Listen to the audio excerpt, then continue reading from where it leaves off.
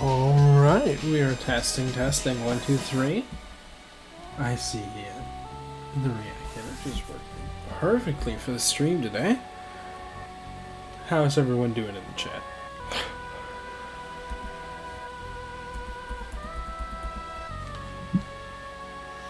We're doing great. We're ready for BC Bowl. Wonderful. It's good. Y'all ready for top 32?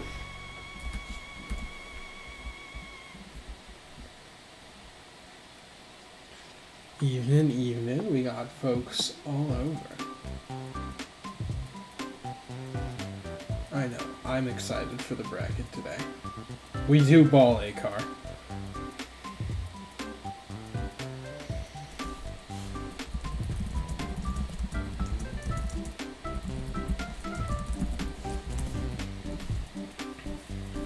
We'll be starting the pre-show in just a minute here. Time to check in. Wonderful. Little monsters hit the ball. Yes, they do. Perfect. I have confirmation that my mic is working on Twitch. Yeah, it's going to be really interesting to see what the meta is. I agree.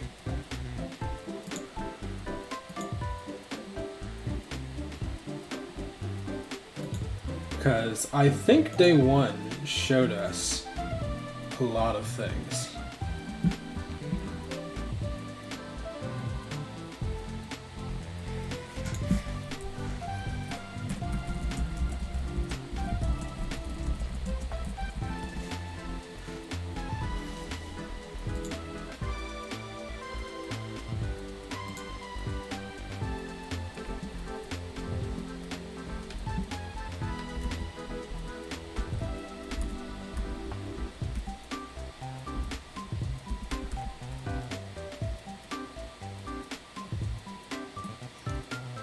If you haven't gotten your bracket prediction in yet, now is the time. We've got 21 people who are competing for the coveted sports analyst title.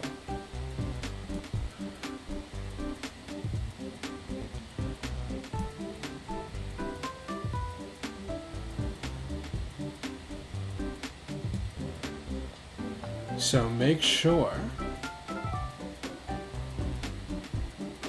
that you're ready.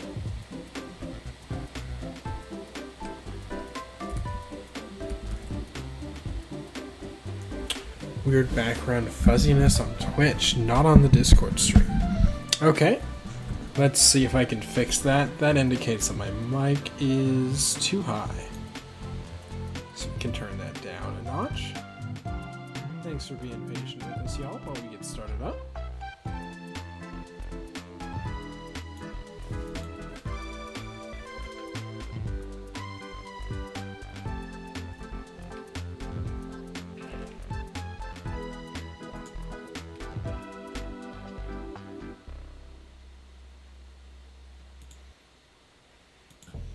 I'm just saying, we live in a Castleet world, and Ray is extremely happy about this. Perfect. I've been told my mic is much better.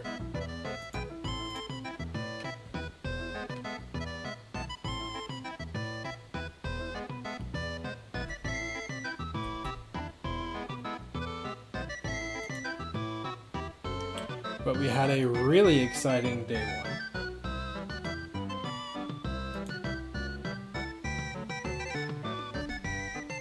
And I'm really excited to see how day two turns out.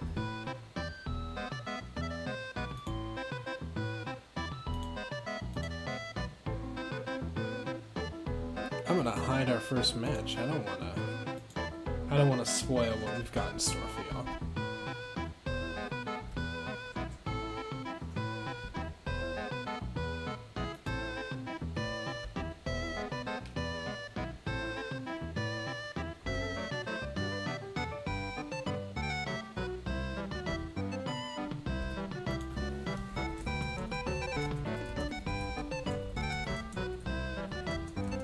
Will we be using hype mechanics? No, only small tournaments use that, like the Crown Series. We're a lot bigger. We abide by standard competitive rules here.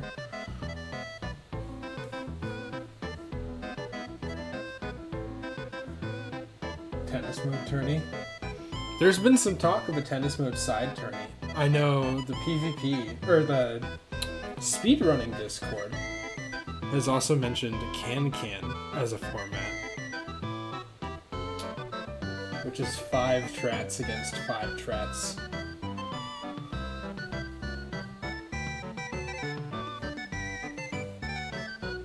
Captain's mode tourney. Alright, well we're about to go live. I'd like to welcome our 2 starting commentators for the day. We've got Quack from yesterday, and we've got Damien, our dev in charge of Beastie Balancing. Hello. Welcome back, everyone. It's so exciting. I hope everyone is ready for day 2. I'm very ready. I've been poring over the stats all morning, and all of last night. I didn't go to bed till like 5 in the morning last night, I guess. Yeah. Just looking at stats, and yeah. Small behind the scenes glance for everyone. The entire everyone affiliated with Bring the Heat in any capacity was up at like 4 in the morning last night, just marinating in a successful day one. And this is going to be some truly legendary Beastie Ball. And thank you so much, Damien, for joining this tournament and being so willing to come play with us and help talk about numbers and listen to us complain about captain set and the whole 9 yards. Yeah, of course. I'm happy to do this. I spend a lot of time watching stuff that's almost exactly in this vein. So it's always a great opportunity to be like here doing it for a game that I actually worked on, which is cool. I know y'all mentioned we were all up last night poring over the stats. I'm sure everyone else is excited to hear us talk about the stats as well. I've got them pulled up here on the stream. Yeah, amazing. Real quick, before we jump into the stats, though, a couple quick front of house things, sort of. Just if you're joining us on Twitch, this is your reminder that you can always pile into the Wishes Unlimited Discord server, where we are all hanging out in a tournament stage. You can chat with other tourney participants, as well as the lovely Discord team and several members of Wishes Unlimited themselves here hanging out, watching some Beastie Ball. And if you are in the Discord stage, we are live on Twitch right now at twitch.tv/bbnetrush. It's a great time. Looking ahead to tonight, we are entering top 32 of the first Bring the Heat tournament. We have finished our round robin pools, and we are going to be getting into a double elimination bracket, so a couple of major changes from yesterday. First of all, double elim means that there's a little bit more safety, I think. Although I guess you could lose a game and still make it out of pools okay. Some people lost too. But additionally, all of our games moving forward, all of our matches moving forward are going to be best of 3. So there will be considerably more burden on players to adapt over the course of a longer confrontation tonight as we make our way through the final bracket. Worth noting as well, it will be winner serves, which will make a difference in a lot of these matchups, I have a feeling. We've found that whoever is serving first is slightly weaker usually. This is less so in a 3-point game, which is what has become the standard format as of right now. But it's still there. And so whoever wins the first match of the best of 3 will have to serve in the second match, which could make a lot of these matches go like 1-1, with the like final match being the deciding one, which could be really interesting. Yeah, we're thinking game one. Game one is going to be somewhat critical in this. I believe that. I think especially a lot of the like more all-in teams that we have seen, like a lot of the very all-in sets. Like obviously we saw the Explosion team piloted by Zonk on a stream match yesterday. Could have a little bit more of a difficult road ahead of them today, but also just like the amount of variance people brought in teams has been staggering, and this is a perfect pivot point to the stats because we only missed 3 beastie lines from the tournament on day 1, and only a further 7 have dropped out of the tournament in day 2. There are still over 50 lines of beasties that are in our bracket stage, which is so cool. Yeah, and a lot of are only 1 left of each, so there's a lot of like individual representation that I'm always rooting for. There's like one muscle bound left. There's one Bendiva, you know. So, yeah, it makes it really exciting, and like just the conversion rates are very interesting too. That is where my eyes have spent the most time, I think, is in that column. I know, I've been really excited with the 80% Orgella conversion rate. Yeah, and Diablo Ceres with 80%, and then there's some secret stats that I don't know if you have access to, Taxi. But yeah, we're gonna crack into those in a second. But yeah. From your perspective, was there anything in terms of the day 2 conversion that really caught you by surprise, Damien? You have spent perhaps the most time with PvP in this game. So the biggest surprise, I guess, is Brosliden just completely tanking in conversion. There was 8 in day 1, and literally none of them made it to day 2. That was my biggest shock, because I've talked about it in different places before, but I think Brosliden still has some crazy utility, and I don't know what happened there. It just really feels like the floor fell out from underneath it, you know. And who could have done that? Who could have created this scenario where Brosliden wouldn't do as well? Who knows? Commanding Set has been nerfed how many times now? Brosliden, of course, the terror of Prior in the history of Beastie Ball, absolutely tore up the final backer playtest or pre-early access playtest. How many nerfs has Brosliden and its strategies surrounding it been through already? I mean, it's only a handful. Really, all we did with Brosliden was tweak its stats to make it a little less offensively powerful, but only a little, only less than 5%. And it is a little more overall bulky now as well. And yeah, we didn't touch it that much, you know. I think the big fall of Brosliden is that everything else is available now, you know. It was often the case during the playtests where people would be complaining about XYZ, you know, and I just have to keep reminding them, you are seeing a sliver of the game. There is so much other random stuff that you have no idea what is coming, you know. Yeah. And it seems like the runaway strategy in Brosliden's place, obviously, to look at the elephant in the room, has been Captain Set. We've been, as Damien mentioned, we've been taking some sort of whatever other stats we could get from people's teams. I'm hoping to have that in a pretty enough format to share with the participants after the conclusion of the tournament.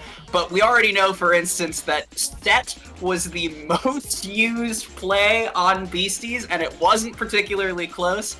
You can see we've also taken note of how many captain users there were. All 3 captain users in Bandicraft, Tordanker, and Beetleback, massively represented, and it's sort of been the default offensive strategy, the strat to beat this tournament. I think part of that, honestly, is the fact that this is the first tournament, right? This is the first tournament with everything available, and so what's going to come up from that is a lot of people seeing some pretty obvious synergies between Captain and some BCs that love being at the net, right? And Set just being, in general, just a overall good move. But I think if you actually start looking at the numbers, it didn't fare. A lot of the teams that made it to day 2 don't actually employ that strategy at all, which is very cool. And that's kind of what I felt in my gut. Is I think the fact that Captain and Set are so common right now is partially just because the game is young. And not everything has been figured out yet, you know. Yeah, so that's kind of what I'm thinking. Yeah, so I'm not too concerned. Sorry, I'm not too concerned just yet, but it is something I'm keeping an eye on for sure. Yeah, on some level, it feels like it's always going to be at least good. Like, it's very hard to have getting jazzed at the front of the net be bad as far as strategy. But yeah, looking at the conversion rates, Bandicraft, obviously the most entered beastie in this tournament, and a quarter of them made it to day 2. I believe all of the ones that made it to day 2 were captain. We did have a few cheeky full focus Bandicrafts on day 1, but I don't think any of them advanced. And Tortanker, actually, of the captains, had the best conversion rate, but obviously had a much smaller pool.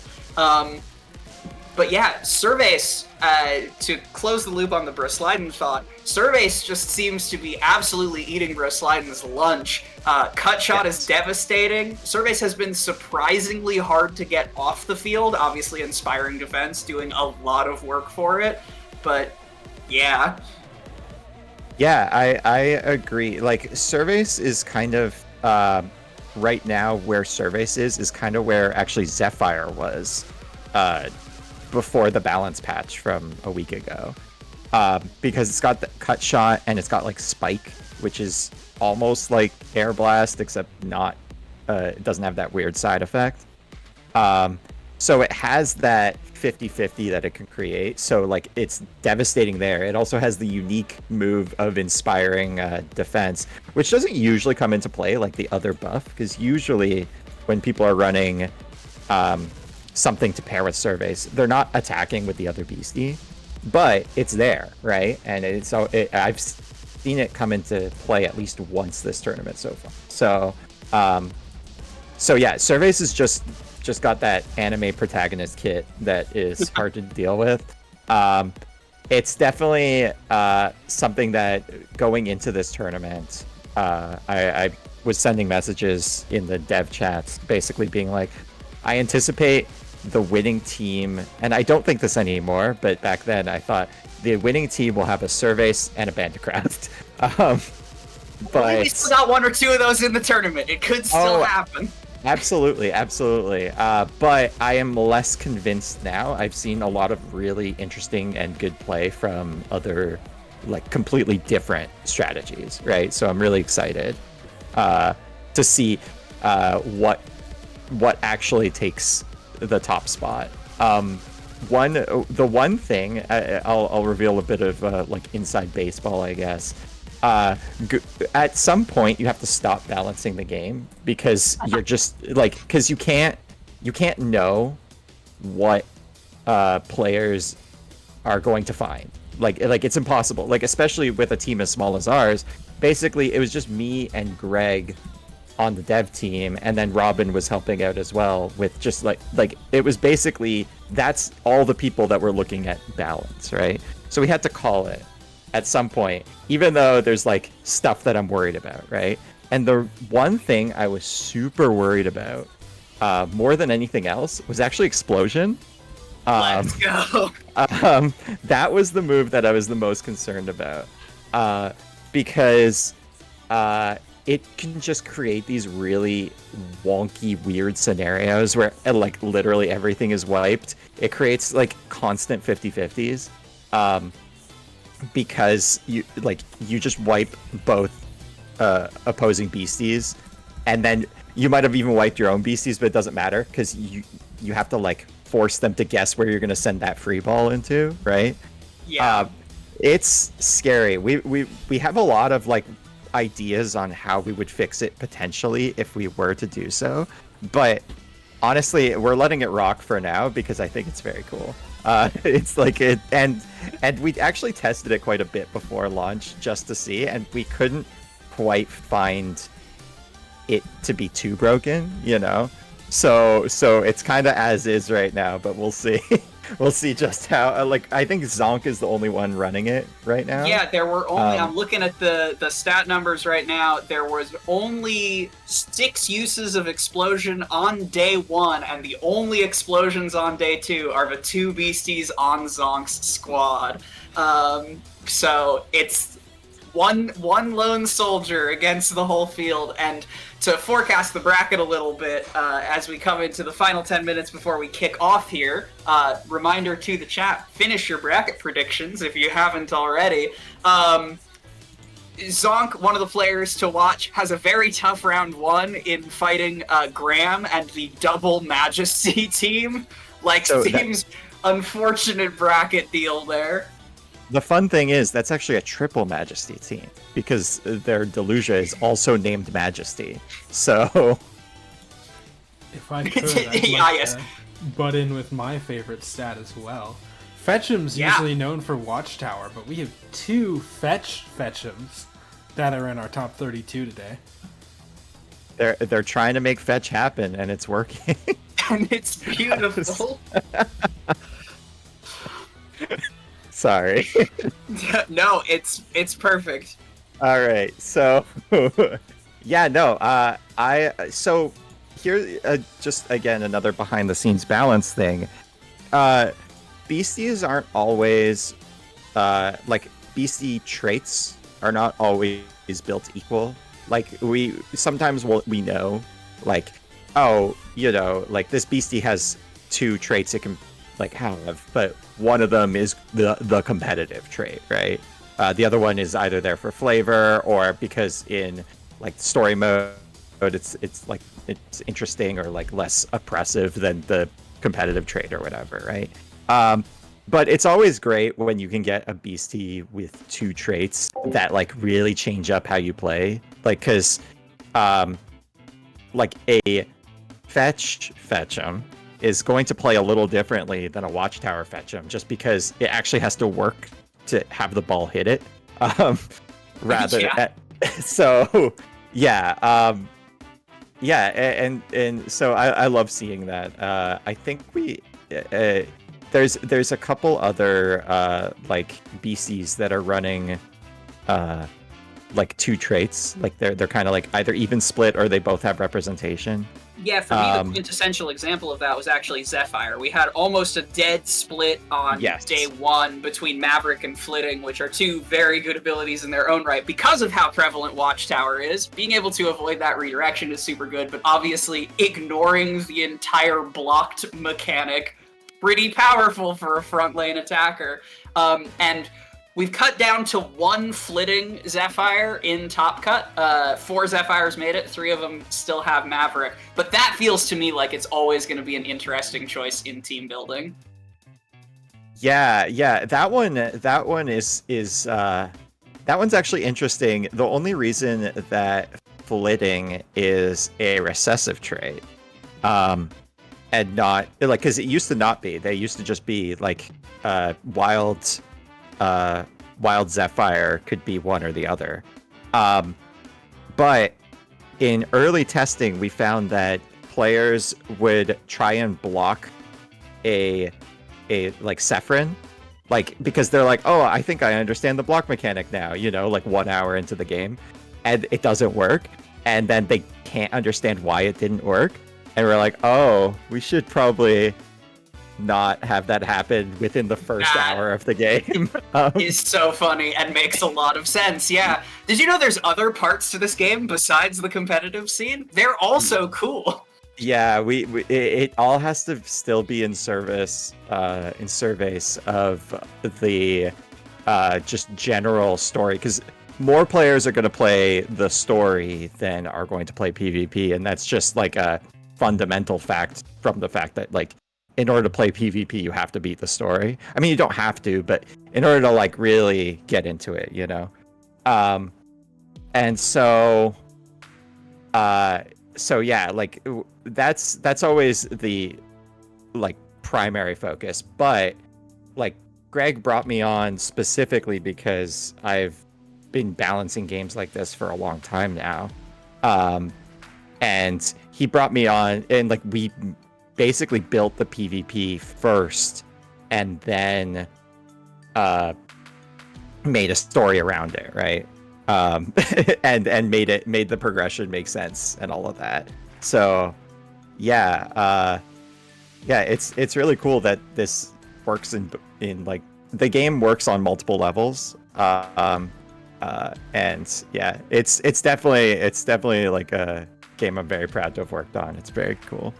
Yeah, I mean, You have seen the competitive scene spring up around it, both in terms of speedrunning, in terms of PvP. I hope this game has an incredibly long lifespan. And once again, shout outs to all of you for a first tournament hitting over 100 entrants, having a full 32-person double elim top cut. Has absolutely exceeded every possible expectation. So if you participated in this tournament in any way, give yourself a pat on the back. Congratulations, you are officially Beastie Ballin'.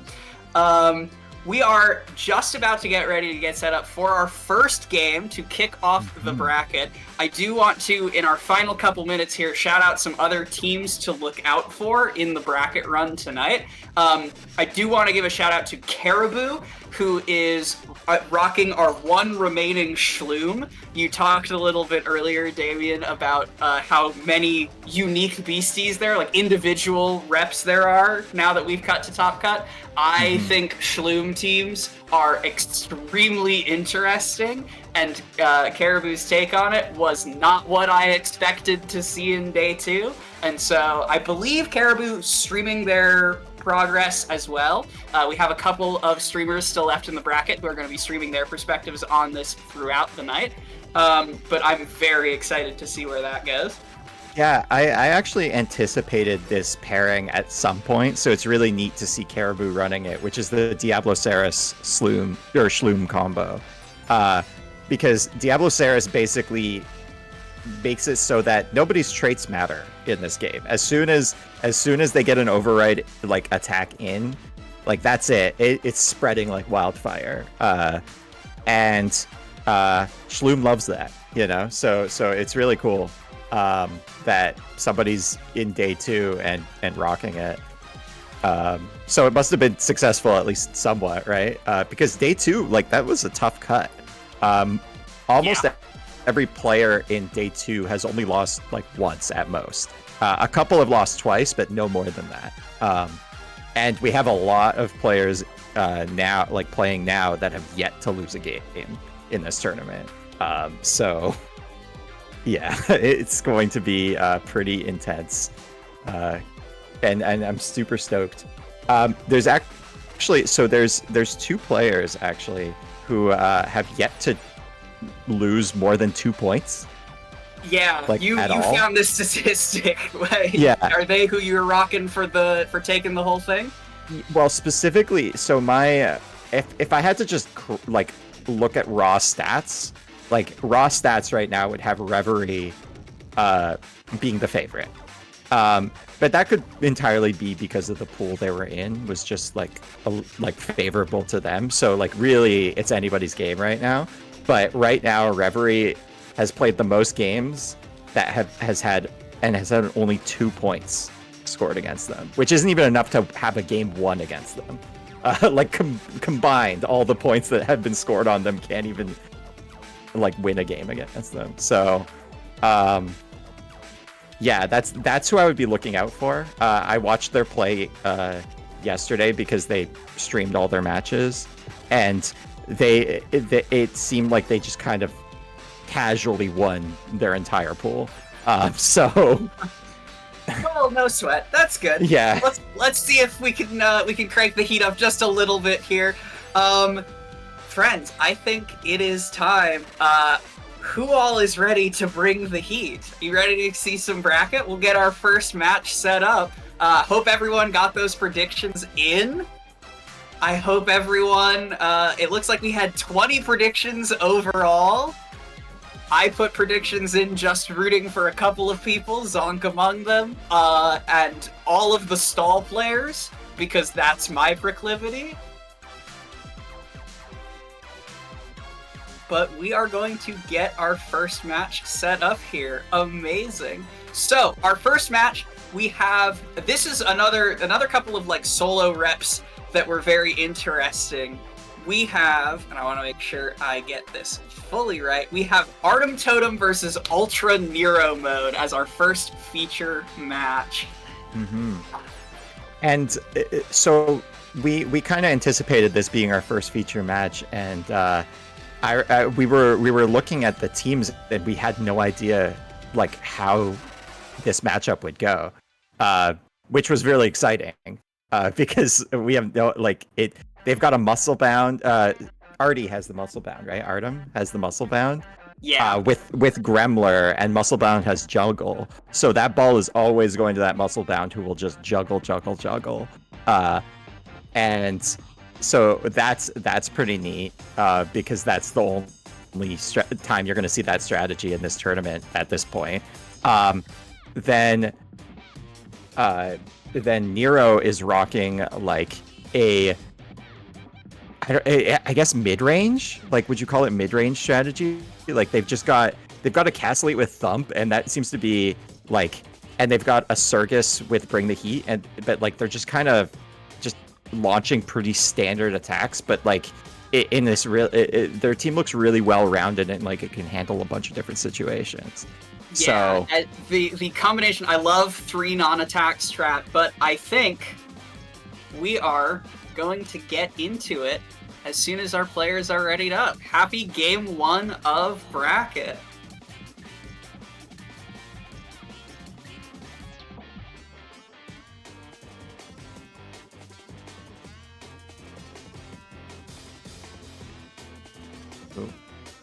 Just waiting on Artem.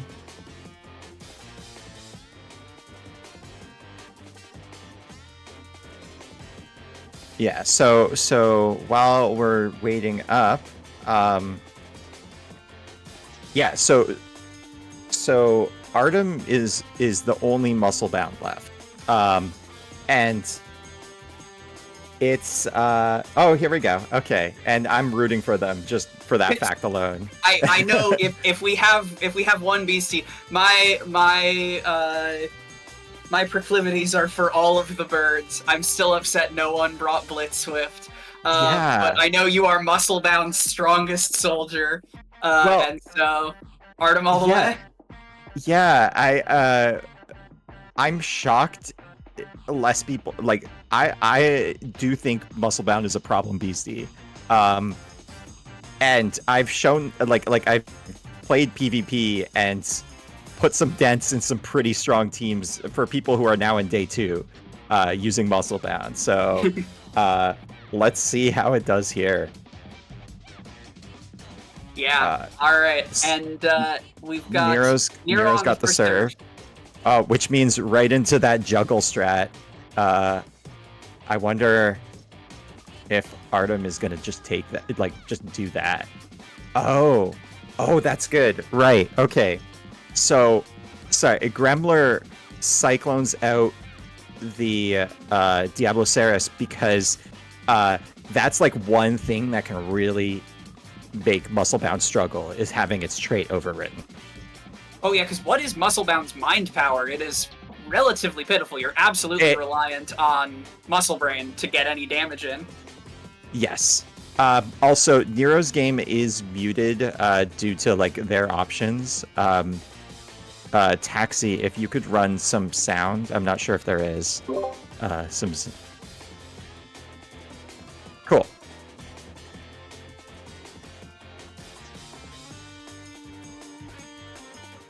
Yeah. Cool. Okay, perfect. Just making sure that was happening. All right.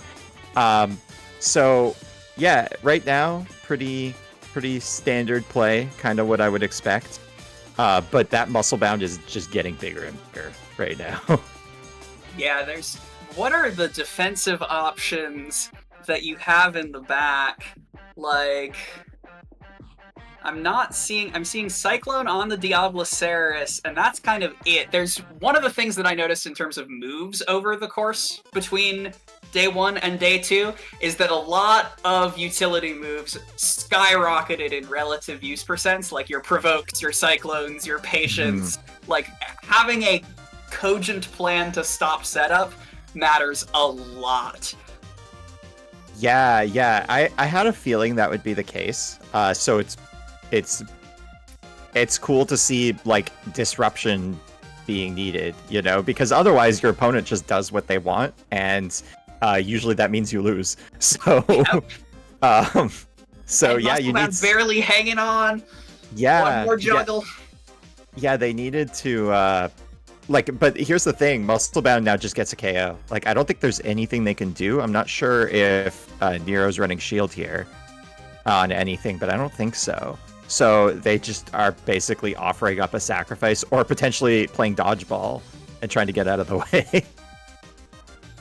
Oh. And lives with the my stack. lord. Welcome to day 2, gamers. They trait danced.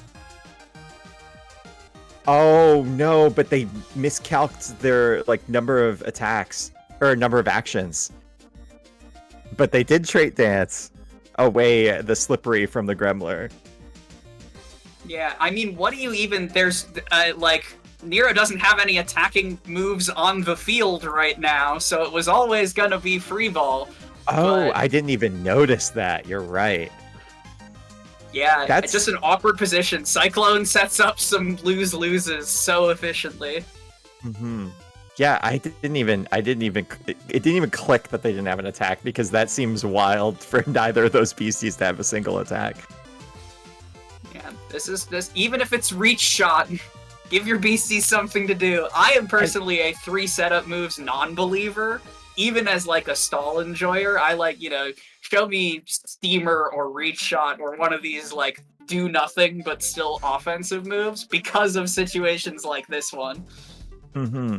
One weird thing that I'm seeing being brought up, they had the opportunity to trait dance, but they didn't trait dance Musclebound, which is very odd.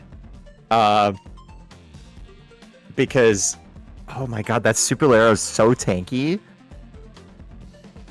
Yeah, Super Arrow has one of the highest body defense stats in the game. Yes. And just, I always forget that fact because it's very hard-coded into me to not believe that, like, Route 1 creatures in this sort of game are going to be your competitive staples. And so seeing everyone show up to this tournament with Spreckolution, Supalero, Zephyr, and having them, like, take names has been a recalibration moment for me.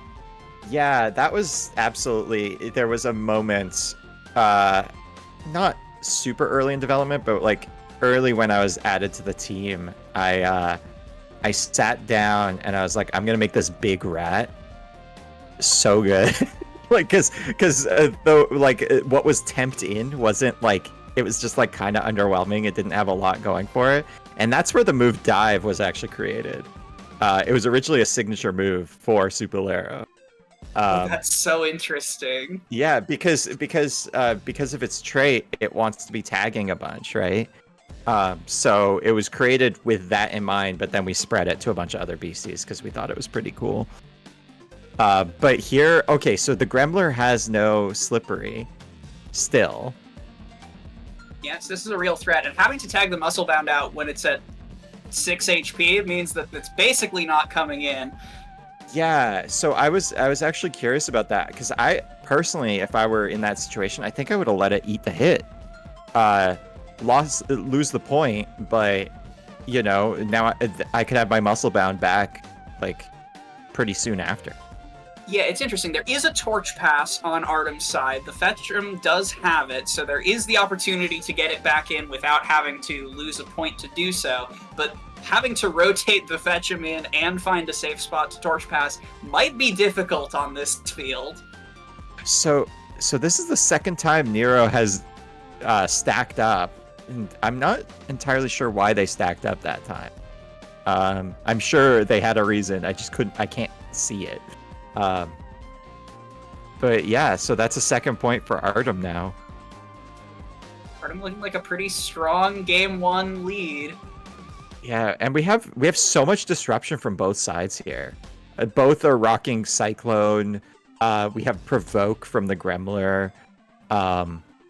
These are both just like two, like they're not going crazy with the attacks other than the Musclebound, but they are just like playing a like slow, like not slow, but like a calm and patient game, Yeah, and something that I think is a critical difference maker here is that as you identified, Musclebound is sort of the one key attacker on Artem's side. For Nero, that's Castlete, and Castlete is also sitting in the back with 28 HP, and seems like even fewer opportunities to get in and do realistic damage. I think, like, one neat thing that Artem has here is just juggling. Also on the Supalero, which can do that. Supalero... Yeah, Supalero gets juggle and high five, and that's just such a great little combo. So remember, folks, this is best of 3.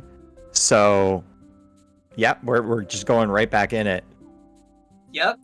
And what do we think? What do we think the adaptation is? Are we expecting to see different lineups at the start here? Obviously, Artem has the serve now. Didn't have it in game 1. Yeah. We're seeing a shift in lineup here. I'm not sure if it's going to make much of a difference. Although, yeah, you can Cyclone right away.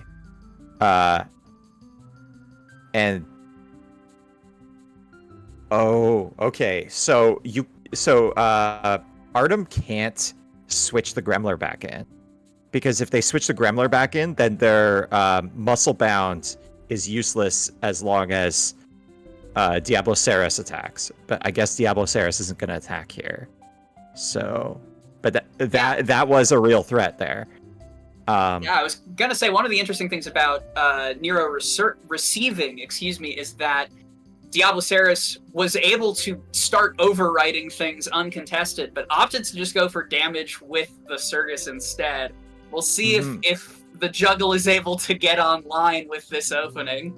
Yeah, that play for Artem made a really risky call there, switching the Gremlin in, because they could have just not been able to do anything with their muscle bound.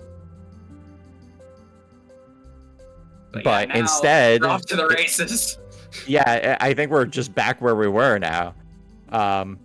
Although the Diabloceras can still do it. It can still do... Yep, and we're about to see it.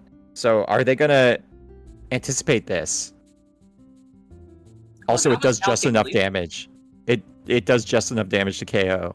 Yeah. If they... Oh, okay. Oh, and here we go. We're going to see Juggle, Thump. Probably. That would be my guess.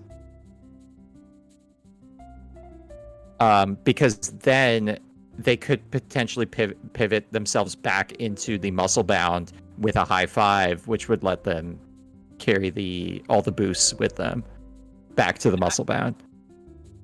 I know in the early stages of PvP, a couple weeks ago, before this tournament, you had thrown around a team consisting of a bunch of jugglers yourself that I know had seen a lot of public play that was very built around this strategy. It turns out passing boosts off, good kinda no matter what. Yeah, so good, in fact, that in another game, it got banned just outright. The whole move. Yep. Just another game. Pass. Yeah. Yeah, but so I don't know. I feel like Nero is really struggling to make a dent here in a way that, and I feel like it's so odd, because I feel like the main strat you should be going for with a muscle bound or something on the field is just hit it with the Diabloceras. And I'm sure there's a reason why they're not doing that, but I just can't see it. I mean, Nero has been able to consistently force Musclebound away in some capacity, whether with Cyclone, whether with just raw damage into it. It just seems to be one turn slow, or one turn out of sync with how Artem is able to set up, and some big damage numbers on that side. Yeah. Thankfully for Nero, the dive is going to be doing next to nothing now. But yeah, that was pretty devastating. Artem's juggle team is very cute. I like it. All the high fives and the torch pass and all of that. Just keeping that power from juggle going is really nice. Yeah, and also just very cool to see a physical or a body-based Fetch'em. Like, fits so naturally onto this team, but usually we think of Fetch'em, at least as of the spread of this tournament, and it's, you know, counter, shield, watchtower, like, all-in Mhm. spirit stuff. And being able to see, I love beasties that spec into 2 offensive types, unless they're named Surveys and the second offensive type is Cutshot. Yeah. Yeah, so yeah, we don't always make beasties like capable of using multiple stats, but like we always try to make it kind of nifty.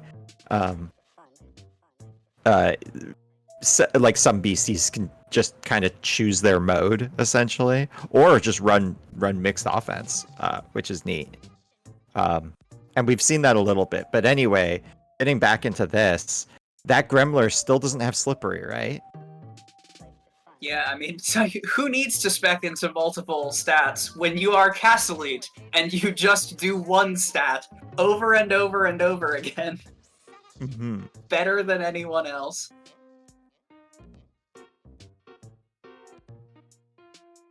So, okay, yeah, they are going for the Gremler, which is getting, yeah, rightfully tagged out. Now, juggle, dive is probably the play here, and that's going to do a lot. Yeah, we were looking a little bit side-eye at Fetch'em just because of its rarity relative to Watchtower, but wow, is it gonna make a big number appear on the screen in just a second here. Yeah, that's super legit. Oh, I see what they're doing too. So Nero basically brought in a sacrifice to be offered, so that they could get that clock going for them to be able to come back, the Diablosaurus at least. Um, so that's cool. I like that play. Yeah, and we're able I to... want to be, yeah. No, go ahead. Oh, I want to see more of that. I want to see more plays that are like intentionally sacking points, because it's often the right move from what I've seen. Yeah, and smart call to get damage on the muscle bound there, I think. I mean, it's a bit of a lose-lose situation. Even if the torch pass didn't come out, like tagging into any number of beasties in the back row there, I feel like damage on the muscle bound there was the right call, but is it too little too late? Juggles are going to be coming through. I feel like Nero is in this really bad 50-50 right now. Oh, but they called it. All right, you got another shot at life here. What's the play? And the muscle bound needs to get the hell out of there too. And actually, who comes in? I guess it's got to be the Skullcappy, huh? Yeah, I believe Artem also the last remaining Skullcappy in the bracket as well. Yeah. Less hoopla than the muscle bound, but still valuable. Mm-hmm. We haven't really seen it in this match, so I'm curious what it can do, really. Like, I know what it can do, but I mean, like this one specifically on this team. Yeah, let's. Oh, they sacked it. All right. Can you convert here? I mean, with Trad, it's a free ball, so you have to survive the next turn critically. Incoming Supalero with some more juggle nonsense. This is just a very silly backup. So there is at least a defensively oriented beastie in Nero's backline that can take this, because the Surgus is frail and uninvested in body defense, so it's extremely frail. Yeah. Yeah, this is definitely looking like Nero on the back ropes, especially in game 2 now. But yeah, I don't know how they get some of their beasties back in, and I think that's it for Trat. Yeah, that is. Wow. Good plays. That is a strong performance by Artem Totem there. Well, the muscle bound advances. And even though we didn't see it, also the Skullcappy advances. And also Skullcappy was here. It's got twisted. It's got a cool ability. Yeah, so yeah, that's our first match of of top 32. Yeah. Yeah, Nero saying that team has a lot of tricky stuff. Yes, perhaps understatement. Juggle is a very powerful strategy. Well, good luck to both players. Good luck to Artem advancing, and good luck to Nero in the losers bracket. It is double elimination. Yep, No one is out yet. That is not the last we'll see of Nero. Or maybe on stream potentially, but I mean, like, the tournament, like, Nero is still in the tournament and can still potentially win it. And yes. Chatting with production here, I believe we have a special treat because we're still in round 1, but we are going to jump into the middle of a set. We're going to take an early bracket look at some explosions in a little bit. Oh, fun. I didn't even know about this. Yeah, we are going to, while we're finishing out round 1 here, we are going to get starting at game 2 of Zonk versus Graham. A little bird told me that Zonk is up a game when we come into this. So despite double or triple majesty, the Explosion team looking poised to advance in theory. I would like to point out that the game I am up was me losing the first 2 points and then coming back just barely to snag the last 3. You know, it was a really close game. It wasn't on stream, so I don't know if you're lying or not. Welcome to the stream, Zonk and Graham. I believe, Zonk, you're going to screen share with us. We'll get y'all into game 2. Good luck, both of you. Thank you for letting us jump into the middle of your set. Yeah, this is exciting, especially with a server error as We'll get it set up. But yeah, obviously, if you're just joining us, Zonk and Graham, 2 teams we have cooed over already tonight. Zonk running the remaining explosion, or the only explosion team that was entered.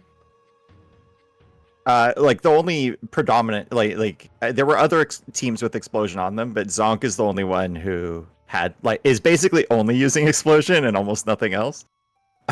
Yeah. And Graham running a hard lineup meant to deter spirit users specifically. Also just a Bendiva, which is not a very common beastie. It was not a very common beastie overall. Yeah, it's also the lead developer, Greg's, like, one of his favorite. And he makes it work. He can do some pretty nasty things with it. And I was seeing yesterday on YB's stream. It was quite fun, seeing them use like Bendiva's steel to, like, be able to, like, take the ball from a wiped beastie to get a dump on. It didn't work. Like, they didn't get a point from it, but it was still cool. All right, so because there may, just so the viewers know, there may be a little bit of setup because we are peering into the middle of their game. Zonk did win game 1, so Zonk does have to serve in game 2. In the event the random serve, because we're seeing it, they waited for us. In the event the random serve goes against that, we will forfeit and reset the match, just so that there are no throws, no forfeits in this tournament. Mm-hmm. Yeah, but I was joking before, but it does sound, it is neat that, and a shame that we didn't see like a 3-point comeback from Zonk. And I'm curious how that's going to switch, essentially. Or if that's going to change at all in this play. Because that is kind of the thing with Zonk's strategy, is you either get the ball rolling, and your opponent can't react to it, or you lose. Like, and there's kind of no in between.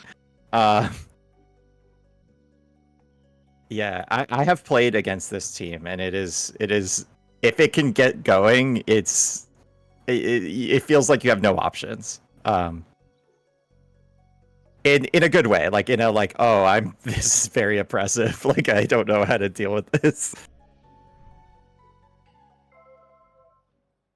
All right, so Zonk should have the serve here, so this is going to be a forfeit then. Yeah, Correct. so we're gonna quickly remake the match. Yep, just yeah, go through the menus. You got this. I guess they can't hear us, but you know. Yeah, this is not our game. While we do that, I'm curious. We'll talk a little bit more about the potential serve. Do you serve? Looking at Zonk's team here, I assume you serve explosion, like serve on explosion, basically every time, right? Yeah. Like, even unboosted, you want to start spreading that damage around. Yeah, well, I think Zonk's other attacks are like what, relentless and bring the heat on True Folks, right? Yeah. So yeah, you serve with explosion. Like there's no other attacks really. Because Fruit Folks always needs to be in the back to be able to heal coming in, right? Yeah, we have seen already this tournament some very clutch saves by a tagged in Fruit Folks. Mm-hmm. Yeah, I was. That's actually one of the beasties I was worried, like, wouldn't like excel essentially. But seeing its trait, like its trait is basically making it excel, which is very cool. And we see, so we've got 2 Majesty like drops already. So that explosion did almost nothing. It was an explosion in name only, but we will have to save the 4-digit damage numbers for the tower tourney or the casual playthrough. Especially when compared to this matchup. So, what is Majesty running? I'm forgetting. Like, okay, Majesty the Delusion app. Delusion's on Cyclone, Nice Shot, and Clearfield, which is an interesting, setup. I've been jamming both of these teams in the Tower Tourney earlier today as a fan of both of these team comps. And I don't have a good handle on the Delusia set. Like, Nice Shot is some very clean damage for Delusia, and Delusia does not often get doesn't really have uncomplicated damage. Like, I think of Delusia mostly running Thunder, which is backline tagging. So I'm curious if there's like a particular damage calc or like setup that moveset is eyeing. Be very curious. Mm-hmm. Absolutely. And so already the Scaldra is low, and can't stay in.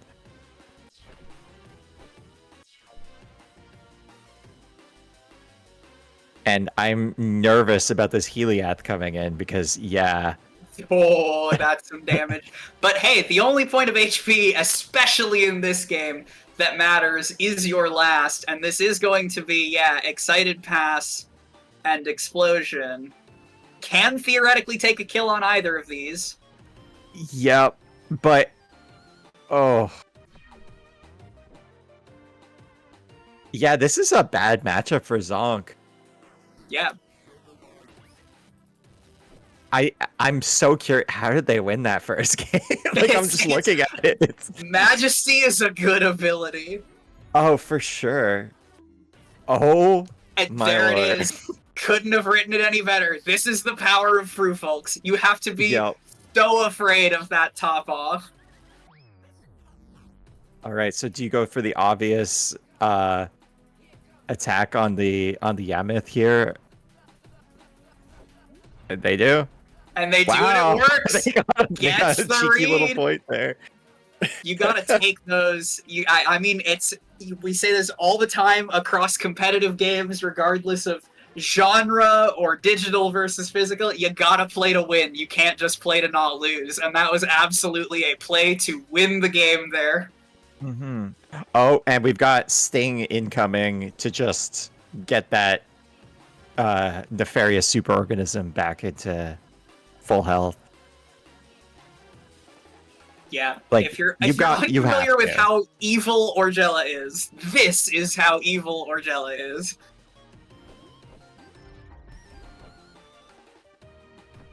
can you believe that this thing didn't used to be as bulky? And Greg was like, I think we need to make it bulky. And, again, as a lover of all of the evil strategies, I respect that decision so much. Coming from the playtests, I 100% thought that Flowish was fully evolved. And so when we got to the full game and discovered that it evolved again, that it like had a final morph, I was popping off. Yeah, I think one thing Alexis really liked about it, from what I understand, is that the final morph is actually smaller than Flowish, which is very unique amongst beasties because they usually are getting bigger. Yeah. All right, incoming Torch Pass, and yeah, this is just a nice safe switch now. Torch Pass into Heliath is so nasty on so many levels, because not only do you have the full health Heliath, but you also automatically turn the Avenger trait online. Just get a free flat damage buff, because that Torch Pass beastie is staying wiped for a while. Yeah, that is actually one strategy I was using early on, or like a few months before the game came out, in just like testing tower, and I was like, I'm at like 150 matches on the tower, and I look like I'm not gonna lose anytime soon. I think we need to make the tower harder, which we then did. Amazing. Yep. It scales, but it definitely is much harder to get high up, for sure. You heard it here first, chat. 150. It's the streak to beat. Good luck. Have fun. Oh no! My current streak. People have already beaten my my tower streak at this point, which is like only 83, with the current iteration. Anyway, so we are at 1-1 now. 1-1. Yeah, I was about to say that's just a very clean and simple point. Overpower, it turns out, is a good ability, and this is the lead setup on Graham's side. This is a classic, like, just don't have to worry about the overpower debuffs if you've got Captain set. Yeah, absolutely. Yeah, that's one of the fun little combos that isn't initially like obvious. Is you could run those self-debuffing moves as long as you've got somebody with set on you.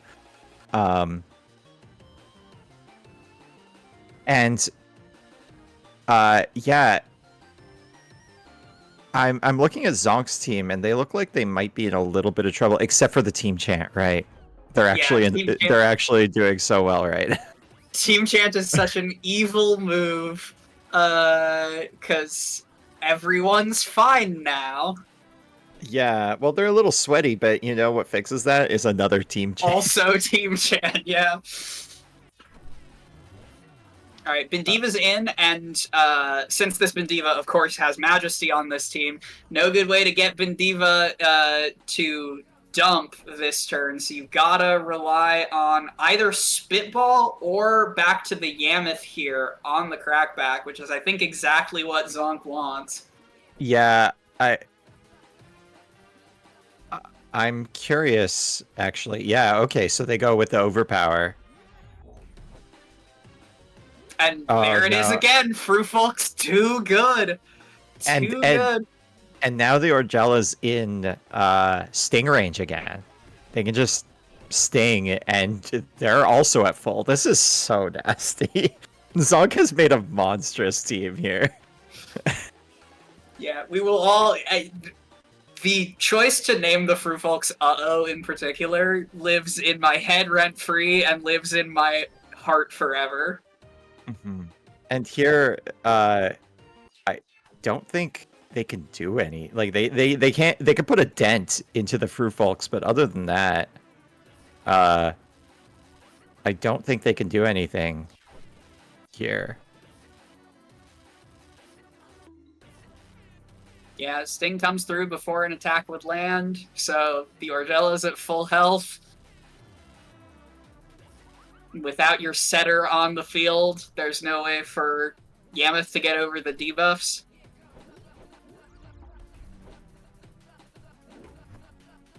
Yeah, and now this Fruffolks can even torch pass into the Skuldra, and then it's basically like the team hasn't even been playing yet.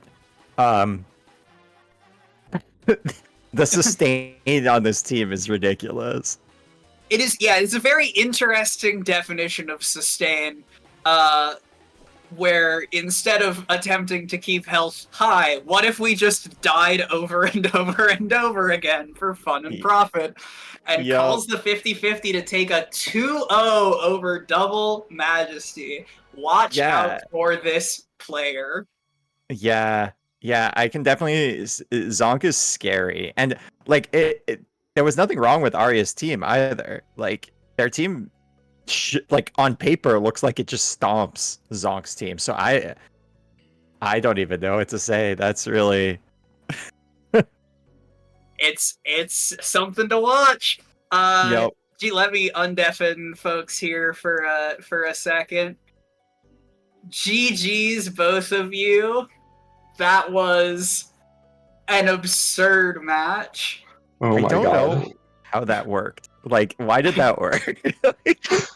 So my game plan for that game was primarily keep Bendiva from using dump.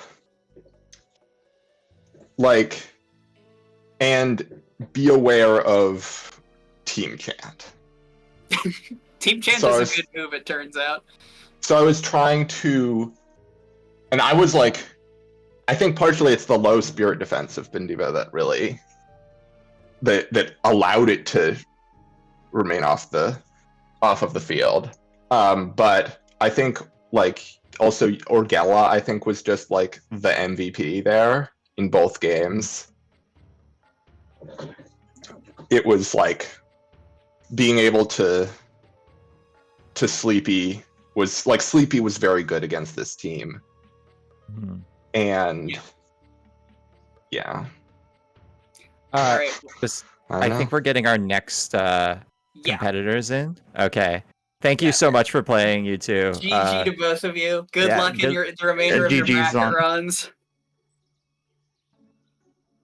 All right, thank you. Stage. All right, and let's see. We are going to get up to the stage here. Looking at, I'm going to leak some behind the scenes bring the heat chat. Greg saying, "Looks like I have to buff Bendiva. My hands are tied," and that's the kind of energy we love to see early into day 2. But we are going to get our next match up to the stage here. It is going to be Moon and Star versus Akar. Yeah, so I'll have to pull up their teams here because I don't have everyone's team memorized, shockingly enough. Yeah, Akar, one of our captain demanding set teams. I don't actually know if there are other captain demanding set. So one of fighting the good fight for Bandicraft's honor. Mm-hmm. And yeah, absolutely. I'm so, and they're running Zigzag too. Usually you see like Zigzag paired with like Dig, you know. If you really want to push the Bandicraft really far. But yeah, and we're seeing Defiant Surgus because they're not running any rally. Instead they're running Mist. They're running Dreadful Mist on their Lunaptra. I do love Dreadful Mist. I was surprised to see how few people brought it, especially since everyone going into the tournament knew that Captain Set was going to be good on some level. I am surprised by, I think there were only like a tiny handful of Dreadful Mist left on day 2. I think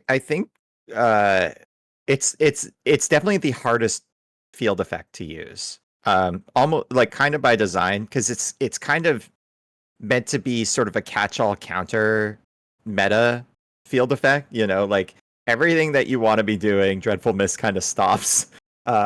And so you can build your team around not doing the standard stuff. Like not using whistle or clamor or not using set, you know. Yeah. And so yeah, Dread. I'm hoping we see some interesting Dread play this match. All right, let's see who we are calling on to share.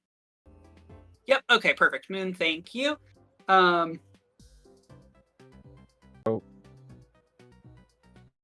getting a warning that it might have reduced audio or video quality. The heads up. But that might just be on my end.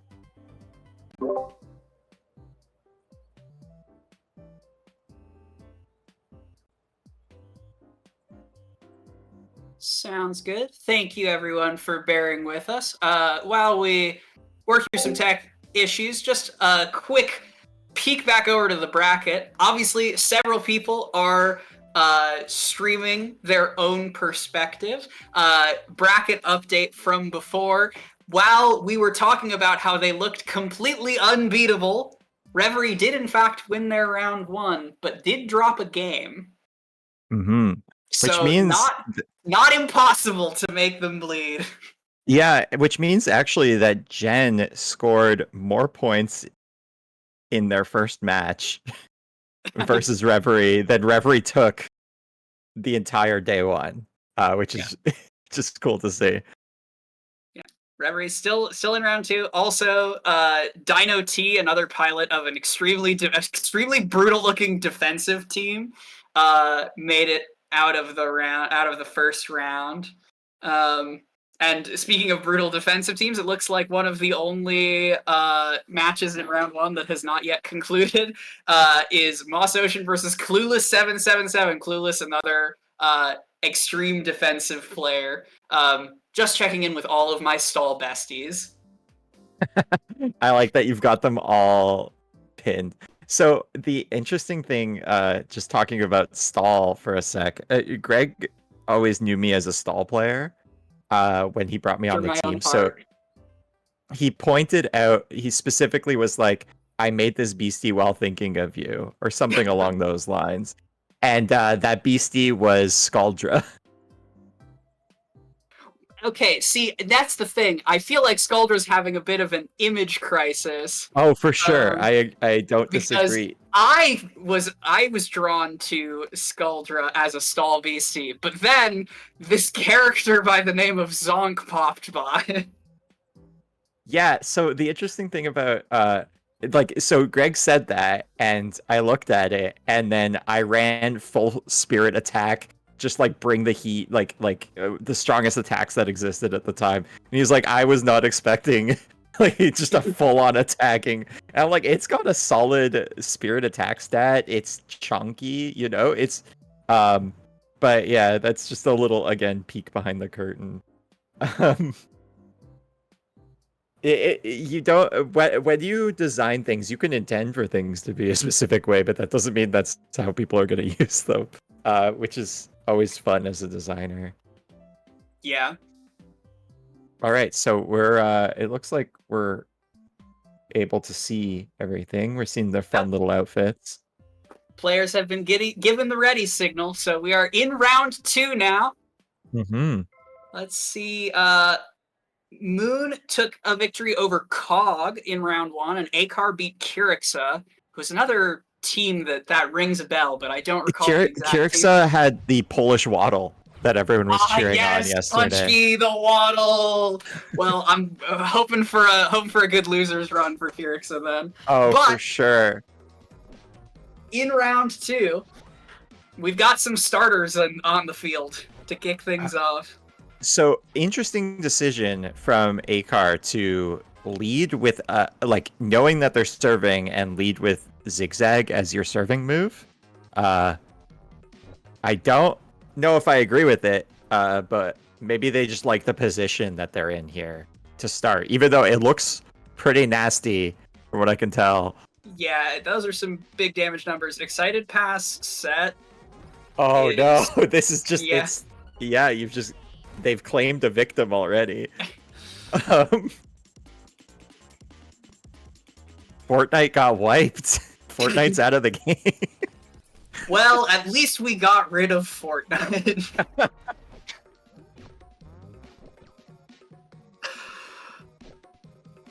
I am glad that the nicknames stay as is for PvP. Because all the names are very cute. People, the theme nicknames in-game are beautiful. The nicknames that people are coming up with are beautiful. Thank you to our entire community for Alright, being creative. Yeah, this is they're just trading points right now. However, Acar's in a lot of trouble. Yeah, Because the their VCs demanding are bad. stat. They didn't even need a demanding set, but they were just covering their bases there.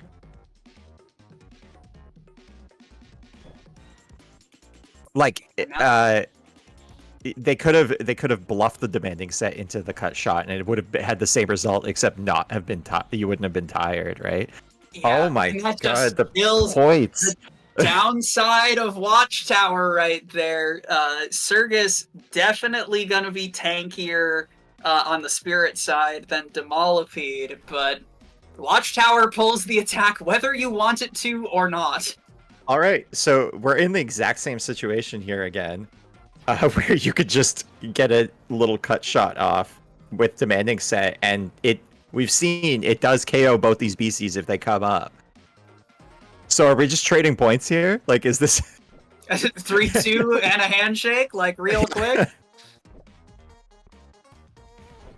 Yeah, because this is a point. I don't think there's anything they can do about it if cut shot is used here.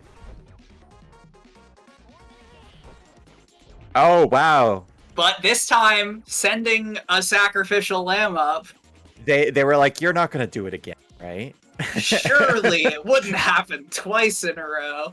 But what do you do on defense here if you're Acar after serving the zigzag in? I don't know. I mean, the Lunoptra is actually back to full health here, so I would tag that in, honestly. Yeah, I do. I setting aside any particular opinions about Fortnite, I want to see Lunoptra. Wait, hold on. What? The tried to bluff so hard that it cost you a game. I don't understand that play at all from Moon. I must have been a misclick or something, right? I mean, hey, it's the big stage. We're bigger than the Crown Series. Could be a nerves thing. For sure. Wow, that's a weird game one. Both these teams are very explosive. Like, it's just they just get a point after point, so you can't slip even a little bit here. Yeah, the definition of we take those, and now Acar's up a game. Yep. And is also serving, which is they were serving last match as well, so it's not going to make a huge difference here.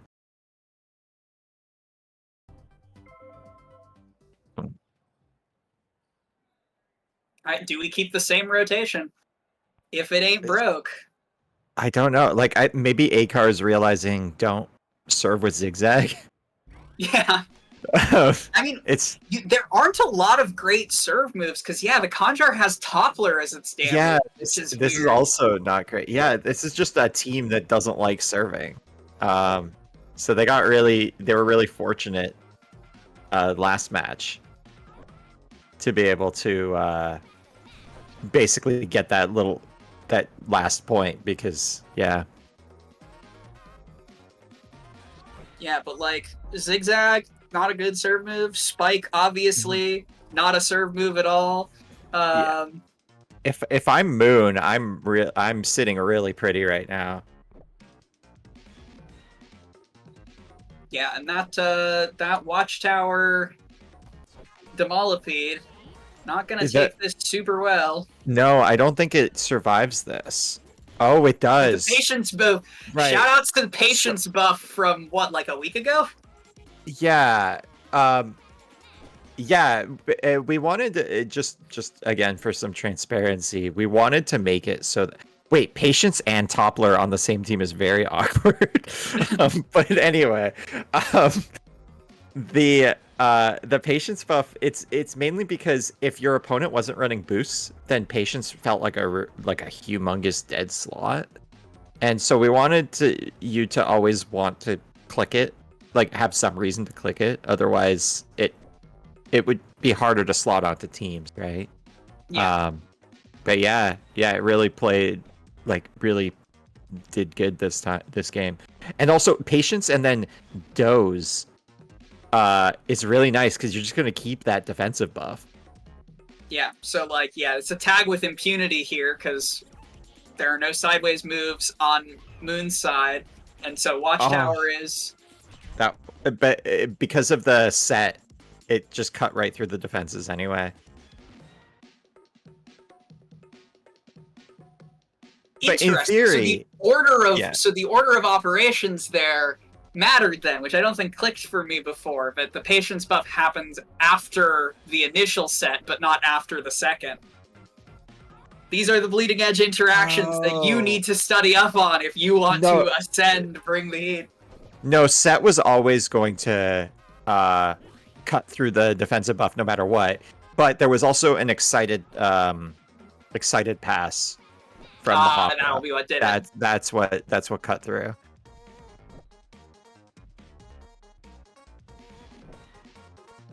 Well, now I don't we think have we're gonna classic demanding set big numbers.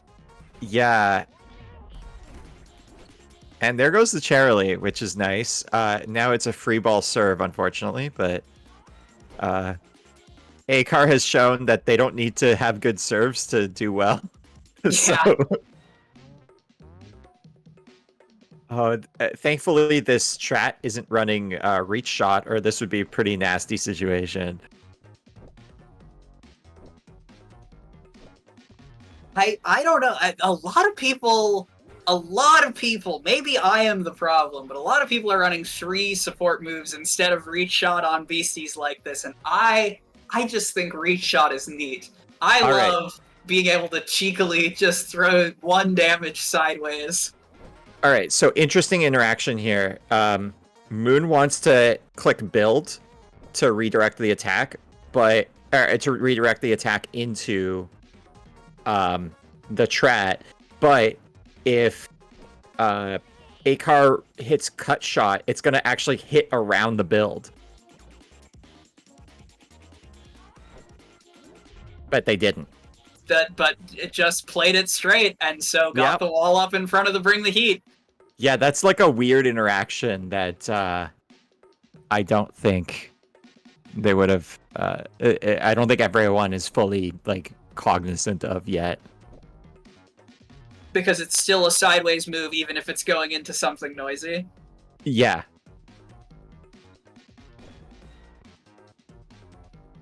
Whoa. Interesting.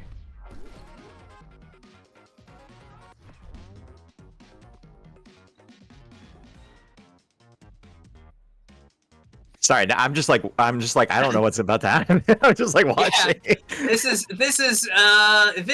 a situation. The demanding set loop, so this is a kill with cut shot. And I think even it might just be a knockout if the Trat uses whistle. Oh, okay. But once again, moving the Hopra up as a sacrificial lamb. But this time, one of Akar's like good serving beasties is in. We actually have bring the heat for some respectable damage here on the serve. We've yet to see that Garud come in, and I think that might make all the difference on for Moon. I think we just need some Garud representation. I mean, Spitball Nettle seems pretty good into some of the stuff that Akar's been cooking. Yeah, absolutely. But instead we see the Alugus, and so that means there's going to be some traps on both sides of the field in a moment. Yep.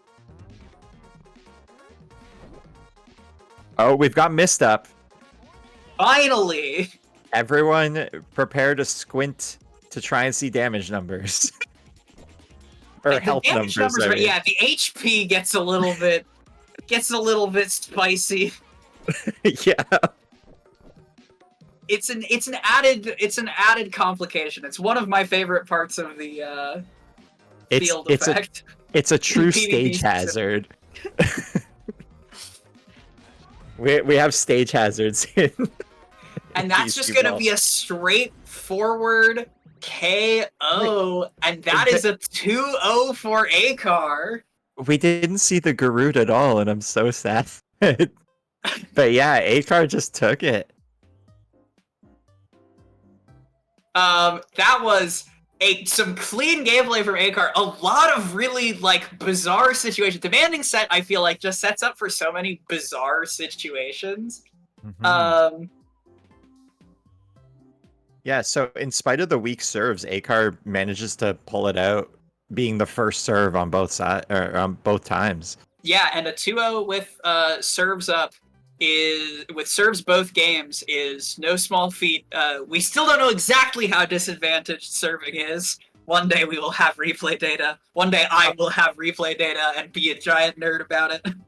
Oh, for sure. It does definitely feel like it's just a slight disadvantage. Again, when it's 3 points, like first to 3, the that disadvantage is much less. But I still think it's there, mainly because if you're serving, then your opponent gets to have the first full turn, and that's often where the advantage lies in games like this. But I'm curious to see if data proves it's like not actually that big of a deal. Yeah.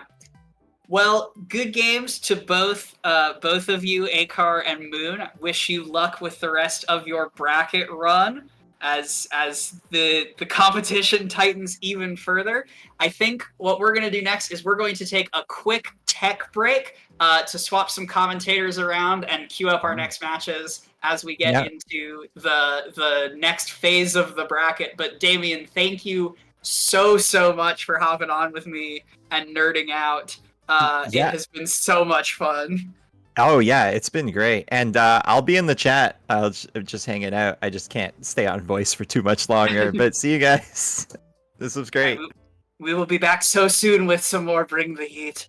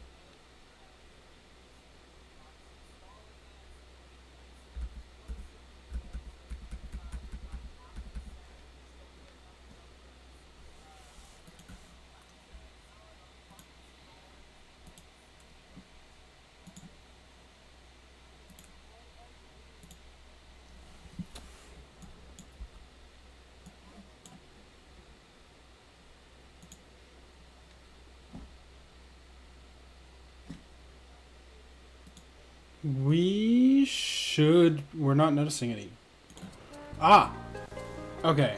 I should have just fixed it so y'all wonderful voices show up on stream. Yes, there we go. Now we're playing. Hello, this is Robin Nightmares. I am tagging in for Damien. I will be with you, providing insight and enjoyment of some truly high-level balling tonight. And it's still me. Hi, I'm Quacksilver. You get me for a little bit more before it's my bedtime. Robin, we're about to set up for our next Winners Round 2 game, but real quick, as we're on our way in, who do you have taking the tournament? Gut check right now. Honestly, I think Reverie has a very strong shot at it. I'm a little biased because I know them better. For all I know, someone's gonna come in and sweep it. Reverie is the player to beat. They are someone to be feared. That seems a sentiment echoed by everyone who has been playing this game a while, and I would love to see the storyline. It looks like we might get Reverie into Zonk in round 3 if Zonk wins their round 2, which would be an extremely storied match. But before we get to round 3... I was just thinking that would be quite the matchup. Because a double Majesty team did not manage it in time, and I think that the Triple Majesty, excuse me, they did have a good shot. I would also like to appreciate that Lance has chosen to put their player character off of the pier. Yeah, so before we get to round 3, we gotta get to round 2, and that is our next match. We've got Lance the Wyvern versus Dino T. Dino T, one of the more hardcore stall players in the tournament. We see Steamer Ziphosaur. I'm looking at it. I'm seeing Mudsley. I'm seeing Ziphosaur. I'm seeing the nefarious superorganism. Just downright nefarious. Okay. All right. Are our players ready? We can go ahead and get started. Yeah. It looks like they are readying up. All right. So stall in a best of 3 is an interesting consideration because I feel like just coming from some other competitive games of this nature, defense is a lot harder to tune to a bracket than offense is. Like, defense oftentimes comes down to a lot more knowing various calcs, knowing what moves you have to, like, survive. So I'm very curious to see how tight some of the damage numbers are from Lance's team into Dinos. Really and truly, and we're seeing from Lance's side, we're seeing what appears to be a classic story playthrough team with Service Bandicraft once again threatening some very interesting maneuvers. But instead, we were bringing out the Tord Anchor. That's interesting. That is not what I expected. We're coming. I see. They have Provoke, which is exactly what you want in this situation. Yeah, and Lance's team, one of the most straightforwardly offense-oriented teams we have in the bracket. 2 captains, and a Surveys, and a Zephyr. Yes, this is very strong offense. This is very strong offense if the stall doesn't do the job fast enough.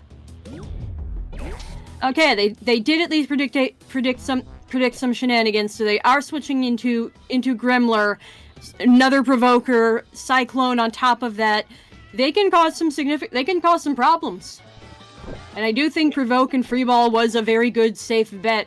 Is the very first thing that Mudsley wants to fire off is a free heat wave that their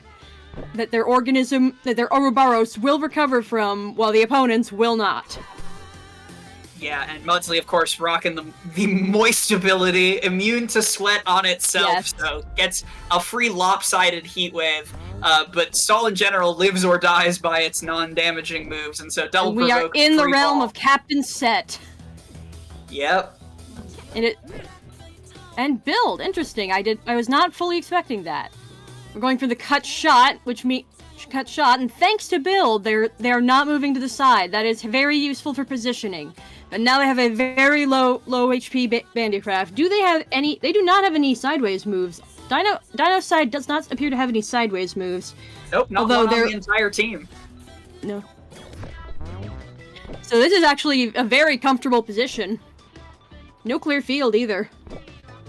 Yeah, this is looking immediately more frightening for Dino than I first thought. Yeah, I mean, at least you got the right attacking type in, right? Like, Survey's made of absolute paper on the mind side. Yes, and they have Inspiring Defense, which won't last into next turn, but they have plenty of options, including a Illigus with Dump in the back, which is very threatening. There's a lot of threats going on. Oh no, the math not lining up. You don't want to be going down to 1 HP with the Tough front. Tough notably prevents you from dying unless you are at 1 HP specifically. Very, very tough. So so now the wall is gone. But they're right. Right, Chad is pointing out they do have Sting, which will save them if Lance doesn't see it coming. True, it does lock you in pretty strongly to a defense play, though.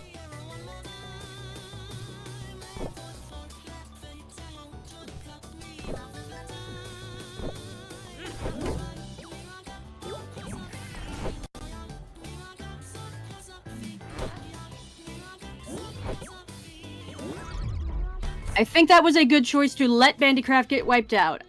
That means even though Tool is very threatening, that does mean they get to heal their Bandicraft over time, and they have plenty of frightening offense. Oh man, and Gremler is not strong enough to take them out in one go. That is very frightening. Yeah, I like under these circumstances, just getting some chip damage with the trap is about the best you could hope for on Dino's side. Yeah, interesting. They went for breaking the wall again, which allows Tord Anchor to come in. I'm expecting a set and provoke into free ball since there's not a whole lot they can do.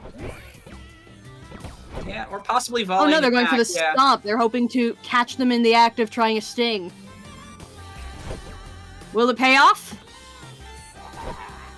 No, not this Cyclone. time. Interesting, just enough.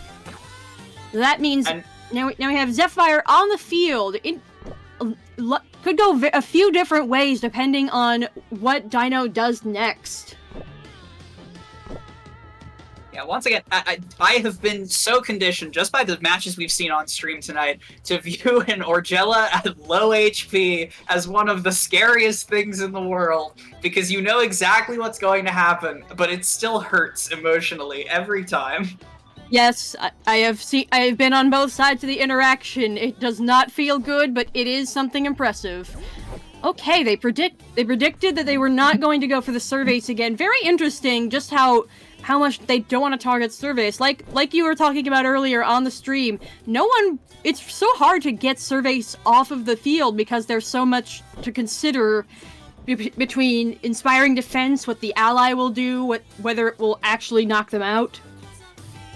It's also just surprisingly tanky, except for Mind. This particular Surveys appears to be spec'd fully into Mind defense to patch up weaknesses rather than to play to strengths defensively, which is interesting. I think we've seen a pretty even split in terms of how people defensively kit out their attackers.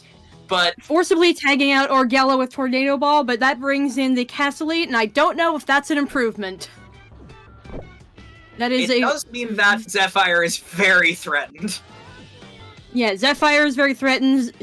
Like you said, Surveys isn't spec'd into any other kinds of defense, so it's going to have a hard time. Yeah, this could just be some good old-fashioned 50-50-ing. And the stack? 96! I still, even with the stack, you feel a little bit out of position here because the Surveys is still tired. I had to look away for a moment. Oh my goodness. Forcibly tagging out taking out the Castle unless they shield, which will put Lance. No, they're interesting. They went back into Orgella, which is going to bring out Fred anyways. Yeah, both players are playing very well with the tools that they have. This is a solid defense and offense exchange. Yeah, but you can see how the offense is being whittled down just a little bit more effectively. The Orgella's HP basically does not matter. Oh, and there's Nettle. I completely forgot that it had Nettle. I would have probably. Good thing of tagging in. We have another captain set Air Blast. That is going to do some damage. Fred will not be taken out in one hit thanks to its trait, but what are they going to do with it? They are now preventing any sort of... Yeah, they're now provoked to prevent any cyclone. This bird is staying in. You cannot stop it. Will they tag anyone in to take this and fire back, or are they going to stick with what they know? Looked like the Ziphosaur was just sufficiently tanky that I'm eyeing just sort of move it back and let Slippery do work for you. It's a Torch Pass. Interesting. Interesting choice. I don't think I have ever in my life seen Torch Pass into Orgella specifically. Yeah, especially with no attacking moves on the Orgella. That's really interesting. It does mean you have this impunity to set up some traps, which could be, we're playing the long game. That much is certain. Yes, another thing to point out, that this Zephyr does run Maverick instead of Flitting, which means that Slippery is not going to save them. Oh, true. We've already seen our Flitting Zephyr elsewhere in the bracket.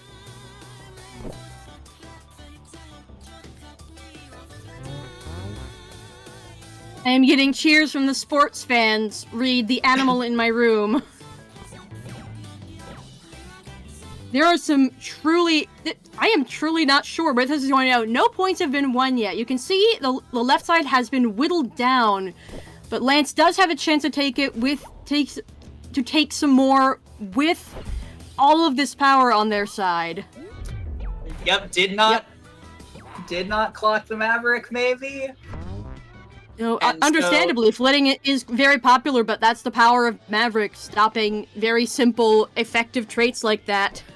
Yeah, it was so interesting. We had a pretty dead even split of Maverick and Flitting in day one, and then only one Flitting Zephyr advanced to day two.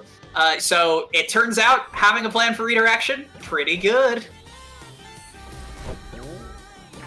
But to your earlier point, that is one of the devastating things about stall and how stall sort of works in this game, is because beasties come back with full HP, you have to be very judicious about taking points, actually, because it's not enough to just whittle everyone down until they die. Even if you get them all down with sweat or with non-direct damage, so they're out of commission for a full 8 turns, they will stand back up eventually. So if you just cannot put up points, you can't win the game. Lance is in an interesting position with 2 very spirit defensive beasties on the line.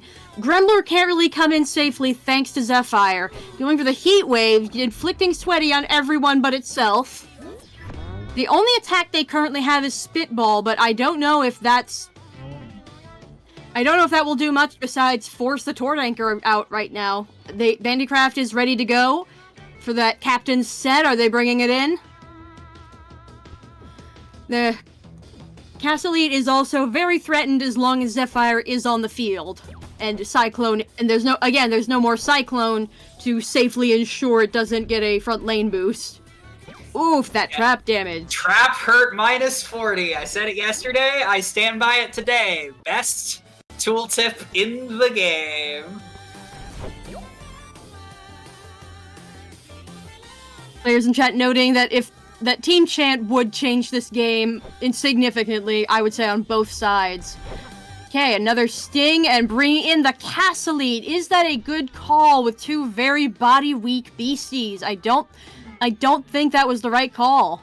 Yeah, I think the Castle-Lead Zephyr stare down is whoever has the initiative to attack is going to absolutely destroy the other. And that Tornado Ball has set us up for they are running Castle-Lead shield, to take but a 50-50. They are running shield, but if that gets predicted, they can go for Bandicraft. What are they planning? Okay, interesting. They sacrificed the first point of this already long game into Thump or Launch, so neither of these beasties can stay in. It's still a 50-50. Yeah, and I think this might just be a kill. How many layers of trap are up? Is there anything in the back that can take this, even from full? Surveys is back up. Surveys is back up. Illigus hasn't come in this match, I don't believe. Looks like they're bringing him in. Not in the right slot, that's another point. At the very least, that means they're wearing down the incoming damage, so Surveys will survive, but what can they do with it? Oh, down to 5 HP. That's what no body defense investment does for you. Oh, and now, what do you do with this Illigus? Well, they have a strong. They do have dump, but I don't know if that's going. I don't think that will help them here, given that Castle Elite has shield and they have our friend the crab waiting in the back.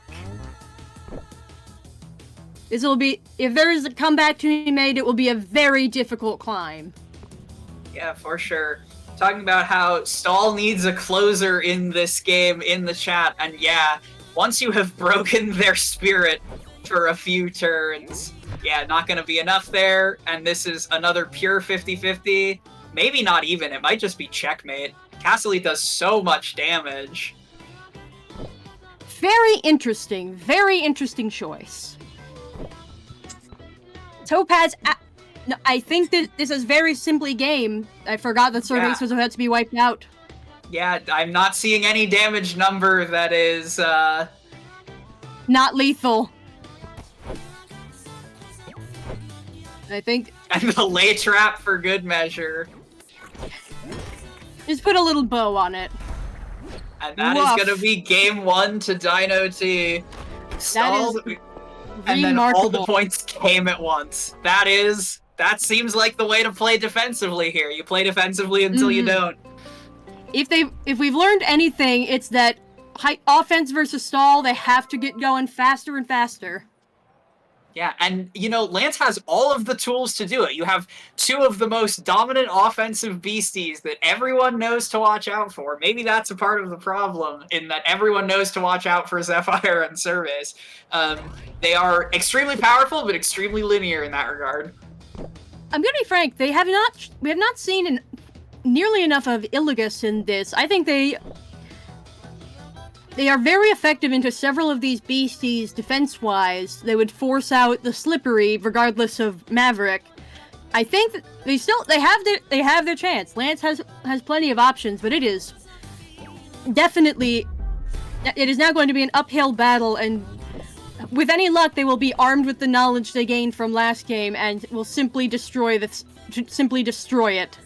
They have to be very careful about who they bring in with Tornado Ball if they want to use it. Such as a frightening Castle Elite. Yeah, I mean, bringing out the Castle Elite early seems better than bringing out the Castle Elite when your entire squad is at half HP. Defense.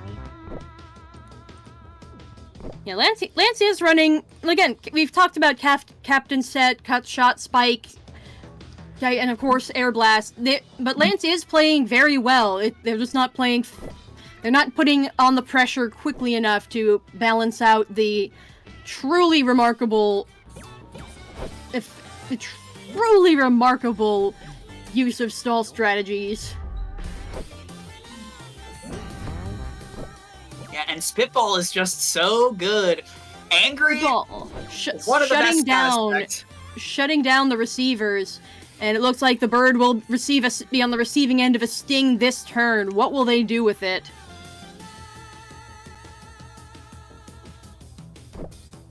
And again, they have to be very careful. I'm going to be real. I think they have to start focusing into the Mudsley. It is a very threatening force, and I don't think there's much you can do while it's still on the field and not taking any damage. Yeah, Orgella is just so difficult to deal with. I am starting to see the reason why Orgella was one of our highest converting beasties into day 2. 4 out of 5 of the entered Orgellas made top cut, and this is between this and the game we saw earlier with Zonk. This is why they're just so nasty to play around. And this means that now they're in a very awkward position. I think their only chance is to bring in Ebony and work, and like I said, start dropping mind attacks. They have not been making use of it yet. An Ouroboros indeed, where they just keep turning back on themselves. Yeah, someone in the chat earlier was saying, complete sidebar, absolutely banger nickname for an Orgella specifically. Oh, absolutely. Interesting choice of free ball to lay the trap. I think that was a smart play. Oh, good. And Lance is not forgetting to use provoke on a very support heavy beastie that will finally prevent both a shield and any stings from going up this turn. Who is going to take this attack? Yeah, Would also like to appreciate someone up for the dump. Would also like to appreciate the Mythic Dreamers theme. This is a very intense match.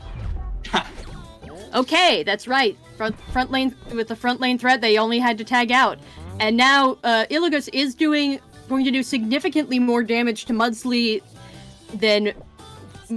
Honestly, Zephyr was doing more damage. This is sort of a testament to don't get distracted by high resistances. If you can deal the damage, sometimes that's what you need. Yeah. And I love this Illugus set in general. Sneak attack is my favorite of the serve moves, I think, and always a fan of being able to sort of cheekily throw free points on the board. And it gets them in very easy position for the front lane without even needing their captain, so their captain can do other things as well. This might be a good opportunity to predict a free ball or just not a very strong attack and bring in Surveys or Zephyr.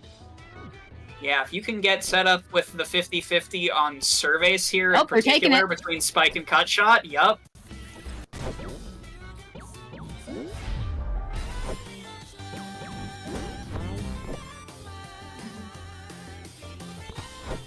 I'm very interested in seeing how this shakes out. Cut Shot will not take out either of these beasties. Again, heavy spirit tanks. They can take out the Mudsley if it stays in, but will it stay in? Yeah, you've gotten a free sideways point once before this game. Does Dino think he's gonna go for it a second time? Yes. That is the wrong call. All right, 2-0 lead. Offense looking much more commanding. Yeah, like I said, they had to rush it. They have to put on that pressure. The front lane is not safe. The back lane is not safe. Damien wondering if we're going to a game 3. I think we just might. Let's see how they go. It would be our first game 3 of the stream matches this evening. Yeah, the sweaty damage is starting to tick up on this turtle. I think they might need to sacrifice Tord Anchor. This game is far from over, I would say. All right, predicting the incoming launch. Bandycraft taking it. That wouldn't have been lost. They wouldn't have lost the point if there were full traps either. But that just shows how this is a tanky Bandycraft. Yeah. Yeah, they're specifically spec'd into that. And now That's a lot of damage on the Surveys. What do we think the defense play is? That is what we call a lot of damage. Yeah, they're trying to decide whether this bird will shield or will their partner sting. Either way, there's going to be some big numbers on the screen. Okay. And keep in note, Bandycraft is wiped. They still haven't lost a point. Inspiring defense is an interesting thought here. Because that gives them more chances to... I see. They are gonna, I think the inspiring defense was reading like the hard call out. Yes, the animation does get a little weird with that. Yeah, again, you do have to take the points where you think you can take them. And Yeah, I so- believe Lance might not have realized that wiped beasties still can't receive while they're wiped, even if there's a wall in the way. So they've got a little bit of an inch. Can they take it to a mile? Yeah, I mean, what takes this launch? I think this, with 4 setup traps? Yeah, that's I think this is just another point you bleed here. right. But they also took out 1 trap, so that might give them another chance for the bird. We're bringing in the bird. Will this be It's still enough? gonna hurt. This will extremely hurt, but it's not out. 5 5 stamina. HP left. Tactical the bulk point on bleed this there. bird. Every point mattered. But Shield is back online for the Castlete, so this is a 50-50. Who do you target here if you're the surveys? Yes, this is the same position they were in before. Is the bird gonna shield or is the jellyfish gonna sting? You never know. This could decide the game. This is the decider. Either it ends here, one way or another, as it were. Predicting the sting. Yes! Calls it right. We are going to a game 3. You love to see it. That is a replay worth saving. Yeah, absolutely. And Dino, absolutely no hesitation whatsoever. I am ready. Raring We're to go. running that back right away. All right, our first game 3 of the night on stream. Get your predictions in the chat now. Look, we're looking like a lot of people are very impressed by how Lance has been handling this very intense matchup. It all comes down to who will perfect their strategy first. It looks like Lance is ready to serve, and we're like you said, we're going to see serve sneak attack on Iligus. I think that it is a very solid play. It gets you in the front lane, frees up your defense turn. But now with the Mudsley receiving, we are finally able to start spreading the sweat around from the jump. I am predicting Heatwave early like this is going to be hugely impactful. Lance's stream appears to be falling down. They may have lost internet. Well, let's check in with Lance in the organizing room.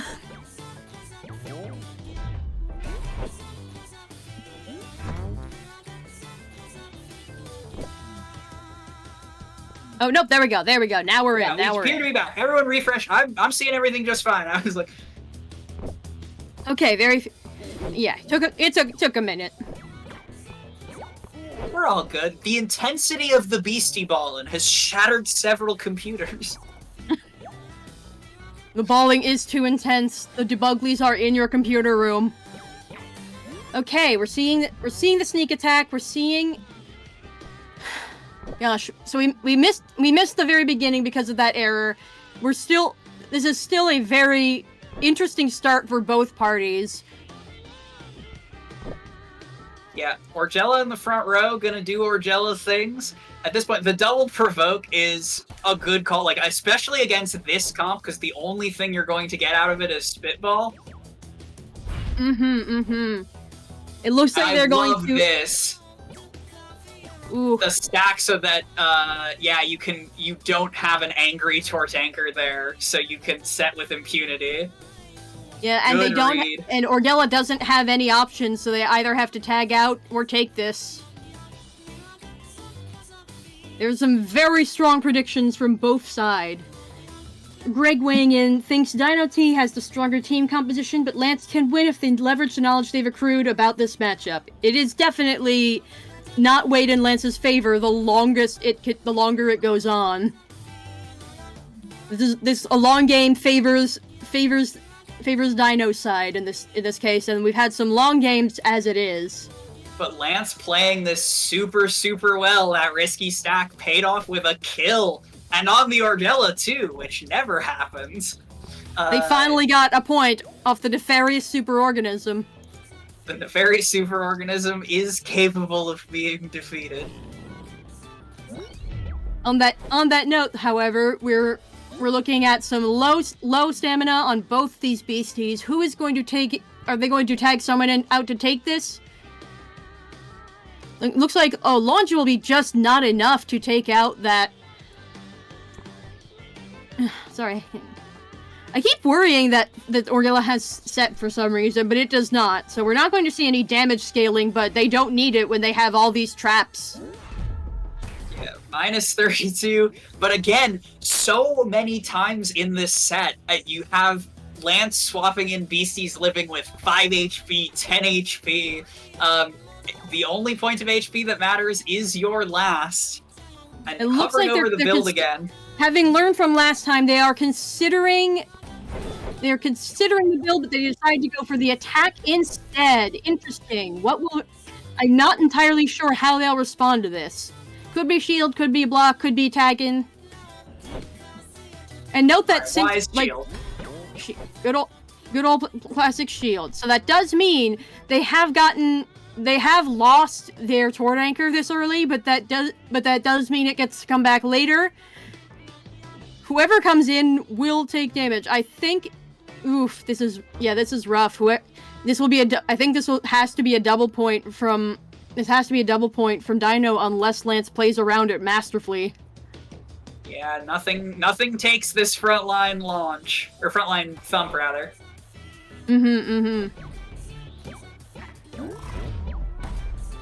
No, but they predicted correctly. They predicted they would attack the Bandicraft, which means they're no longer in the front lane. Unfortunately, Surveys is the only thing that can safely come in here, which is not what you want to see. Yeah, having both of your offensive beasties forced onto the field with no setters.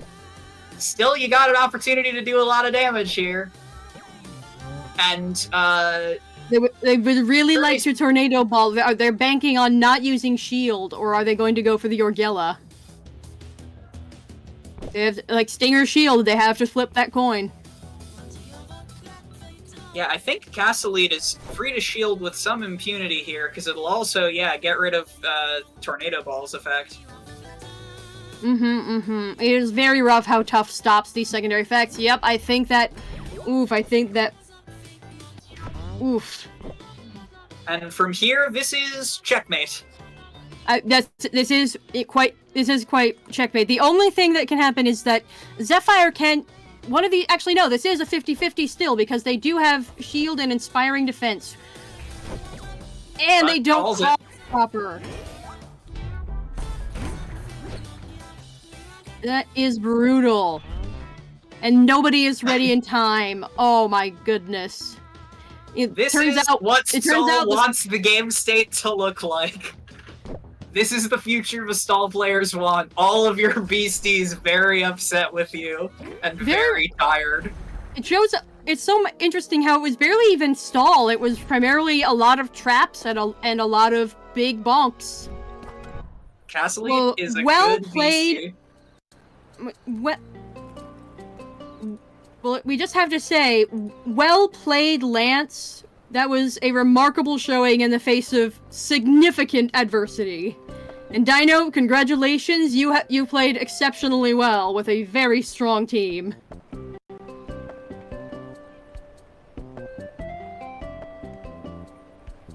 And we are not nowhere near close to done with the night. We are still high-speed train of high-level ballin'. Yeah, we are in winners round 3 now. With this match, all of our winners round 3 have been decided. So the round of 8 on the winners side, we have, just looking at the matchups real quick, we will have Artem Totem versus Dino T. We will have Reverie versus Wallmonger, which is, I believe, the next match we're going to get on stream here in just a sec.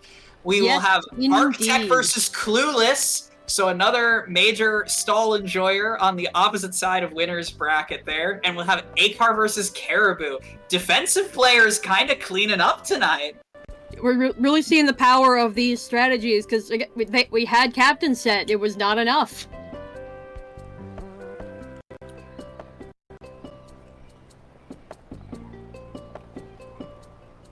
All right, I think we're gonna get our next match in here in just a second. So, GG once more, Dino and Lance. Good luck with the rest of your bracket runs.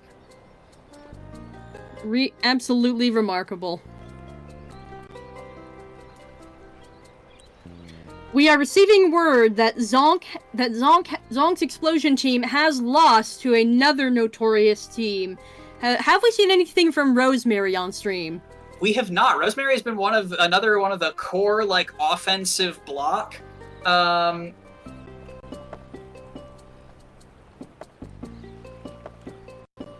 Yeah, I think they're running like double captain set as well, if I'm not mistaken. They are running. Rosemary is running a very frightening team. A very frightening rally team that you may have heard of. I am very hopeful we get to see it on stream tonight. Well, loser side, you got some distance to climb. But we are going to get set up for a player who needs no introduction, but is going to get one anyway. We're going to be welcoming Reverie to the stage in a second. Reverie has lost one game this entire tournament, going undefeated in pools and losing one game to Jen in winners round 1, but otherwise completely undefeated up to this point. Going up against Wallmonger, who took out Zonk in winners round 2, also took out NL Scotty, another absolutely domineering player. Yeah, what terror of the playtest. So this is going to be an incredibly hype match. This is truly I'm very excited to see who is our opponent again. Reverie versus Wallmonger. Yes. We have Reverie rocking a team that I believe they've been rocking for a while. Not captain set, but still massive Castle-Elite bonks. You love to see it. You love to see the Castle-Elite bonks reaching an all-time high. However, Wallmonger, after my own heart, because we will be welcoming our first Crabberay to the stream. Yes, the performer. Shout out Jolly to my Dancer. crab enjoyer. Crabberay mentioned. Happy, fantastic. This Hello, is actually, Happy by 3, our friend. with the Valiant this Sun. With this, it is going to be the end of my time on the mic for the evening. I am still going to be a stream monster. I'm going to be running some stats for all of you, so stay tuned for some announcements, hopefully tomorrow or by the end of the night, coming on that front. Thank you so much for having me on, to Taxi Cab and to the Wishes Unlimited folks for endorsing this tournament and making such a banger game. And I'll see y'all in the Twitch chat. Robin, Happy, have so much fun with the later stages of the bracket. I don't think we'll have any trouble with that. Wonderful to see you, Silver. We'll see you around. What's up, y'all? Hello, we are in the throes of high-level ballin'. You love to see it. And I'm very excited to see incoming Crab and also the Slug. Anyone who has played against Reverie knows they are an appreciator of Silas, a powerful mind offense beastie, the most powerful even. And I don't think anyone else has been running it, have they? Someone might have been. I have not checked the stats. Well. You're having... Nope, there we go. There we go.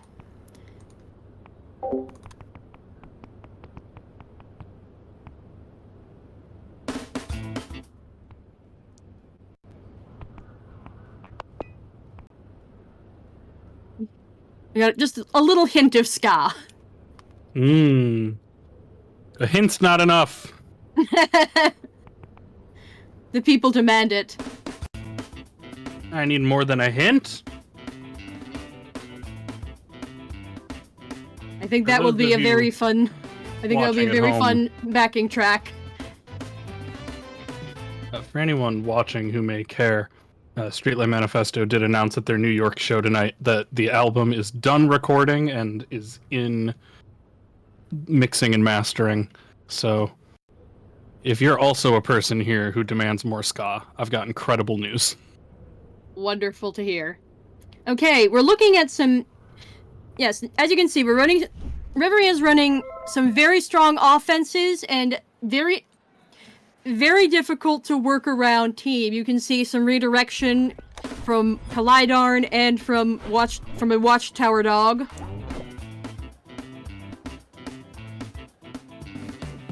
Starting off with another Tornado Ball Air Blast Zephyr and a Noisy Noizard. Have we seen much of Noizard yet? We saw some yesterday, but I suppose a little bit yesterday, but I wouldn't know today. I've been too busy.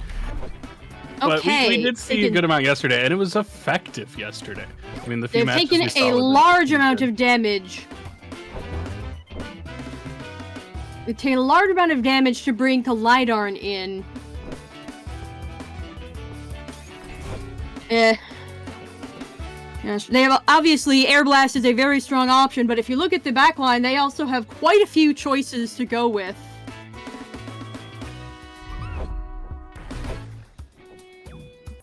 That was a very rough start for Reverie.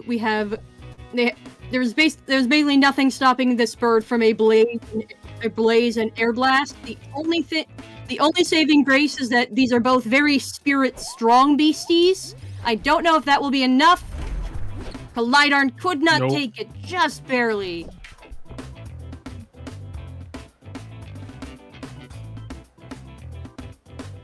The good news is that I do believe Reverie has some decent answers into this. It's just a matter of can they get set up for decent offense in time.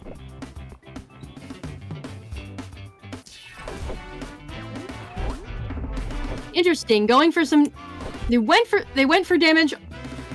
Interesting. Oh, this is a very strange situation to be in now. Maverick ignoring the Watchtower, which brings in Silas in Cheryl's place, which is actually probably much worse for the opponent. So they have to be very careful here.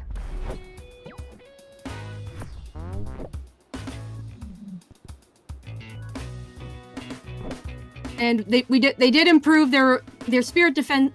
And the Slug has improved its spirit defenses, but there isn't much to do. So there isn't much they can do damage-wise, but they can still significantly mess with their arrangement of this. I'm very interested in seeing how this game goes. Reverie's had a very rough start, and I don't know where it's going from here. I mean, Into the Slug. I think by the nature of Reverie's team too, we kind of expected to get out ahead. I mean, it has not lost many points throughout this tournament. You know, it is winning most of their matches 3-0 or 3-1. So going behind early has not really been the name of the game for Reverie until this point. So it'd be interesting to see how they recover from it. We might see Reverie's first loss of the entire tournament. But we're also seeing a very solid Heartbreaker coming into the bird.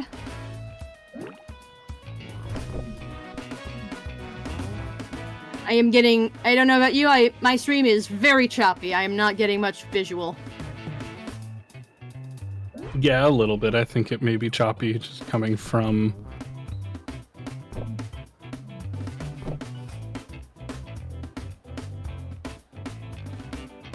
I'm testing something. Apologies for... It appears to be showing up okay on the Twitch stream. It is simply very difficult for us to watch live. It's a lot smoother if you turn off the stream attenuation setting. If you go to the... I do have stream attenuation on. Yeah, if you turn it off, it seems to be running a little smoother for me. I do not have it on. Oh, you do and not now I have it cannot on. see the stream at all. Wonderful. Discord, please. Discord, please. We're watching a battle of gods. From what I can see on the Twitch stream, it looks like the Slug has to take a hit here. The good news is that Kaleidarn is back on the bench, and it looks like And it looks like if they use Tornado Ball and not Free Ball, that will actually be worse because it will bring in Cast Elite for free.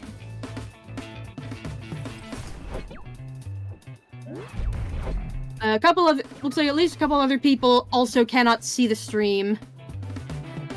I'm going to pop out and back in for a moment. 1 second. Alright.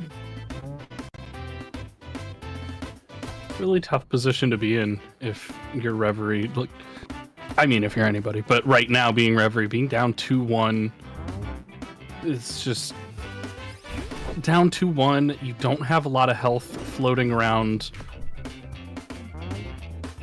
There's no safety, right? Like, everything is close to death or already dead. And one more wipe is it.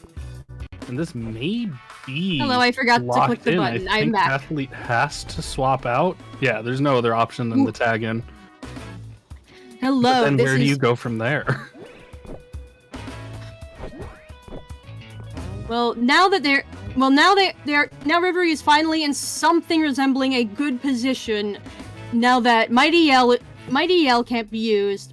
Bird does not have any defenses. Oh, in comes Noiserd. I forgot about you, and I think Reverie might have too. But the slug is ready.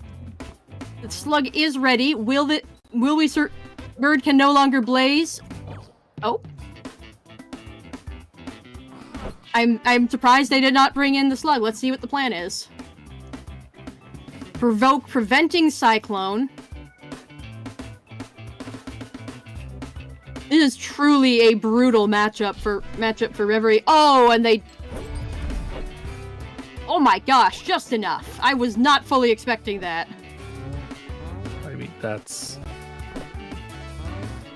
It's not luck because there's no RNG, but it feels like as close to luck as we're gonna see. Reverie going for the team chant. God. But unfortunately, Reverie may have forgotten that Maverick will ignore Nimble, so there is nothing. So there's no extra play to get the volley back. That is unfortunate. So Reverie's only hope at this point is just guessing the 50-50s, yeah? This is a 50-50. This is a heavy 50-50, you just and have now to swap in the right thing. Voltoxin coming in. Is this our first sighting of Voltoxin? Oh. Unless that Voltoxin was only doing 3 damage. Oh, but because it is Soul Echo Crusher, can that will attack not. right now. No, did not call the 50-50. Oh, and that'll do it. That Is Reverie's second first game loss of the tournament, and a well-deserved one. Just a powerful bird they did not manage in time.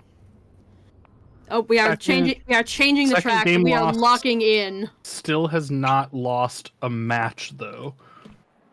There is hope. The dream can stay alive. That is still going. Now that Reverie has seen what they're packing, they can make a much better choice. I think for starters, they do not want AJ to take this damage. I think that was where it really fell apart last time, because now, yep, they do not get any extra actions due to Maverick, but they do get a very strong attack from our friend the bird. That's huge. And I mean, if this goes on to the Zephyr was so pivotal last game to Wallmonger winning that. Oh! Bringing in Tord Anchor with the dramatic exit. Do it. Now Bird is at full stamina, so they have every possibility. I think this might be the point where they want to sacrifice a point. Where they just... Yep. My move would have been to move to the side, because that was obviously coming in. That is brutal. And now Reverie has to account for, are they going to use Free Ball this time, or do I account for what Tornado Ball will bring in? Okay, interesting. They went for Cheerilee instead. I don't hate it. Yeah, interesting. Cheerilee is a very troublesome beastie, as we saw a little bit of.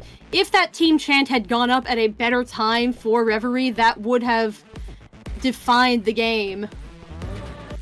moving up to the front lane in the hopes of... Interesting. And they might actually... Yes, they're being very cautious since they know the Kaleidarn can absolutely take out their turtle. Now, this is still looking quite rough, especially if they use Blaze again. Cyclone, and you have to be careful because Cyclone might get blocked by a provoke. Oh, nope, they're going... No, that was the right call. That was the right call, and now this is exactly the situation Reverie wants to be in. Meditate to boost powers and defenses, and telekinesis to boost it one more time. Now with a very solid Heartbreaker, it's not going to be enough for the KO on the current team. My goodness! Oh, it is enough to. They just took the sacrifice. Now, Reverie has to be very careful of our first showing of Crabberay. Crabberay is a very interesting beastie with... Crabberay. Can I get some crab in chat? Can we get some crab appreciations? And it's a rare morph Crabberay, no less. You love to see it. Oh yes, that is quite the fancy crab. Yes. So now we see the trouble is that this can get to the front lane and either juggle, and then hit with a very solid Vigor Beam. Now, taking a gamble in it. Will it pay off? Yes. Nice, expecting them to target the one with more stamina. That is a very solid response.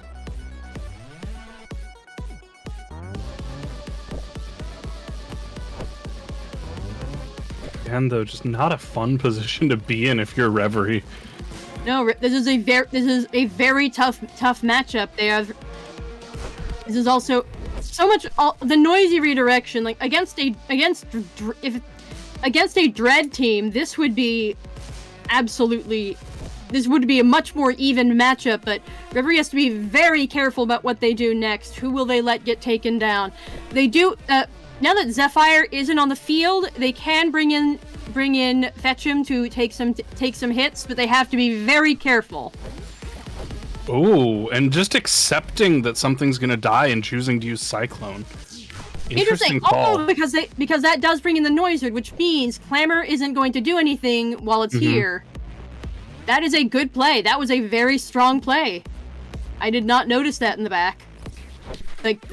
If you're running Cyclone and Tornado Ball, you have to be very aware of the team order.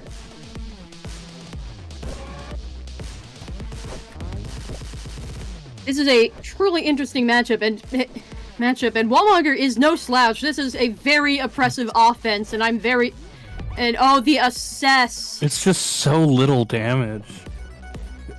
It's just so hard for Reverie. Like, this sounds so... I don't know, this is such a non-statement, but like, doing a ton of damage and not taking a ton of damage is very good. Like, Wallmonger has landed on something here, where they're able to both be... Predicting the Cyclone, the block, that is a domineering defeat. Oh my goodness. That's massive. That's wild. That Reverie was my prediction to go the furthest. That was not enough. There is still well played. The Reverie can always climb the back of the bracket. That is true. This is their again. This is a double elimination bracket. There is a losers bracket, but also being played under the works. We will be seeing more of them later. I tell my debate students all the time, climbing up the back of the bracket is the same first place as if you do it from the top bracket. Magnificent.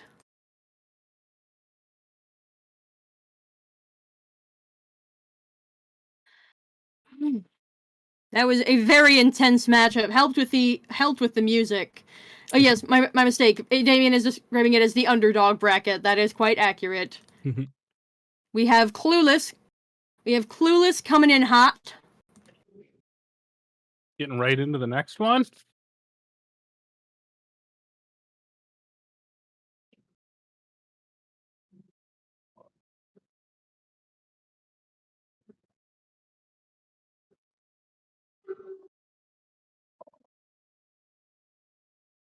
My goodness. How are we feeling about tonight's matches so far and thinking it could get even crazier?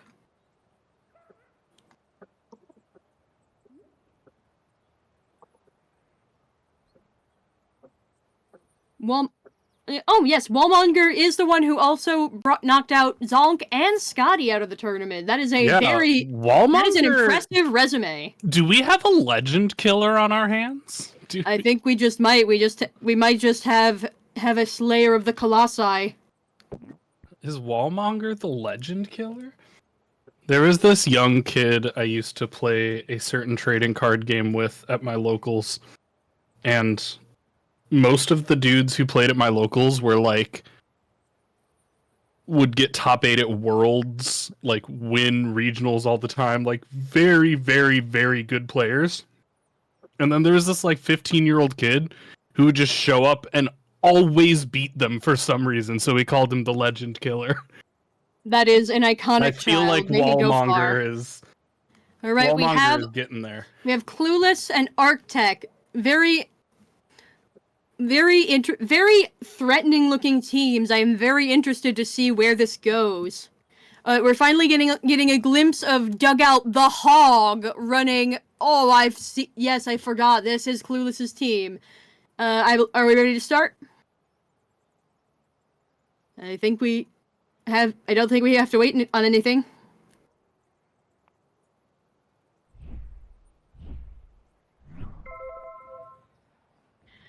Okay, so this dugout I have heard stories of. It is frightening. It is running, as you can see on the side, it is going to lead along with it's going to lead along with Mudsley running Heatwave like we saw previously. But if you notice, Dugout has the trait Unflappable, which means it will not take any damage from that Sweaty. However, it will get the benefit of the Grit damage boost from being Sweaty. So this is a very, very threatening form to be in. And I am very curious to see how Arctech responds to this. They seem to be running some very heavy mind offense with Surveys and Fetch'em in the back. Also all Rare Morph team, very interesting. And yes, we are getting quite a few jitters. That is how it is showing up. The signal is a little fuzzy, folks. It cannot contain the excitement of this match. Another Voltoxin Soul Crusher Assess. It also runs Tracker, which is quite interesting.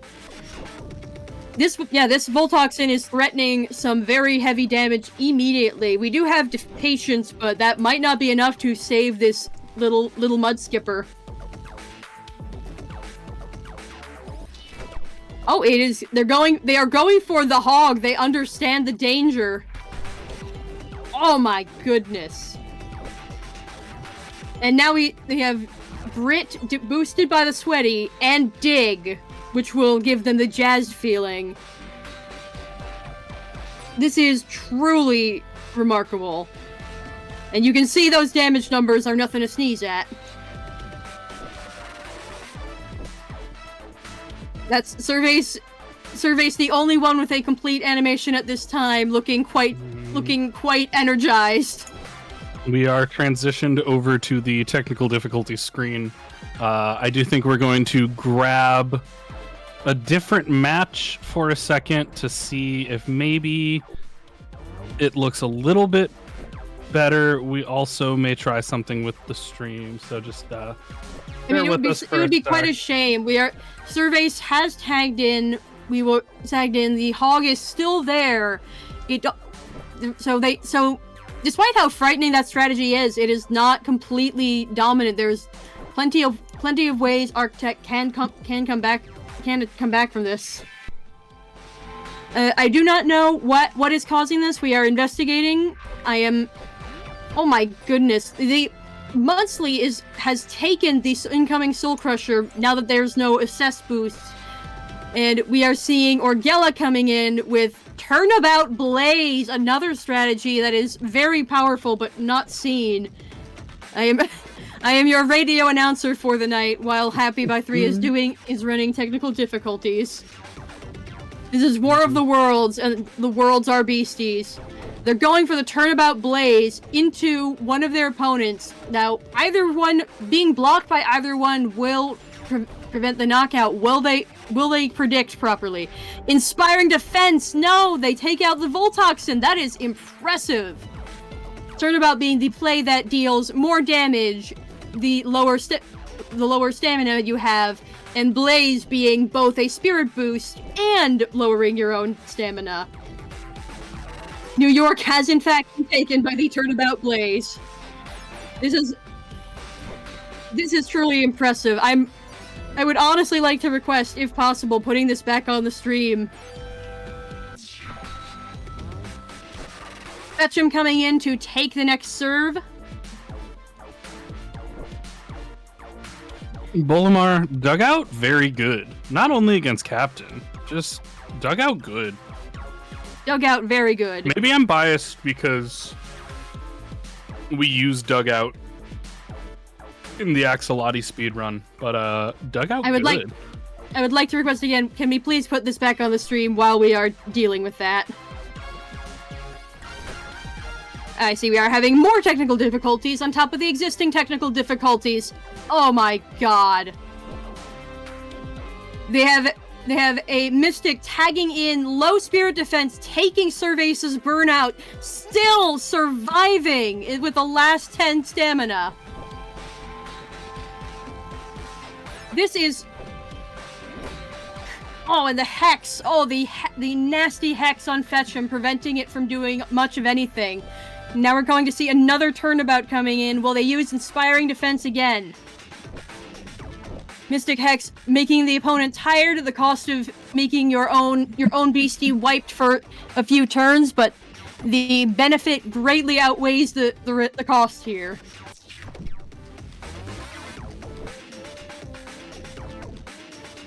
I will most definitely request that the players here save the replay in order to show this, because this is already quite the stream.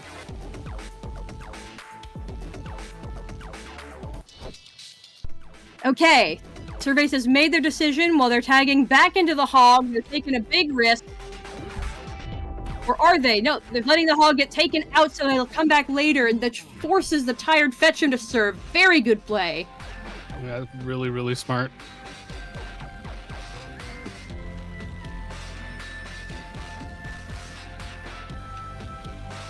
This is...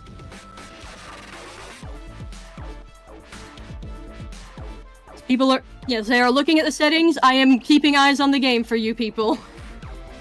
They're still deciding who to switch back out. They don't have quite so many options anymore, but looks like they're bringing in Mudsley.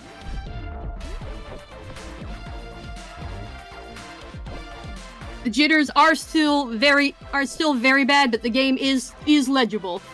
Thankfully, when players save replays, that will not be an issue.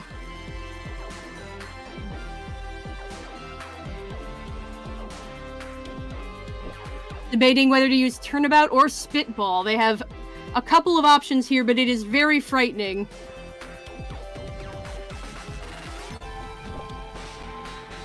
This Cervase has every reason to be completely amped up, I must say.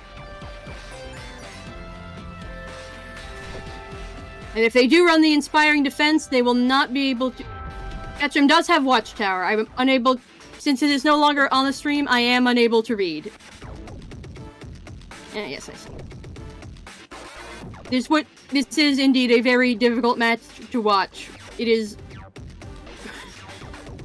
This is truly a speed up of the century. Yes, they've been giving the beasties too much sugar in their energy drinks. And we're also reporting motion sickness, so maybe it is a good thing to leave it off of the stream. I hope my commentary can suffice. Survey spiking into Noizard. Very solid hit, but they're still surviving. Turnabout Blaze. Turnabout Blaze, and what will the Noizard play? Oh, they should. They might have misplayed here if they don't. Oh no, they haven't. If they're going if they can hit the Fetch'em, if they can predict the Inspiring Defense, yes, they have predicted correctly. Fetch'em is down. Surveys has lost its shield. The silver lining on Arc's side of the field is that the only attacking play Noizard has is Slice, which means they have to take a sideways attack. They cannot get the double KO. They're bringing in the classic Captain Bandycraft, the good old classic, and now both Mystic and Dugout are back on the field, back ready to be sweaty menaces. And Orgella is at low stamina, but that doesn't mean much if they can get it to work.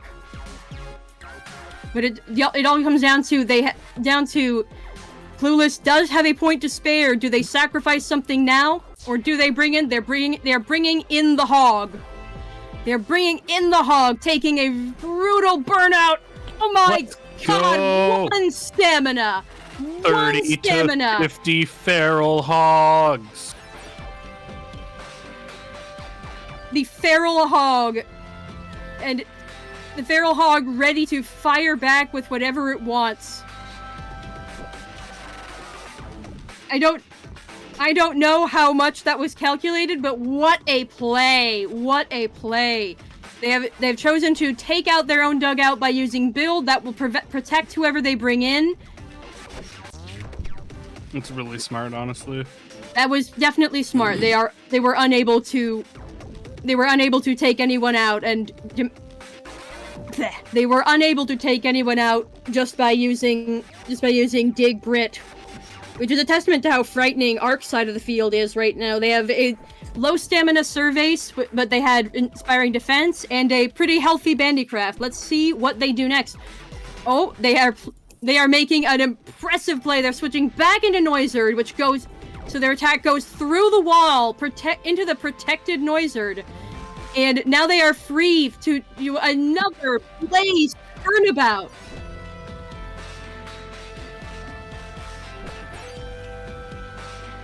This is, oh my goodness. This is not over. There could still be a comeback from Arc's side of this particular match.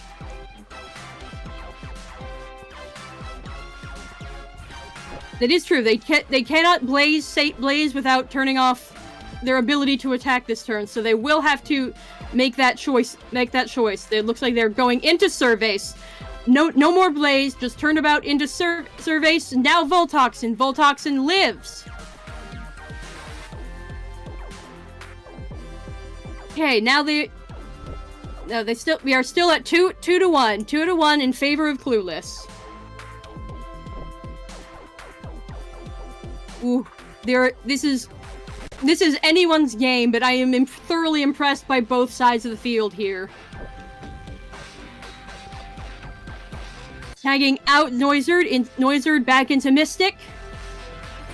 Was that the right call? Yes. Soul Crusher taking out what remains of the Orgella, but that removes their boost, but they're now back at full stamina, ready to make mayhem, forcing Bandycraft also to serve with Zigzag. And now I have lost my visuals. It appears that I would hazard a guess that their internet has died. Clueless has suffered a catastrophic internet failure, which is absolutely tragic if that means the recording was lost as well. The game may still be happening. As far as we can tell, that was probably a Discord side issue, because Discord does that kind of stuttering sometimes with screen share to Discord.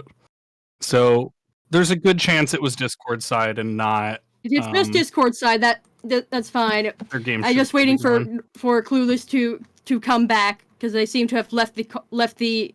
Oh, there they are. Oh, fantastic. Yes, sir. Let's see if we can get the other side. Both players have been informed. Thank you so much for your patience, everybody. This is truly crazy.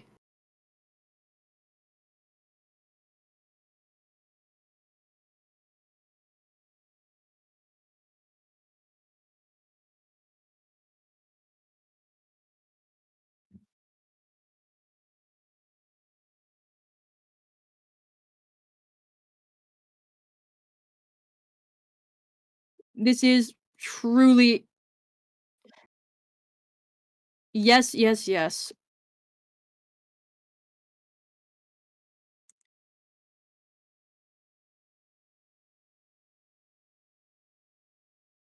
Yeah, goodness. If the game is going on and they are able to record it, I highly request we watch the recording.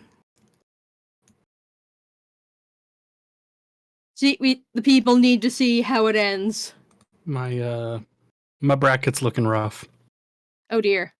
I had Soulless going all the way, so I'm gonna need well, That is true, that currently in is first an op- place, still leading is Venom November or Ven November with the purely vibes based prediction. Ven November leading us with a score of 38 and a score potential of 128. Funny enough, the next highest score potential is 119, but that person is at the bottom end of the bracket with only 21 points right now. So their big predictions are right, but they made a lot of smaller mistakes. So it really is anyone's game for the predictions at this point with such a large bracket and a double elim. You get a lot of situations like that where, you know, somebody's current points are low, but they have the potential to get really, really high points because their big hitters are still in it. Meanwhile, second place, down by only 3 points, is Prin, followed by Ultra Narrow Mode in third. Some big hitters elsewhere down the list. We've got Damien. Our lovely Damien is in sixth. Everybody's favorite caster, me, is in eighth. And our infatigable, is that how you say that word? Infatigable, infatigable, possibly. Infatigable tournament organizer is in Shout out to Taxi something Cab and all they have place done for us. with 23 points. Let's go, Taxi Cab. Please,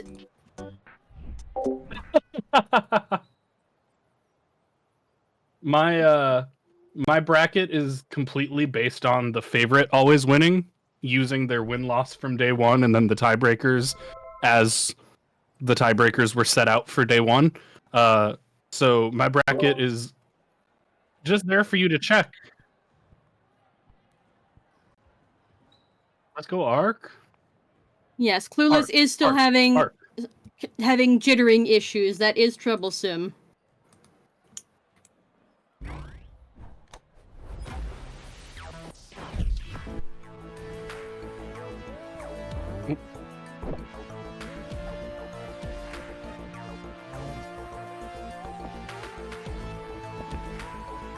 Let's go, Arc.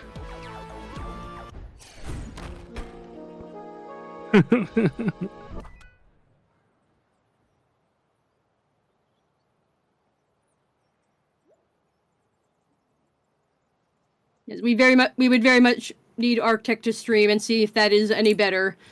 And also, with any luck, we will be able to see their replay of it later. Unfortunately, Clueless did not see to save the replay. We have not gotten any word from Arctech, at least not from where I'm looking.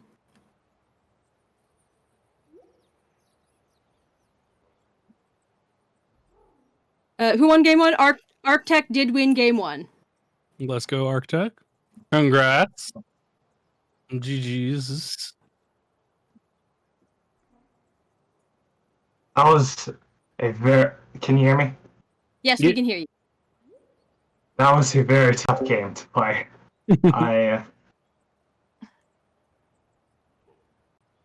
Oh, the shots were just powerful. I needed more beasties on my backline than I had, I think, after those like 80 and 90 damage shots. But I played the best I could. Yeah, you played great. It felt I'm like one of those, just like every decision y'all made felt really important. Like, it didn't feel like there was any room for a single misstep either direction. Well and truly, both very, very frightening. Some interesting reads, some frightening plays. I am very impressed by what we've seen tonight. Okay, we have. All right, Clueless has stepped off of the stage. We're still waiting on Arctech.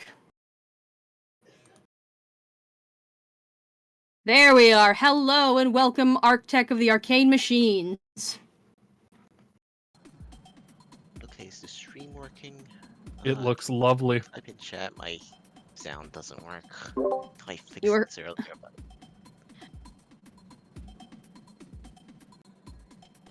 All right. And I will Arctech, server may definitely I ask, Arctech. did you happen to press Alt to save the replay of the previous game?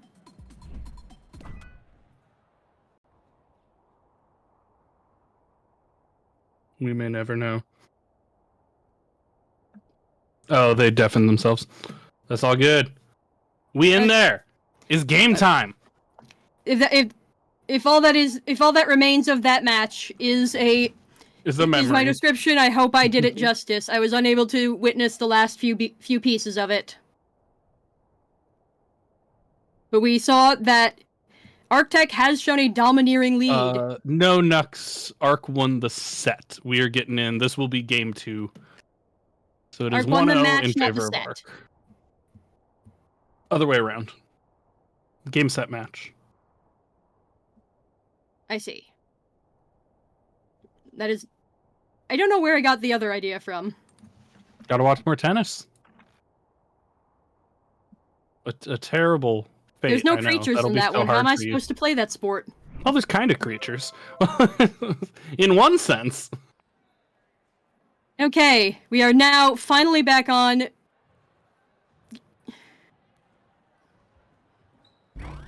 We are now finally back on. We can see the full teams. It is beautiful and not jittering.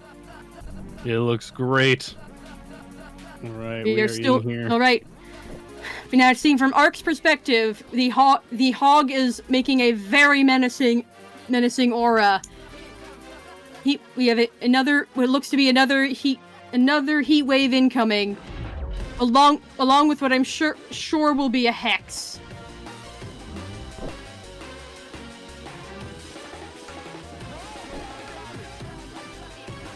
Alternatively, they could go for nerve strike. The opponent could go for nerve strike on the surveys, but they were going for the inspiring defense. So let's see what they choose to do. Are they going to? And if they're going to hex, who are they hexing? They're hexing Bandicraft. Interesting. They're choosing to kneecap. They're choosing to kneecap the captain only a little bit. They're still able to get their allies to the front lane. Now this Mystic absolutely has to tag out soon, if not immediately. But at the very least, we are not going to see set from Bandicraft this turn.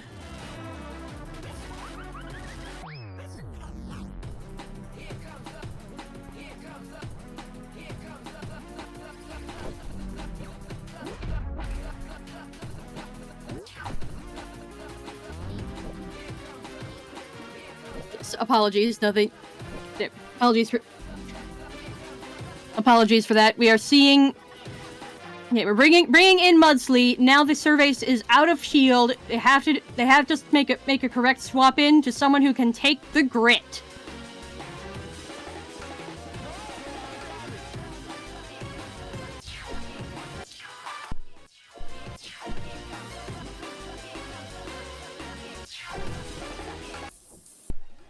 Incoming.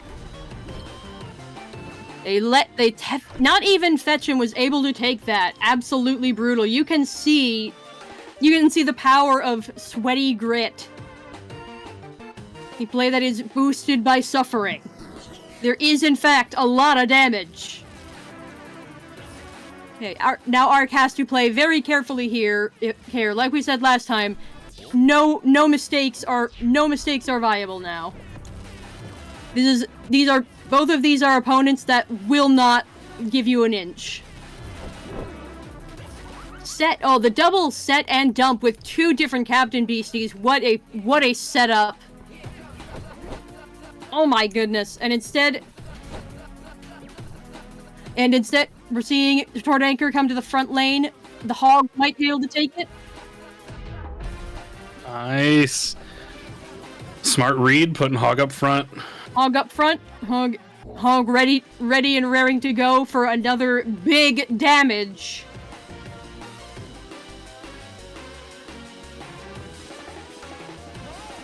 Mystic is now recovered from Sweaty, which means it also has heal to full. Something I don't think people recognize happens with Mystic. It doesn't restore this.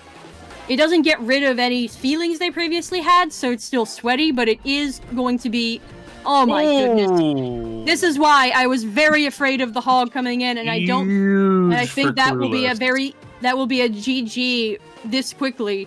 Just the stark difference between this and the previous match, just a domineering 3-0. Yeah, My goodness. And that sends us to a game 3, yeah? Sends us to another crazy game 3, I am sure. Now both players have seen each other's game.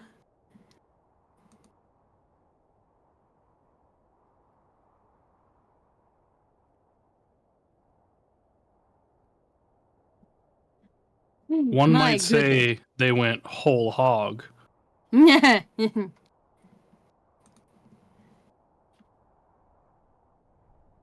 People are clamoring for the Hog in chat.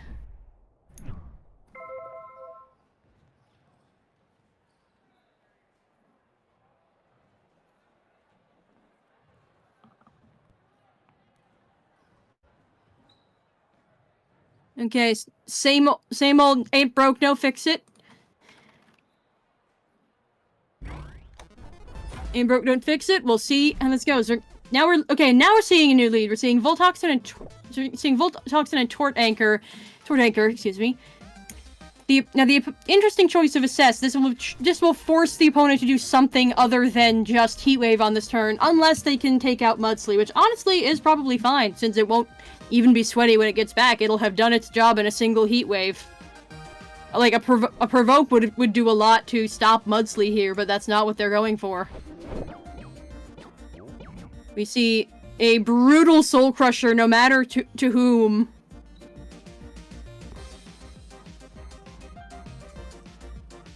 Players are calling to hog the ball.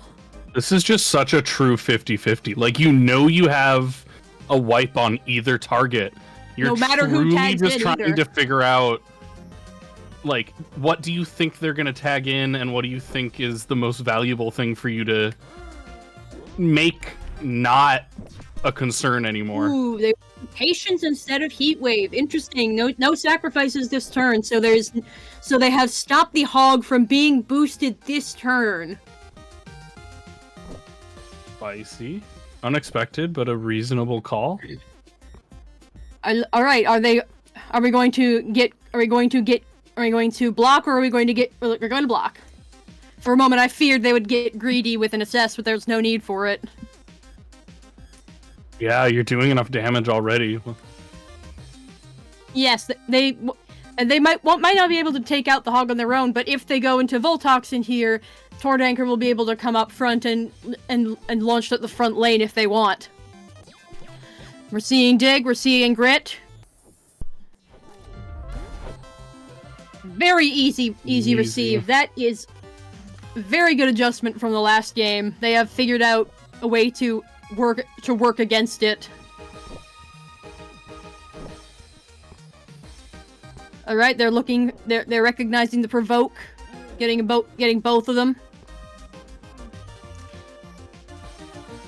Cracker is actually doing more damage to the Hog than Soul Crusher now due to the low stamina. Now, will they predict it? Will they predict this and switch into someone new, or are they going to? Ooh, no, they went for the Heat Wave. They didn't see the provoke coming. That's going to be the Hog out for the count for now.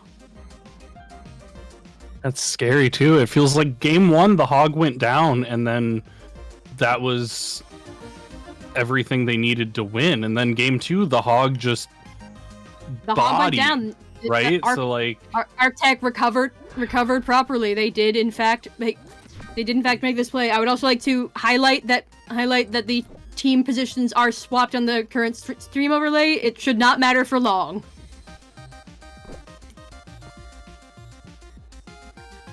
So don't get it twisted. We have the Hex taking out Voltox, and they saw that coming. They were ready to go.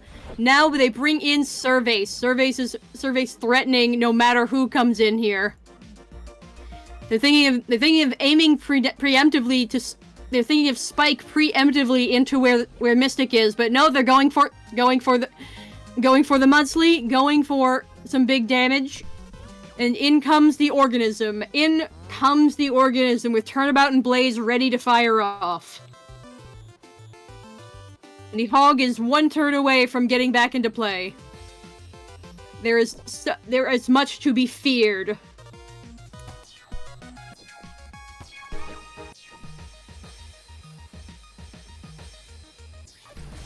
We're seeing Spitball preventing more Provoke.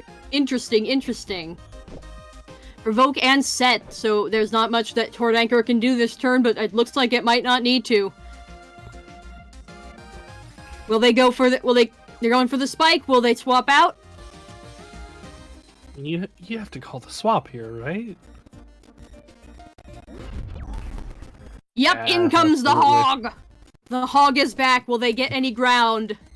And they're now sweaty due to being knocked out anyways. Yeah, so you're on a time limit here. I mean, you're sweaty and only have 40 stamina. You're on a time limit to Nope. Remember, make something happen. Remember, Unflappable. It's not going to take any damage from that sweaty. They should still be careful of Surveys, but they are not taking damage from that sweatiness. Debating whether to double up, they went for it, and it pays off! Nice. Very good play to protect. Can we get some love for empty lane strats in the chat? Empty lane gaming, folks. We love some good intentional empty lane And we're now gaming. getting Jazzed Burnout. You love and hate to see it. They're going for the spike. Are they going to swap in Mystic? I mean, again, you have to swap here, right?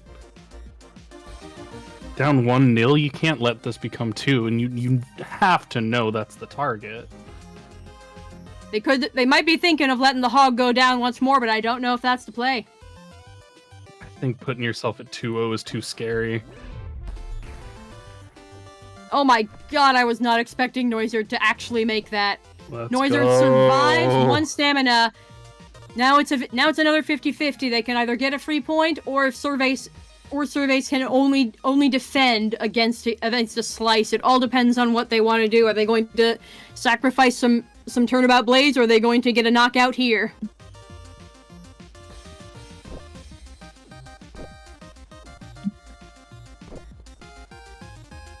The health point that matters continues to be the last. Oh and my it was god! the right call. Inspiring Defense was the correct call. They have not lost their free point. That's true. Even if they had lost the free point that turn, they could have maneuvered Surveys out of the way of Slice. They're in a very good position here. Oh my gosh, we have the Jazzed Burnout, ignoring all of the previously lost Burnout boosts. One hit knockout on this. I think this is a testament to how impressive it is to see these players getting their footing in that first matchup, and now that they have learned each other's playstyles, we're seeing a domineering lead one way and the other.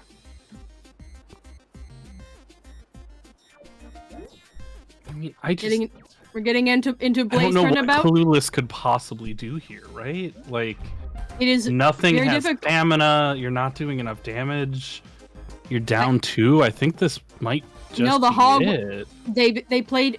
Arctech played correctly. They worked around the Hog. They worked around the opponent. We saw just the absolute war of attrition that was the first match. and Clueless performed the best they could in the second game, and third they could not get it up. We see a 3-0 into 0-3. Absolutely magnificent. Wonderful showing. Y'all, what a match.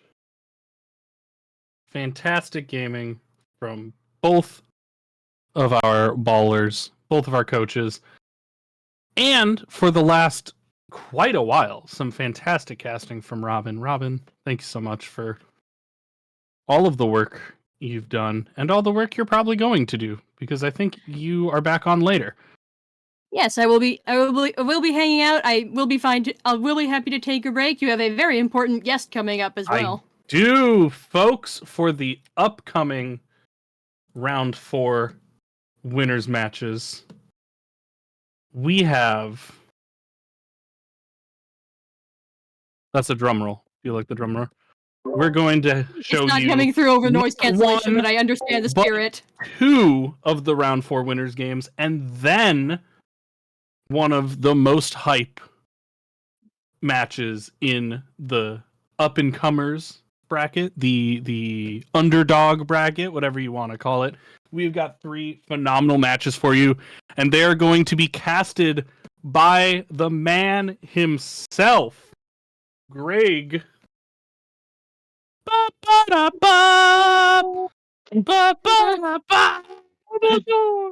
Is Greg.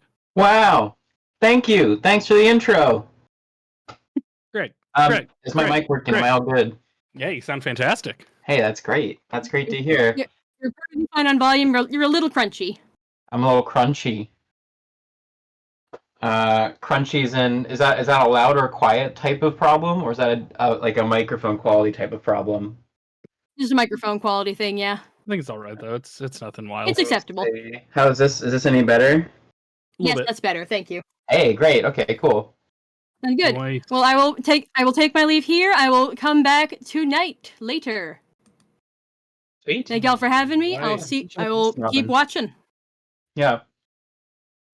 These games have been awesome. I have been having so much fun watching from the chat. I'm very excited to be here on the stage to get to talk about it and to share an enthusiasm for some of the amazing Beastie Ball we've gotten to watch today. Yeah. Yeah, I'm very, very excited about the next 3 matches we've got. Oh yeah, it's gonna be. I mean, we're at the point that the matches on the bottom bracket are like matches that a lot of people thought we were gonna see for finals. Like the amount of talent in this pool is ridiculous. Oh sure, yeah. I mean, there's quite a few names that have risen to the top of the winner side that I don't remember seeing very much in the Discord or like from the community too much. There's a lot of names that I don't recognize, which is very exciting because there are some names that I have been kind of like watching out for. Like, oh, I know that person's got a scary team, and then we've got people like Wildmonger here on winner side that have just been crushing all the known names from before. So. Yeah, it's a changing of times. You know, we've got like a new front of players coming in, showing new strategies. And honestly, yeah, it feels like it's anyone's tournament because we've seen so many different kinds of teams so far. I really truly just don't even know what's going to rise to the top at the end of all this. Yeah, Wallmonger has had such an absurdly difficult set of matches in this bracket. And has passed all of them with ease. Like, looking at the round 1 pairings, I feel like Wallmonger had one of the toughest roads to quarters. And yet, look who's here. Yeah. Just absurd. And Yeah. I mean, Dino, too. A lot of people thought Cyber Taylor was going to take the whole thing. And then Dino came in and just clean 2-0 round 1. Yeah, it has been really exciting. It's exciting not knowing who's gonna win. Even with all the knowledge we had of some of the scariest players and some of the scariest teams, it's very exciting because even the scariest teams with the craziest strategies we've seen that they all have got weaknesses. They've all got ways that they can go down. So yeah, it really does feel like it's anyone's tournament. It truly is just good game design. Well, I think it's a good player base too. I'm honestly really excited by all the ways we've seen players exploit the systems in the game. I mean, so I can't speak for Damien, who did a lot of other design stuff for PvP, but like the combo of Dugout's Unflappable trait with Heatwave was not something I anticipated ever. I just did not think about that combo. And it played so well on stream. It was so cool to see. And like when I saw that team comp before the tournament started, I got really scared. I was like, I never thought of that, and that might be like game breaking. Like we just didn't think about that one, you know? Yeah. Yeah, and it's exciting that people have already found ways to play around it, right? Like last match, losing 3-0 to it, and then immediately turning around and seeing, here's what I have to do to deal with this, and doing that confidently in game 3 and taking back a 3-0 the other direction is just wild. Yeah, the amount that matchup knowledge plays into the outcome of the game is really, really interesting. That's something that, like, you know, you always design things kind of hoping for like, you know, the game to kind of turn out that way, but you know, you never really know until you put it in the hands of players and you kind of see how the meta shapes up. You know, like we were prepared to be making lots of balance patches and to kind of like be re-examining lots of aspects of the game to try to get it to a balance that I don't know. I'm really happy with how all these games are playing out, I guess is what I'm getting at. Like it's really cool to see how it feels like player skill really expresses itself in the match dynamics, you know? Like when someone learns their opponent's strategy, they're able to make really competent predictions and actually get lots of value in the game from being able to read what the opponent's going to do. And that's like the essence of really cool tactics and mind games, in my view. So yeah, it's very, very, as a designer, it's really satisfying to see this. Yeah, absolutely. I think we've got our next matchup in the Discord and ready to party. Oh, let's go. So if you're ready to go, Yeah. let's get someone streaming in here. Let's get this party started. I'm excited. I'm ready.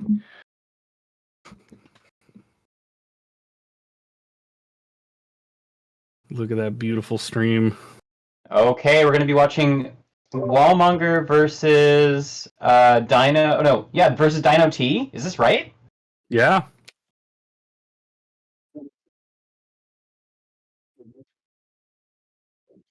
Oh, weird. Wallmonger's stream is loaded for me.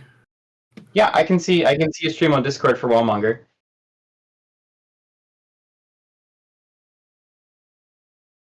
Okay. Well, I've got eyes on it, but so far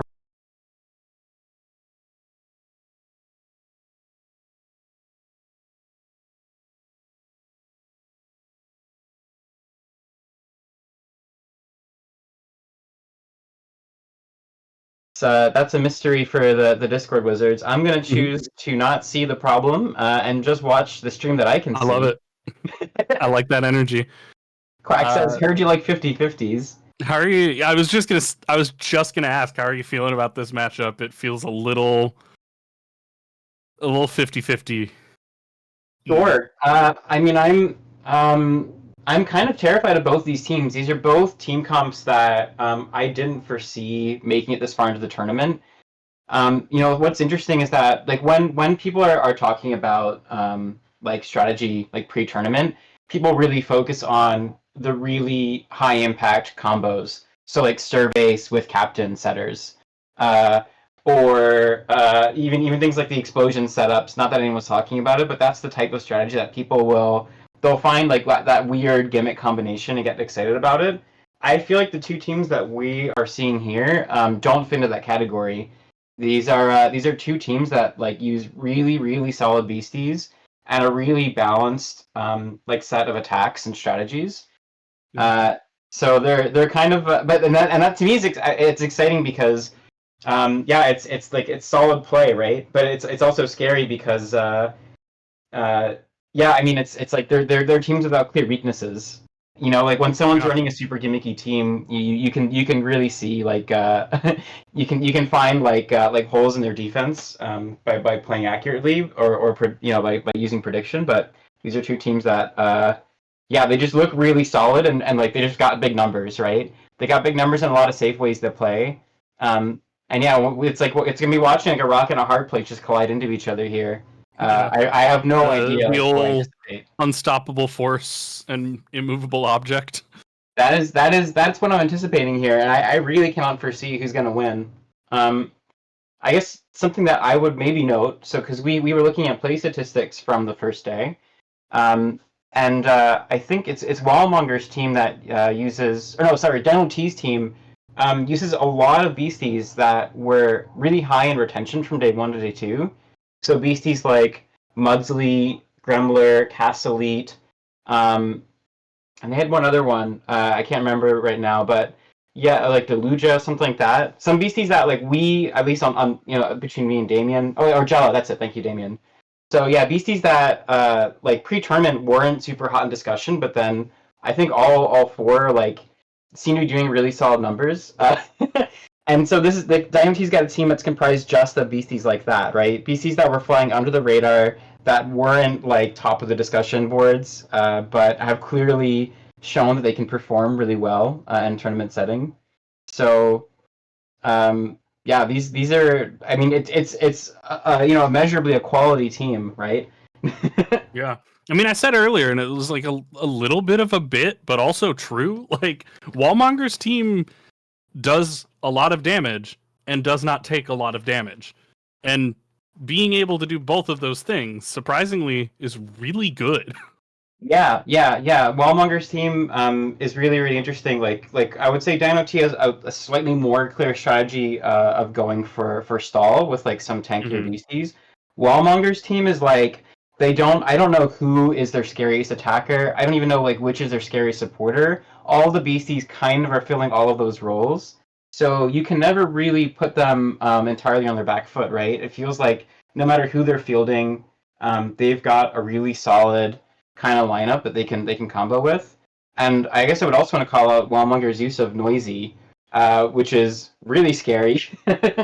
Because they've got the Noizard that with the Clamor trait, so they're noisy every time they tag in, and they also are using Dramatic Exit, so when they tag out, they can also become noisy, which basically means that Wallmonger has total control of which of their BCs get targeted by attacks, and that can be a very dominating strategy if they have a response to the opponent's attacks, which we saw when they were going against Reverie, who was the one to beat. A lot of people who were casting for this tournament were saying like Reverie had a very, very scary team, very aggressive, very prediction based, and then they ran into the wall of Wallmonger and couldn't break through.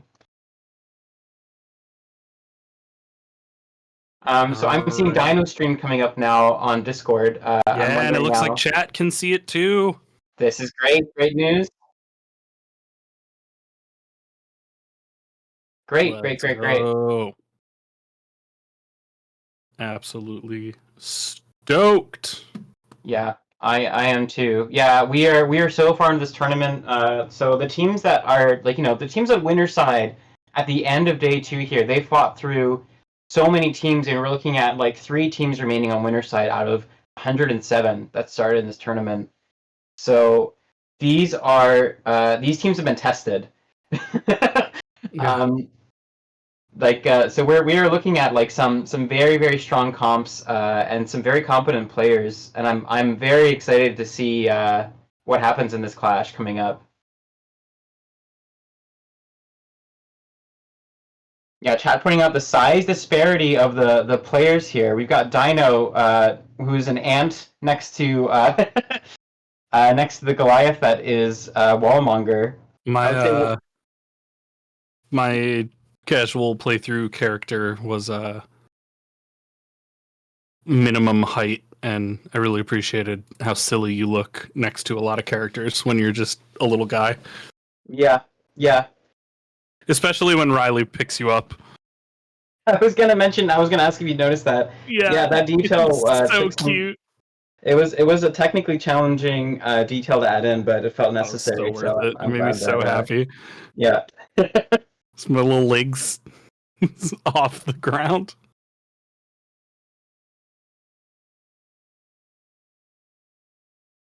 Oh, some folks in chat I guess if you didn't make a minimum height character, you may not have experienced when you Beastie Ball spoilers. When you hug at the end of the game, if you're the smallest height, Riley picks you all the way up off the ground because you're so little. It's the best. Let's go. Excellent. Glad to hear it. All right. Well, Wallmonger, Dino, whenever y'all are ready, good luck. Have fun. And we are into it. So, immediate thoughts, Greg. Do you have any strong feelings about what order these folks should set up in for this matchup?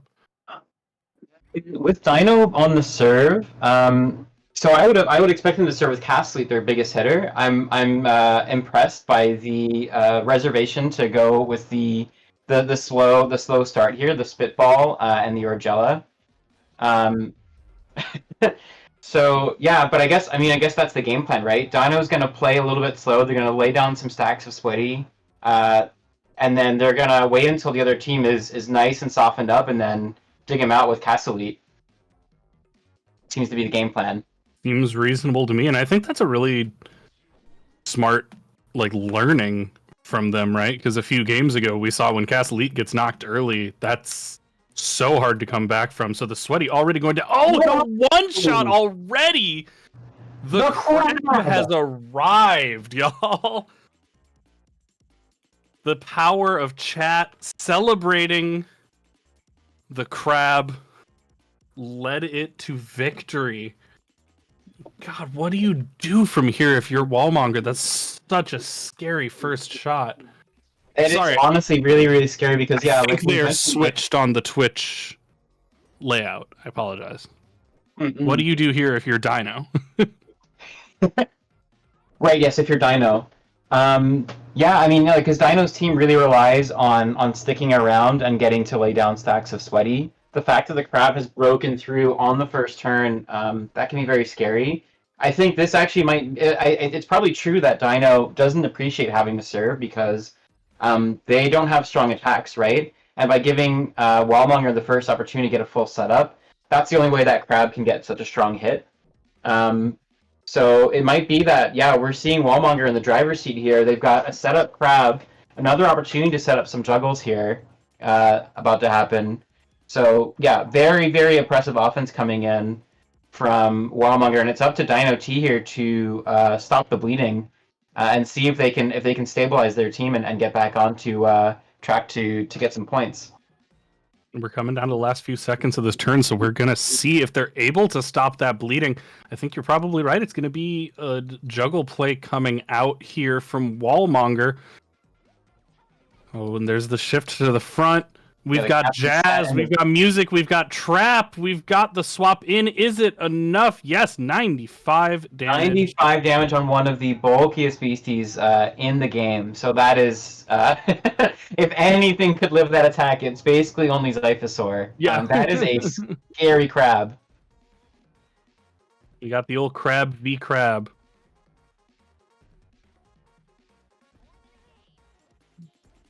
Yeah, crab of great offense and crab of great defense colliding here in winter semis.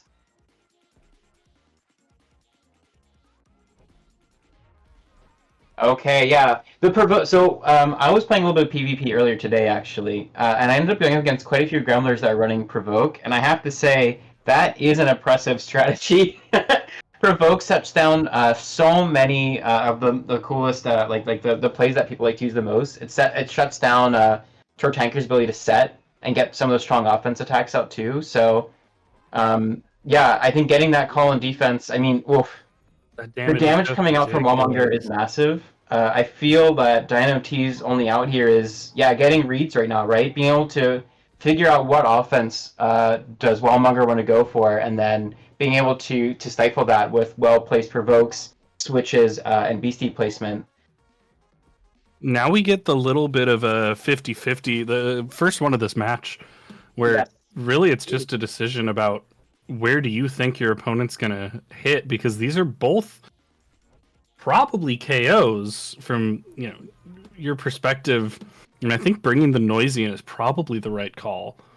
Yeah, that Noisy so effective at keeping. So that Noisy means that the Noiser takes the attack, and that Crab with all those boosts gets to stay on the field for one more turn, and that's a crucial turn because with that much power, they can get another kill pretty consistently here.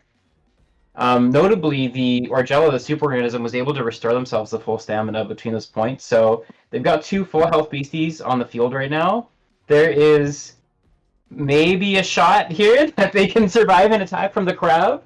And we can easily see they've slotted in a Cyclone, which means that's going to reset. Oh, he's ready. Here it comes. Is it going to be enough? Uses the Cyclone. Cyclone would have saved their life. Just not enough. Provoke stops that once again. That's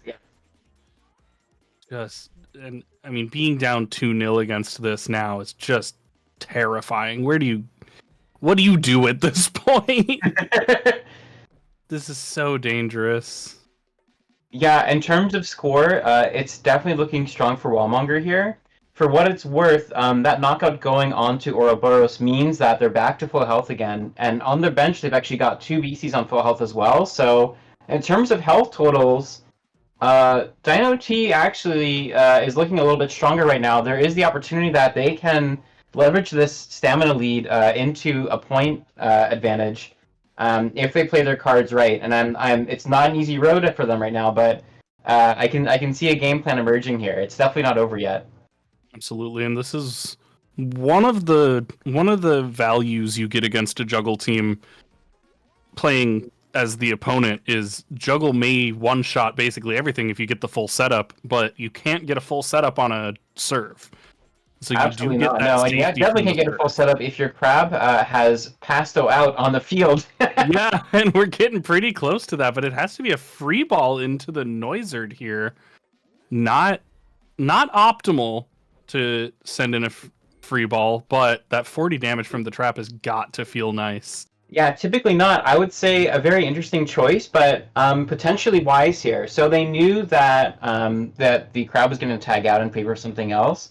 They may have been thinking that, so they use their actions instead to lay down some extra traps. And I think they're still going for the long game here, which, you know, when you're playing this far behind, I have to say, I have a lot of respect for a player who's willing to still play patient and not rush to a decision while they're down like this. So that those traps may be pivotal because now they've got almost every beastie. Almost every beastie on Wallmonger's side has at least some chip on them, which means that if that Castle Lead comes in, and that is a big if with the damage coming out from Zephyr, but if that Castle Lead does come in, and it looks like we're gonna try it. The Castle Lead is swapping in here. Okay. Is it going to live, though? This is a big attack. The air blast from the front row. Is it enough? It does get the light for game. Tough match there. Very, very tough match. Yeah, I would say, this is... Oh, and they're right to it. Oh, they're in it. The speed with which both of them hit ready for game 2. They are not messing around. So for what it's worth, I think that this change in serve is going to really change the pace of this game here, because Dino T really does like getting the first receive. They're going to get some extra actions on their first turn to lay down stacks of Sweaty, or what other support actions they have. They'll have Sting, they got Lay Trap. So yeah, definitely they'll appreciate having these extra actions to set up against Wallmonger, and that might even be the difference here. Because that last game, as much as the score was different, I think it really was maybe a turn away from that cast to be able to come in, if they were able to come in safely and start actually getting KOs on the other side. So I think that we could see a very, very close game that goes a different way this time. But we'll have to see how both players adapt. Yeah, absolutely. And I mean, this is what best of 3 is all about, right? Being able to adapt to what happens game 1, figure out what to change, what to do next, how to make it a 2-1 victory. Yeah. So yeah, we're seeing some deep thought here. The cast lead is on the field early, which is surprising. That was Zephyr's Tornado Ball that pushed them out, so forcing the decision here. I would say that is a key in play by Wallmonger here. 99. The 99 damage calc on Zephyr. It wouldn't have happened anyway because of the noisy, but that always feels bad when you check your calcs. And Yeah. No, there's no way by that thinnest margin. Yeah. Now this situation is reversed now, right? That Zephyr has such a strong attack on the Cass Elite. And this is really, really bad news for Dynamo because that Cass Elite is probably their most valuable player on this team. They need that VC to make it to the end of the game so that they can get KOs. So they cannot let that Zephyr get the knockout. But of course, Wallmonger knows the value of that Cass Elite, so they're also going to be thinking around Dynamo-T's knowledge of that value, and they might try to go for something on the Mudsley instead, or just get a lot of setup done while the Cass Elite wastes time shielding or swapping out. Yeah, the mind games here are tough. Yes. Be interesting to see what they actually end up going for. It does look like the shield. Wallmonger deciding Cass Elite's just too important to risk. It puts the shield down, and the attack did go there. It was the right call. Wow. Okay. Yeah. Yep.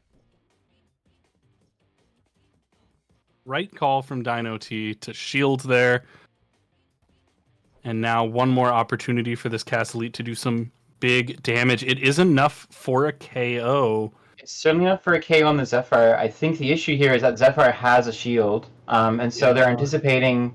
I think the hesitation here comes from the fact that that Zephyr could defend themselves, or they're going for it anyway. They're going to go for it anyway. It's not the shield, it's the tag in. Only 40 damage, though, onto the Crab. And now that Crab looks pretty scary. Crab taking the receive, able to just double juggle and throw it over if they want. The Crab is not super bulky, but their best defense is body. So if there's any attack they want to take coming in, that's the one. And I want to actually point out, so I misspoke earlier that Zephyr does not have shield. So that was a safe attack. The only way they had an out was to tag there. But okay, we're seeing the Cass Elite flee the field for now.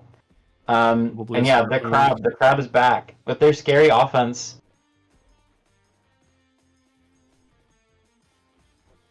Putting the trap back up and trying to get a little bit of damage on that Tord Anchor, probably your best bet there, but that chip's not going to be super meaningful in the grand scheme of things.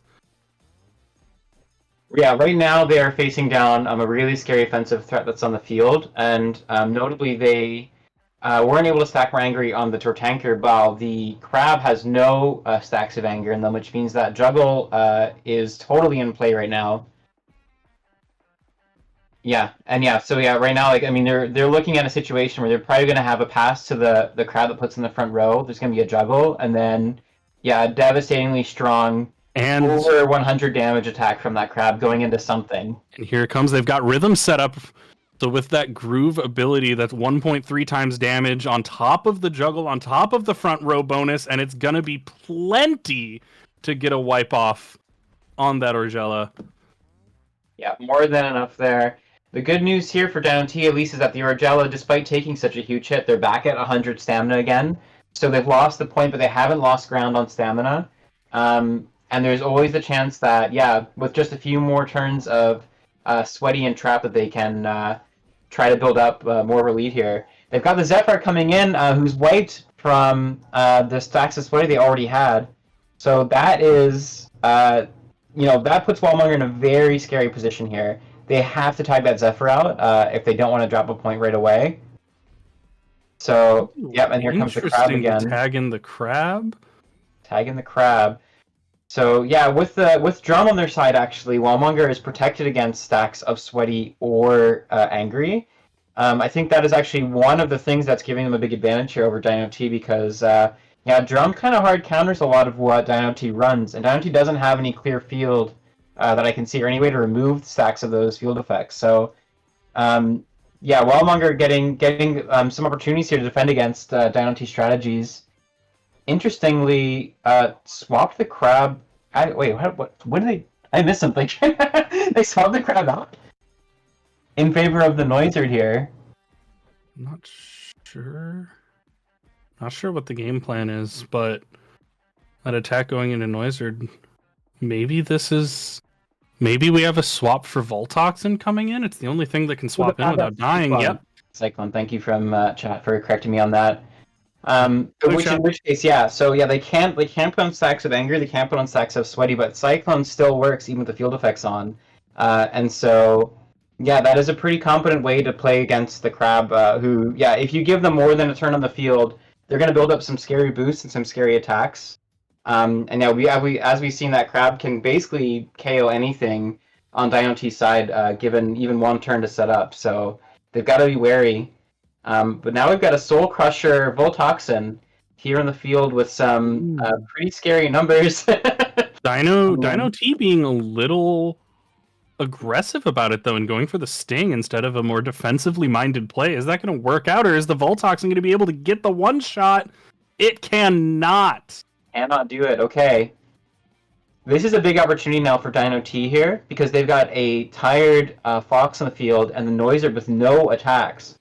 So Dino T or Wallmugger is going to have to swap out in order to get something on the field that can swing next turn. But even then, I mean, their options are dwindling fast. Honestly, this is the situation that Dino T wants, right? They've got 5 opponent beasties that all have some chip on them. The 2 scary attackers, the Zephyr and the Crab, both are wiped or very low on health, which means there is almost no safe way those beasties are going to be able to come onto the field anytime soon. And this is an opportunity where if Castle's able to come in, and they probably will be able to pretty soon because nothing threatening on the field right now, they can start picking off. What play? More traps. I love using Sting to put yourself under 0 stamina so you get all your health back. That feels so spicy every time. A very spicy, very evil strategy. Now this attack is going straight into the Voltoxin, who I think just has to take it. No one on the bench can swap in. Yeah, no, this attack is not going to do a lot of damage. It's definitely not the most threatening thing that Dino T can do, but I can see that they are choosing to hold back their strongest offense. They're still putting down some layers of trap, trying to build up. I think they're going for a full checkmate, basically, with these extra layers of trap and stuff. They might be able to get themselves to a situation where Wallmugger is truly going to run out of options, where they can't swap anything in, even after they've had time to recover. I mean, if I'm Dino T, like that timer on the Zephyr, right? They've got 2 turns left before their wipe wears off. Once that wears off, I think that they are in a scary spot, because that Zephyr, as we've seen, has a very competent one shot on the Castle lead. So if I'm Dino T, I would be wanting to make sure that the Castle lead can come in and get some KOs before the Zephyr's back online. But we're seeing some more slow play here. Well, we've got a wiped Noiser. I think, was that a torch pass to a Noiser who came in and then wiped themselves out again instantly? I think it may have been or did they just hard Cyclone. swapped in? Oh, I think it was Cyclone from Gremler. Yeah. I was double checking that Gremler had Cyclone before I said it out loud, but yes, I think it was Cyclone. So that's really smart. Cyclone for the wipe is keeping the opponent on their toes here. So now we have the Zephyr coming in, and like I said, this is, if you're Dino T, this is the scariest beastie, I think, to have on the field, other than the Crab. The Crab is, I would say, pretty well shut down because they have very low stamina, but they're not wiped out, so that stamina isn't coming back. That Crab is basically going to be waiting for a very long time for a safe opportunity to tag in, as long as they don't get cycloned in. Zephyr, on the other hand, very, very strong offense. They're on the field right now, and they can threaten KOs on quite a bit of Dino T's team here, so they're going to have to play pretty cleverly to get around the offense that Zephyr's putting out. Question in chat, and I know our resident stats expert is around to maybe answer. Someone in chat asking, oh, it's Bird. Hey, Bird. Bird asking if we've seen a rally team yet day 2. It feels like they were everywhere day 1. Can our analysis desk provide us any insight?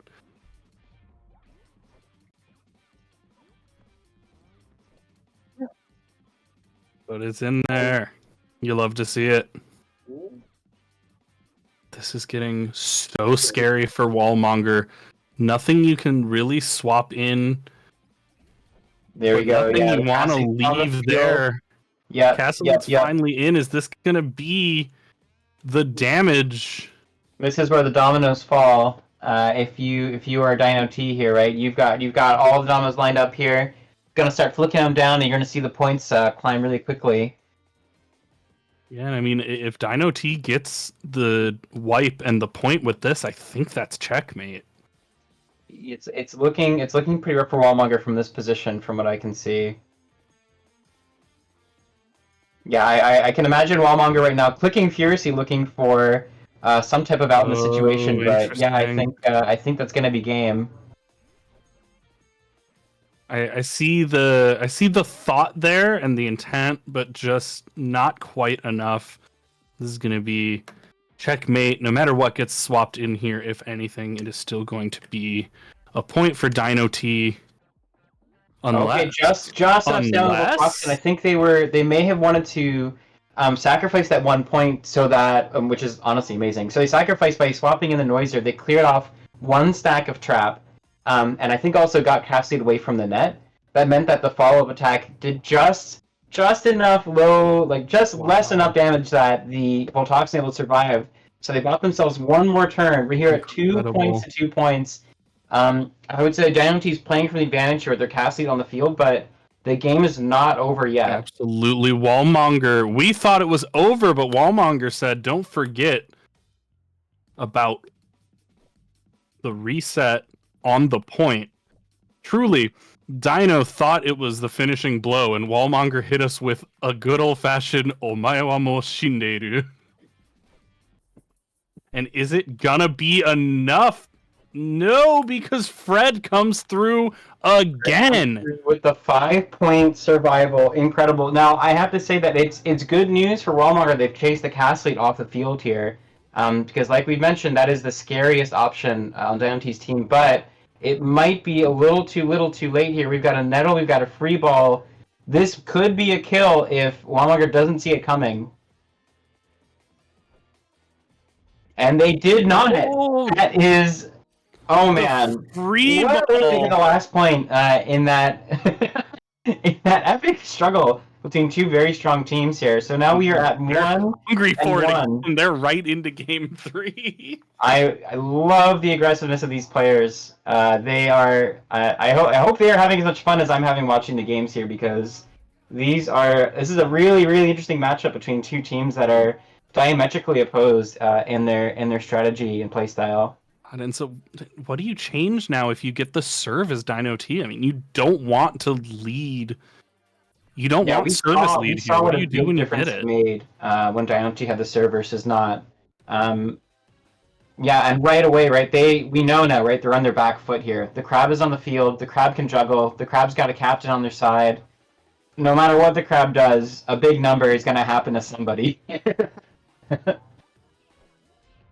The dodge so that it goes into Orgella. So that's going to be just enough for Orgella to survive. But now we're left again with this combo of Gremlin and Orgella on the front, which just didn't seem to be enough to get Dino T there from service last time. Yeah, it's a tough backfoot position to be in. There's a lot of other ways. There's a lot of divergence in how they can play this game, because the Gremlin has a lot of choices on who they provoke and when. And so if they get some calls right, they may be able to shut down some scary turns from Wallmonger, and that might be just enough to turn the tide of this game. I'll say it's also pretty keen to have that Gremlin come in and redirect the attack to the Orgella. Taking 75 damage, not fun for any beastie, but if anyone's going to take it, you want it on Orgella, who can take that damage and then fully recover with minimal slowdown, right? So, as if you have any beastie in your team with low stamina, you want to be the Orgella. Absolutely. 26 is such a frustrating number to be at, though. Yes, it is. Yeah, they would have loved, I think, to have just 6 more points of damage there.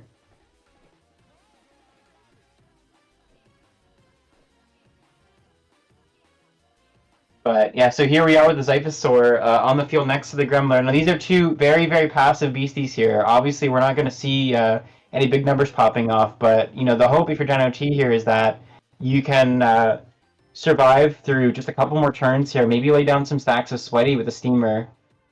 You've got Provoke on both opponent beasties, so You're not anticipating seeing Drum come up anytime soon. You're not going to see any Juggles, or you might actually know the Angry might wear off the next turn here. Yeah, okay, wore off. So Juggles back online for the Crab here. Juggles Not back good on to the see menu, anything. boys. Yeah, Crab is back on the menu.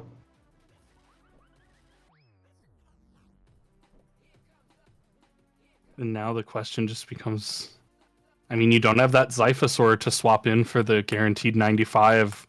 So I think anything Crab hits juggled front row with Rhythm. Is Rhythm up? No, there's no Rhythm, but There is no Rhythm, but yeah, juggled I think front row is still pretty cracked. You are totally right. Yeah, that is a cracked Crab.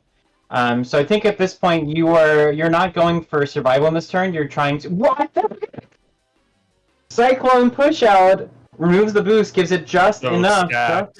But The one more turn here, call. and every turn really counts when you're up against Kidding offensive me. Wallmongers. Cyclone simply too good. Gremler putting in the work and now throwing it back over the net. Gremler going to do as much damage as it can here. Probably not going to be too terribly much. Probably not But- a lot of damage here, but every turn really counts here if you're Dino T. You've got 3 stacks of Sway in that Noiser now. And so, yeah, and like another turn from now, that Noiser's going to be pretty debilitated by the amount of sweaty you have on them. And I would say that if for Wallmonger's team, that Noiser is carrying a lot of weight. Their ability to redirect attacks with Noisy is very, very valuable. And if they lose that player, even for a few turns, it could make a big difference in what Dino T is able to do against that team, because they can start to get more consistent targets on the BCs that they actually want. It's So starting to feel so scary. You can see the consistency coming out of Dino T now. There's a system, there's a plan. You swap in, you put up the tough front. Now you're at 15. Yep. 15 Sting is is online. enough. You can sting. Like, there's a game plan, and it's scary. And now that Voltoxin is wiped. Yep. The pieces are coming together here. It's I would love to go back and look at that first game and just see what the decisions that are different here. Like it's subtle stuff, right? Just about who gets targeted by Provoke and when, what BCs get tagged in and when. Same strategy, but you're seeing it play out so much more effectively in this game here. They got themselves into such a good cycle here. And yeah, so Tornado Ball forcing the Urgella out, but honestly, That's not not a bad awful, situation. though. This is a pretty good time to have a Cass Elite. I mean, yeah, exactly. what yeah. are you going to do? Swap something into the front row that also takes massive damage? Like, this is just... Oh, and it's the wrong call, but the drawn attack. You just love to see it. Love to see, yeah, that Noiser was on borrowed time. They're on 5 stacks of Sweaty. So one more turn, that Noiser's going to go down. But, like I said, that ability to redirect attacks, very, very valuable. It's the only option they really have to survive the offense coming up from Cass Elite. And, yeah, very valuable opportunity here for Dino T. You've got a tired Zephyr on the field, which means that, one more turn without that scary offense coming out, and that turn might be the difference maker. Dino T is set up. They've got chip on every single opponent. They've got their Cass Elite on the field in the front row with no credible offense to force them off. This is a huge turn for Dino. Huge turn. Yeah, if Wallmonger can't find a response, then this could be another domino setup here. But we're gonna see, because I've cleaned that before and then wrong. All right, what do we end up going for? The easy receive goes to Gremler. Gremler's just going to throw it over to Cass Elite, put up the Provoke to get some Angry. And is this going to be enough? What decision does Dino T go with for the attack? Looks like we are going, hoping we get the Zephyr KO. Is it going to happen? Does the Zephyr stay in?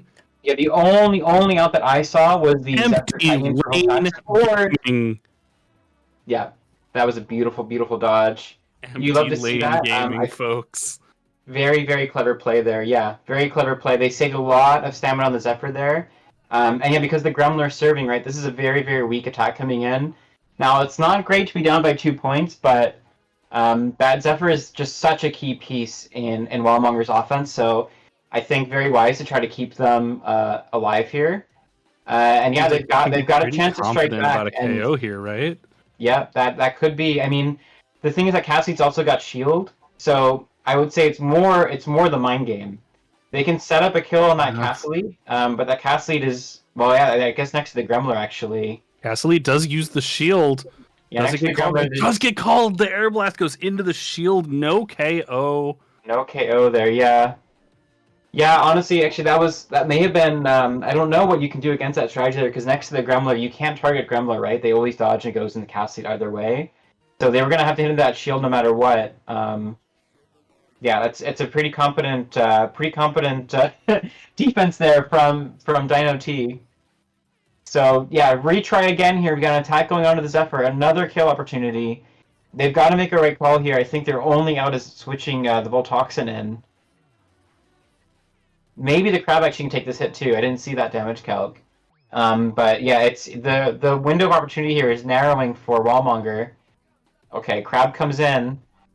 Gosh, okay, and this is scary now because the Crab can juggle.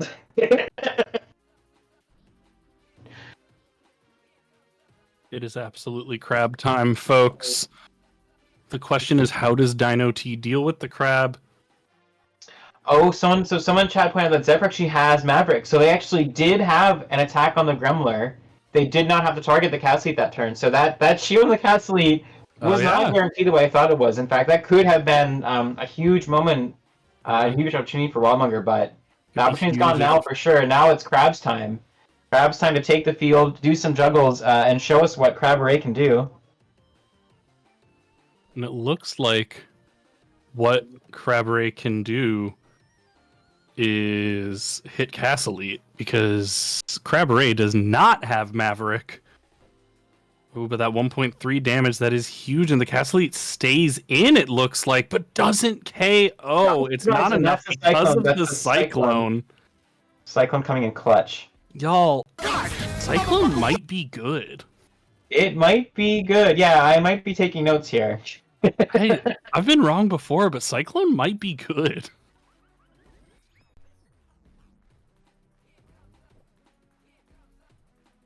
So many times now I thought this game was a turn away from ending, but you know, we're seeing a very, very big shift in momentum here.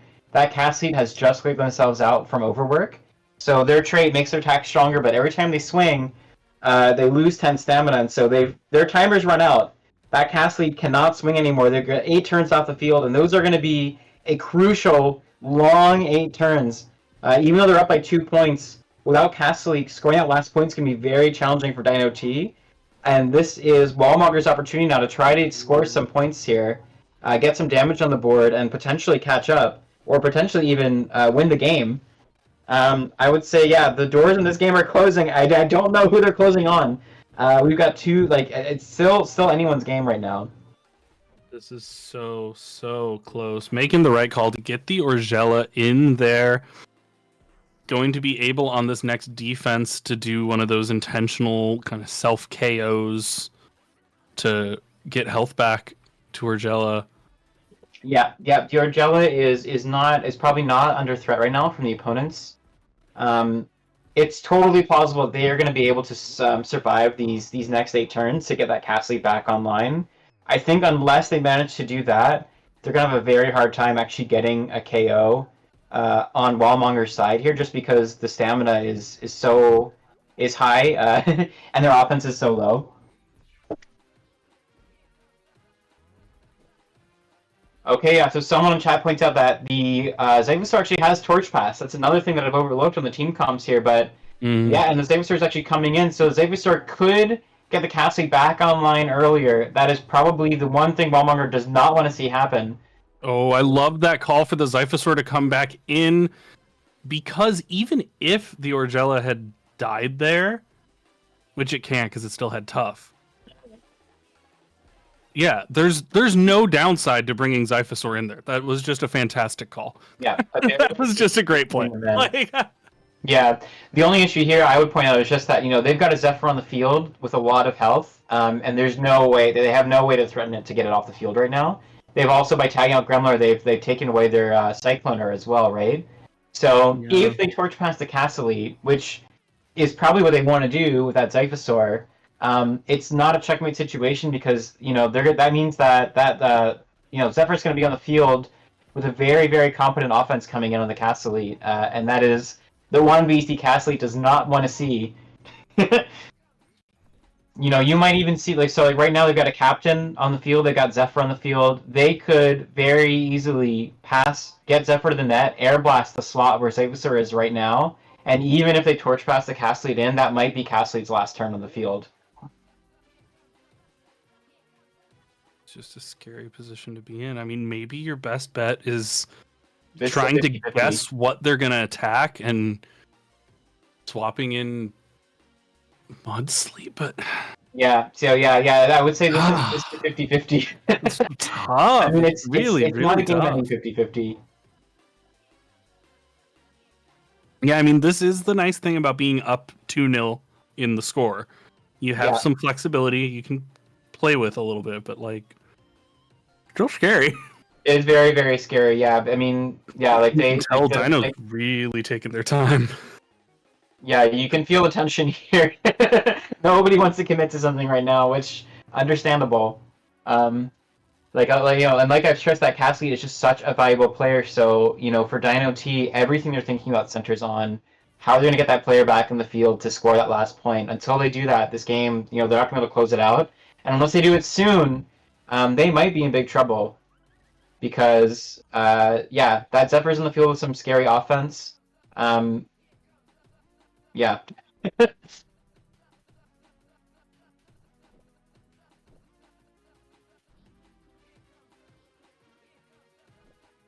Excited to see what decision we end up going with. It looks like it might be the torch pass. My gosh. Ooh, and we finally It's have a Sting move gonna do from its both thing. sides. Oh Sting man. goes out. The attack comes in. It is a wipe, but honestly, I think that's a pretty solid position to be in. For Wallmonger, I think you were happy with that choice. The thing is now, without the Zyphosaur, they've also lost access to Torch Pass. So, it may have been the right call. That Cassie may have gone down. That Cassie may have gone down had they been Torch Pass too, but now Torch Pass is offline as well, so that means minimum, right? 4 turns are going to go by now before that Cassie can get back on the field no matter what.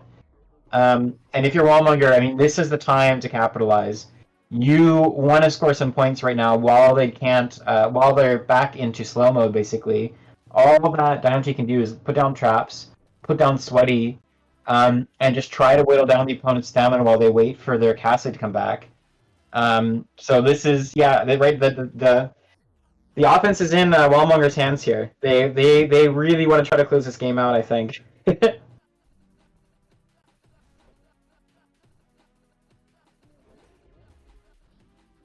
Just a little more chip damage, really all you can do from that position. Neither of these beasties particularly strong attackers. This is just going to be, if you're Dino, you want to win this war of attrition. Okay, this is that's a Blaze. That's at the net with the Captain Pass. This could be another one-hit knockout here. The Sting is a pretty strong call-out.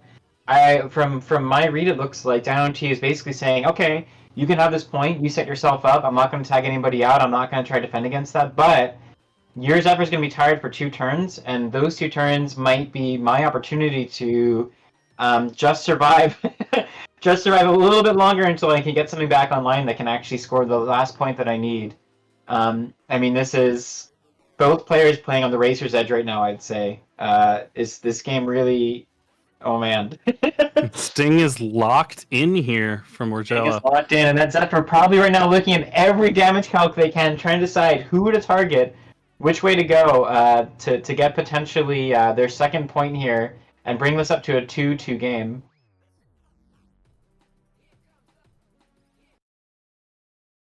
And there's the attack.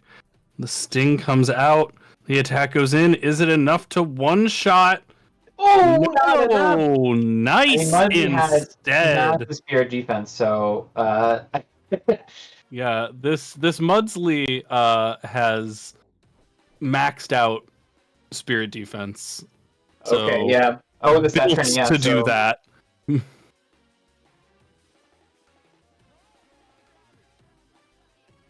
Now, very quick decision from Dino T, locking in the attack pretty much right away into the Zephyr. Knows what they want, but what is going to be the call from Wallmonger? I would guess we're going to see Voltoxin get swapped in here to avoid this. I mean, because you don't have a point to play with if you're Wallmonger. Yeah. You just have to live. Yep. But with the stacks of trap, I mean, tagging anything in right now, definitely not appealing. And the thing is now, with their Zephyr off the field and all of those stacks of trap, they are never going to be able to bring that Zephyr back on the field. Maybe ever, actually. Yeah, because with all the stacks of trap, if that Zephyr ever comes in, they're going to get wiped out. I think anything to tag in right now is going to get wiped out if it comes in. Or the crab is at full stamina. So, like, I mean, if you're Wallmonger and you want to get your Zephyr back on the field, long term, like, you're gonna have to rely. Oh no, yeah, the crab does not have enough health. Oh no, it doesn't. Oh man. Okay, I would say that Wallmonger's path to victory here is shrinking very, very quickly. Then these two beasts that they have on the field, not a bad offense by any means, but perhaps the only offense they have left, and that offense has actually just wiped out. I think this is checkmate. This looks like it might be checkmate. Yeah. 2 more stacks of traps there, and that means that no matter what happens, to the line, that's gonna be it. That is gonna be it. Wow. Wallmonger just has to decide who is the sacrificial lamb. Yeah, I think this might be Wallmonger looking at everything, trying to find what the route is, but you know, from my chair, I'm not seeing what the out is here. There is one. Yeah, it's gonna be this, but it's just not enough. That is game 2-1 in favor of Dino T. Absolutely massive. Such a great matchup. So cool. I'm so impressed with both players. I mean, I had me on the edge of my seat. Like, the amount of tactics going back and forth, and I really, really could not tell who's going to win. Such exciting team comps because they both had just such key offensive players they were revolving around that they needed to leverage to get the points in. Phenomenal stuff. Oh, yeah, there was no time limit on that game, so Yeah. okay, that might be why some of those turns. We will make sure to You were to think for remind. so long. We will remind players in future matches. I'm going to very briefly take a bio break because I've been doing various volunteering stuff for like 9 hours now. Okay. Y'all have fun getting the next match set up, and I'll be right back. Cool. So I'm going to take another quick look at the bracket here and just see what we are looking at for the remainder of the tournament. I have been so locked into this game, did not see what else is happening in the tournament. So on loser side, it looks like we've got Reverie and Artem are going to be going against each other soon, and Rosemary versus Chamada Flamers. Chamada Flamers and Rosemary, I think we haven't seen yet on stream. So I don't know much about those teams. On the winner side, we just saw Dino T overcome Wallmonger in a huge struggle between Architect and Akar. That game, no results have come for that game yet, so we don't know who's in, but the field definitely narrowing right now as far as the top of the bracket here. Very interesting to see Dino T at the top at the top of the winner side right now in winners finals.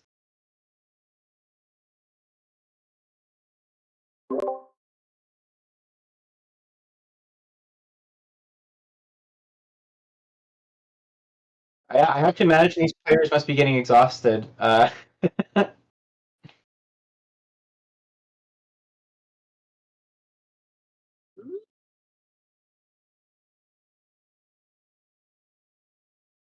Yeah, we are looking at the cream of the crop here. I'm just tremendously impressed by Dino T's play there to barely clutch that game out. And you know, like I was saying, a lot of discussion in advance of the tournament was going around BCs that had very high offense. A lot of teams running set in this tournament. More than a couple teams I think running rally in this tournament. Dino T not going for anything flashy like that. Like they've come a really long way on like just sweaty traps. very careful, slow play, and then a Castle Elite that can knock the dominoes down at the end of the game. It's a really competent game plan, and we've seen that. The how effective it is. And even when their Castle Elite goes down, it's not like they were able to win the last game even with their Castle Elite being out for most of it. So definitely not their only path to victory, but really interesting strategy in general.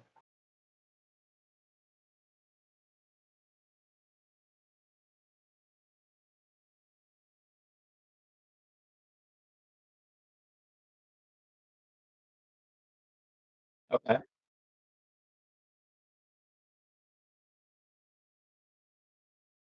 Wow, you're right. Yeah, so Rosemary has been cleaving a path to the losers bracket. I want to take a look at Rosemary's team actually. I'm really curious about what they're running. Let me see if I can.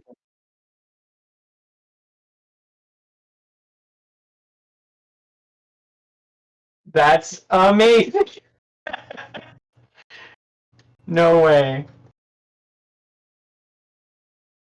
Wow, okay, I'm looking at the team. Yeah, this is a rally team for sure, for sure. They've got a Goliath on there. They've got 2 rally users, including a Surgus. And they've got an opposer. Yeah, this is a hype team.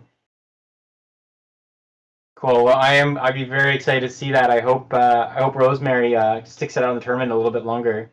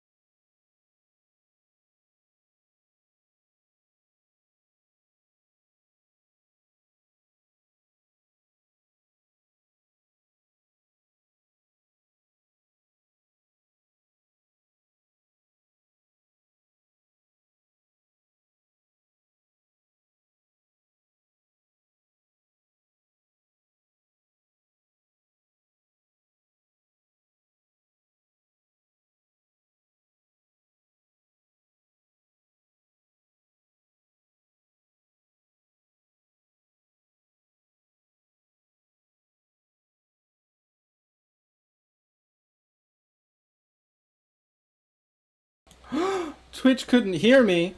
They can hear me now, though. I forgot that I have to actually turn on my mic for Twitch to hear me.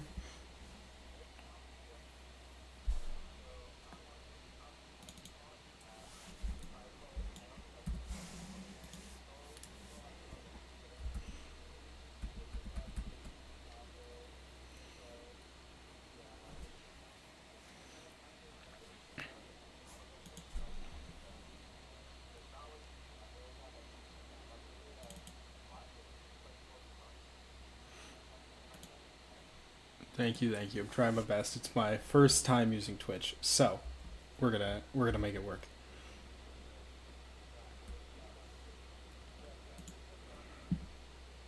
Before, and we gave you what, like a 15-minute primer the other day, and you've been doing this great of a job with it with like very little training. You're killing it. I've been doing my best. All right. Let's see according to chat that I'm currently not audible, so just want to make sure that that's cleared up before the next game starts. Audible. I can turn the tournament stage volume up if that helps. Cool. Right, everyone can hear me now? Okay, that's great. Awesome, thanks so Let's much. go. Greg's like my favorite thing to hear. All right. Well, I'm going to put myself back on mute and let you wonderful people do your job. We are ready to start the final match of round 4. Just before we do, a reminder, the Community Awards poll is going to be closing after this match so that I can tally everything up. So if you haven't done it yet, please get your last-minute votes in. Cool. All right. I'll hand it off All to right, you. and they're Yeah. both ready. Yeah. We are into it. We are into it. Okay. Oh my goodness. Everybody has been Okay, so lovingly we've seen server both these teams deafened. before. Everyone's been lovingly server deafened. I think we've seen both these teams before. Yes, I believe both of these folks have been on stream already. Cool. So we have. I'm just like taking a look at the team comps here on the stream here. So yeah, again, 2 teams with no BCs shared. One shared, One shared. but it's a Oh rare yeah, the morph. Bandicraft. I almost missed it the first time too because of the rare morph. Yeah. Appears we've got a little bit of Fortnite gaming happening over here. Is this Fortnite gaming I see? Appears to be Fortnite gaming happening live on Twitch.tv. Fortnite on Twitch? Unheard of. Unheard of. I love the pause there while they thought about where to direct that zigzag. Takes a second. Ooh, and some quick decisions from Akar here. Akar knows what they want, what they're feeling. That is a very strong Soul Crusher. So they have the opportunity to assess that one uncontested there, which means that Voltoxin, very, very scary. Similar to the Crab in the last game, you got some boost, you're in the front row. So yeah, coming out with something like Soul Crusher, the way that move works is the power of that move takes it. Takes it, yeah, just right takes to the it. face. I don't know if they were anticipating an attack coming in that strong, or they just decided that it was worth. I mean, that was attacking. blocked. I don't think they anticipated it being that massive. Yeah. The way Soul Crusher works, it does more damage the higher the stamina is on the target. So the fact that Lunaptra actually wasn't even at full stamina when the attack hit meant that it actually wasn't like at the full power of the attack. So that just goes to show actually like how strong the offense is in that Voltoxin. I want to see the. And to be fair, that Lunaptra has very low spirit defense. That's Or very low mind defense. yeah. Sorry. Yeah, no investment there, and that Voltoxin is fully invested on it. So that is an aggro fox. Wow, big hit coming right back from the other side. This is a Yeah, very remember how different last game was all like chip damage and long? This is just slobber knocker. Slobber knocker. Massive, heavyweight, big one-hit punches.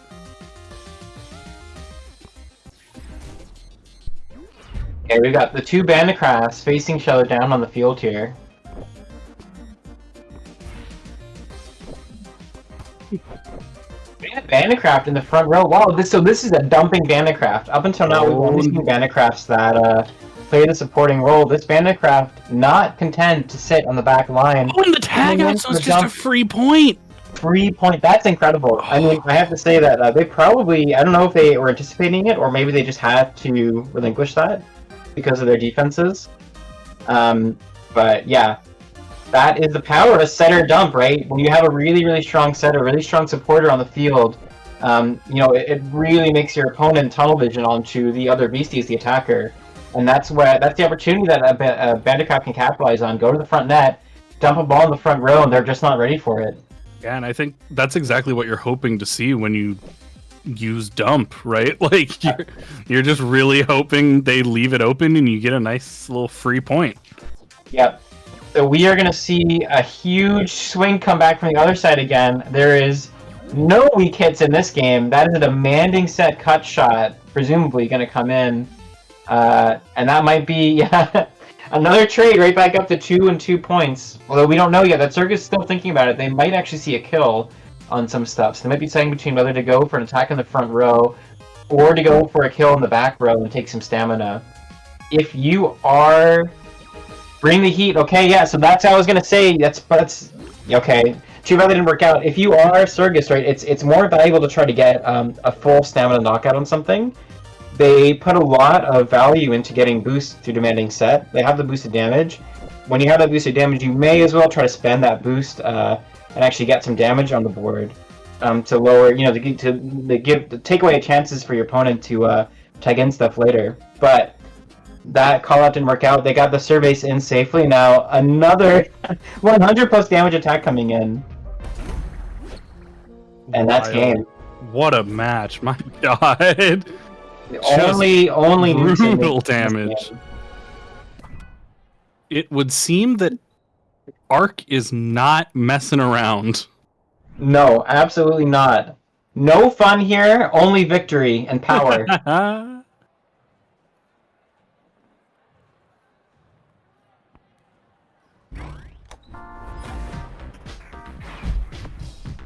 Yeah, this is Beastie Ball. I think this might be Beastie Ball, y'all. I'm gonna need to ask some folks to be sure, but I think this is probably Beastie Ball. The tracker on the serve, a really interesting, kind of under the radar type of way to start the game off, but pretty clever, honestly. By putting tracker down, they're going to stop the scariest offensive threat in the other team. That Surgus probably would be able to one-shot between the demanding set and then their cut shot or bring the heat, but with that extra bit of block on them, that means that, yeah, probably no kills coming out from the Surgus, and that means that we are in a situation where who's the right Architect is going to be able to set up potentially some, this feels like a game where whoever basically gets the first point, that first big swing, they might be the player that takes the rest of the set because they, the offense for both sides is so oppressive. Yep, that is a kill shot right there.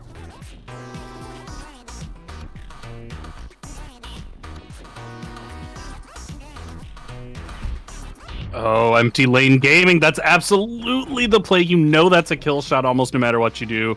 Just let the point happen. Keep your beasties alive. If your goal is to preserve the Surgus, it's pretty clever. It puts them in a similar situation last time, but the difference here now is that they've got the Bandicraft in the front row. So instead of swinging with the Surgus, they might try to go for a swing with the Bandicraft. Unfortunately, with the Surgus having the ball, that means that Bandicraft is not going to get 2 passes for the zigzag. It's not going to be the strongest version of it, which means that it's not going to be a massive nuclear bomb of an attack here. Maybe just like a normal type. Okay, so just going for the demanding set again. The freaking bait. So they put the Bandicraft up, which made Arctech think that perhaps they're going to swing with the Bandicraft this time, but they fooled Arctech and they fooled me. Surgus goes to the front row, gets the point with a cut shot, and we are 1-1 again. Wild.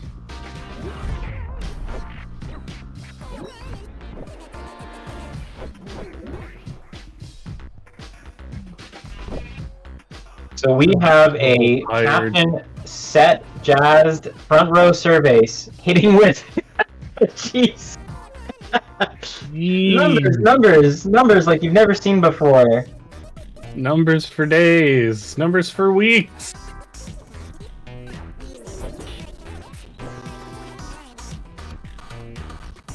Well, they're not on the cover art for nothing. We are gonna see a okay. So you can see how much damage that spike is going to do into the Surgus, but that's not what they're going for. They're actually going for. I honestly like this. I like that a lot. Like that. You know that Surgus is going to tag out there because of those numbers. Yeah. So just go into the other thing. Guaranteed high damage, and now it's like a stiff breeze away from wiped. Yep.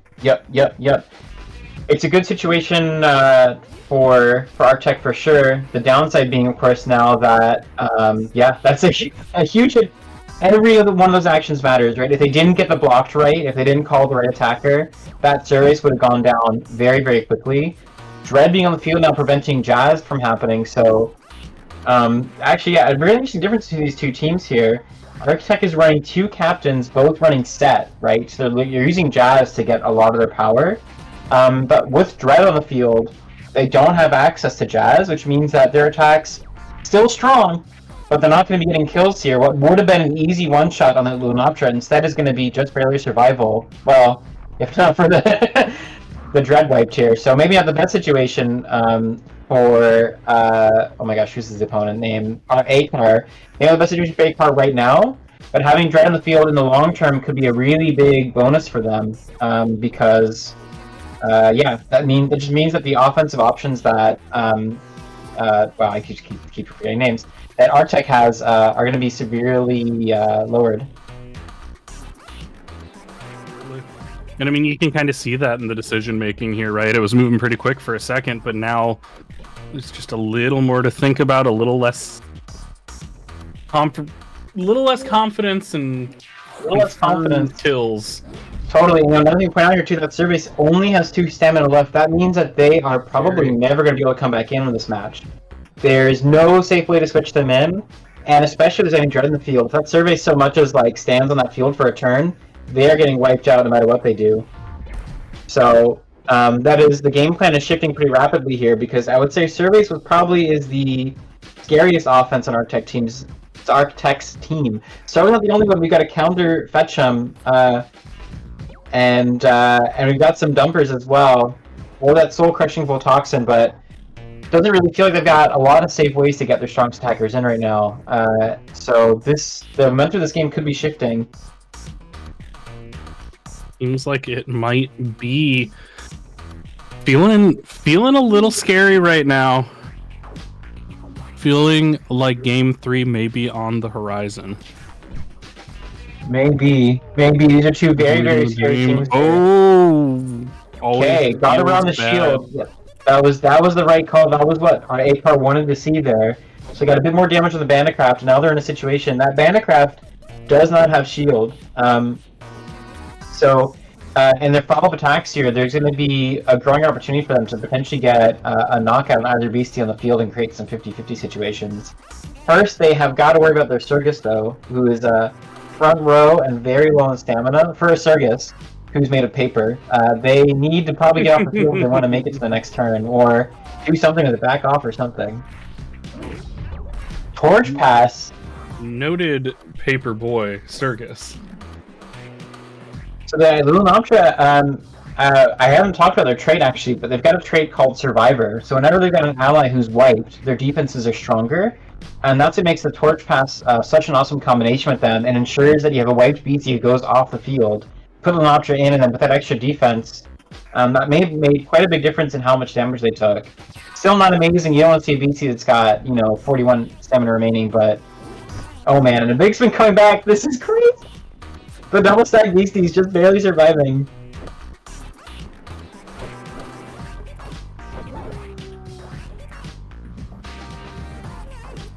Yeah, we love to see the empty lane gaming.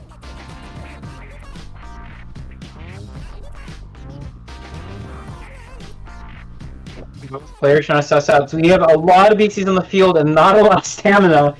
The number of attack options that are going to create a point end here, growing quite quickly. So, okay, that looked like the Lunoptera was just offered as a sacrificial lamb, or it might even be that Acar just doesn't even have anything left they can safely tag in. Oh, they've got their Conjure in the back, but I guess rather than they were stalling for one more turn to get the Bandicraft back on, perhaps.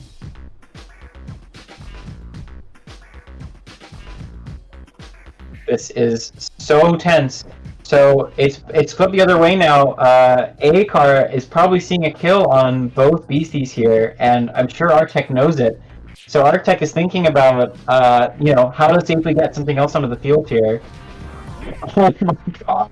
Oh my god! Huge damage, but not 100 damage. The only number that matters is 100. Understand? Yeah. That is a Cervase with no mind defense investment against a Bandicraft with just a little bit. If that Bandicraft had invested like 3 more points of mind offense, that would have been the difference between a kill there. But as it were, Cervase survived the attack, got the spike, and that is the game. And is that Is that 2-0 for Arc?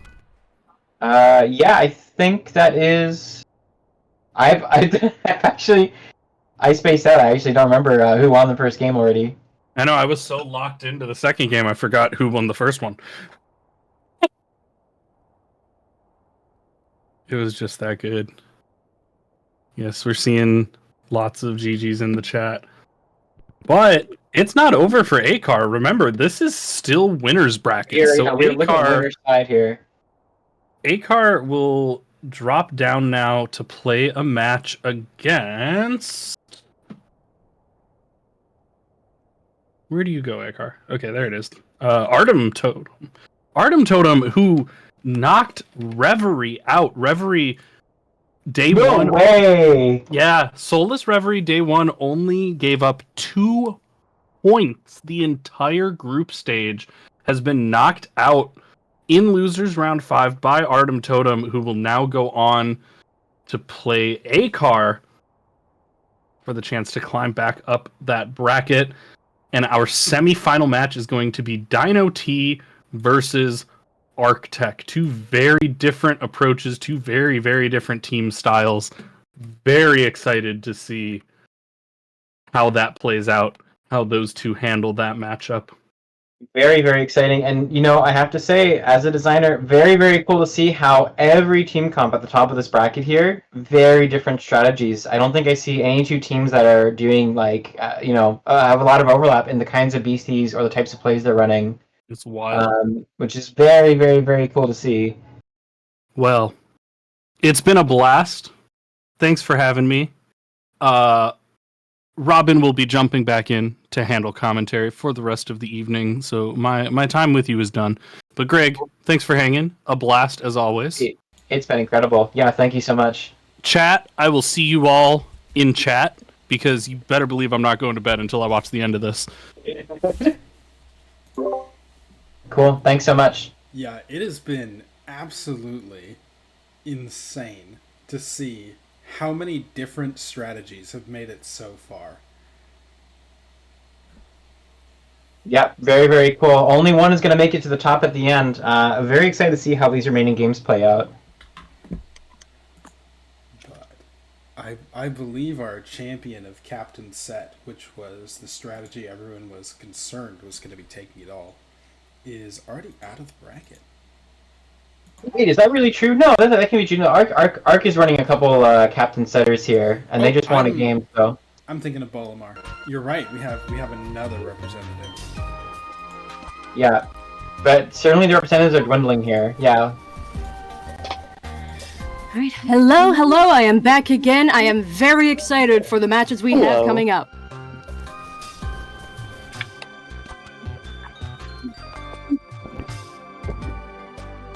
Oh, welcome back, Robin. Thank you very much.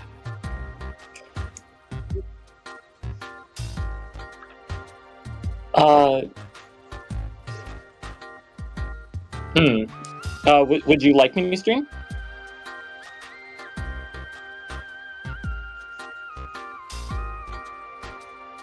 Totally. Yeah, let me, can you pause the alt up so that it can stream, since it's, since that's the one that runs my computer? Rad.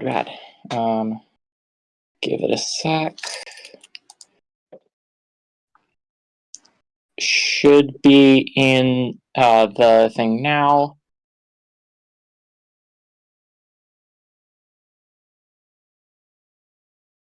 And then let me stream. There we go. Awesome. Thanks for the stream, Rosemary. And then, do I just deafen and whatnot? Rosemary fans, yes. Rosemary fans in chat are so hype. Yeah, Rosemary has gained quite a bit of. They've gained quite a bit of notoriety for running this particular team. You can see on the left here. Yeah, I love the hard rally setups. If you're gonna run rally, you may as well run it all the way. Rosemary coming in strong with that. I'm very excited to see these teams. I don't think we've seen either of these teams on the stream yet. I don't believe we have. No. Well, it's going to be pretty exciting to see. And I also think we've actually showcased any rally teams on the stream either, even though this is probably one of the better known strategies in the game.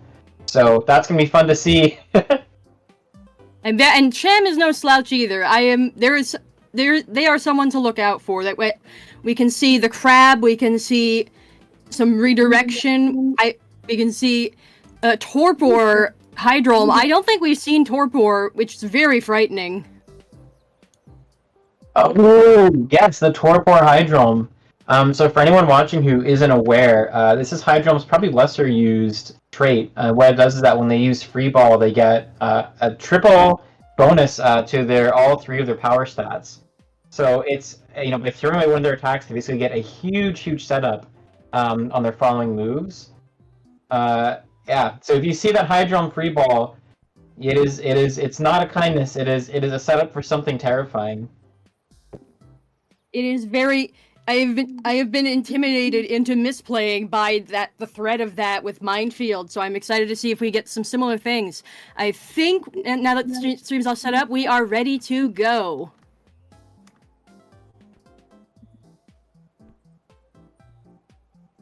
Cool. Yeah, good luck to both players.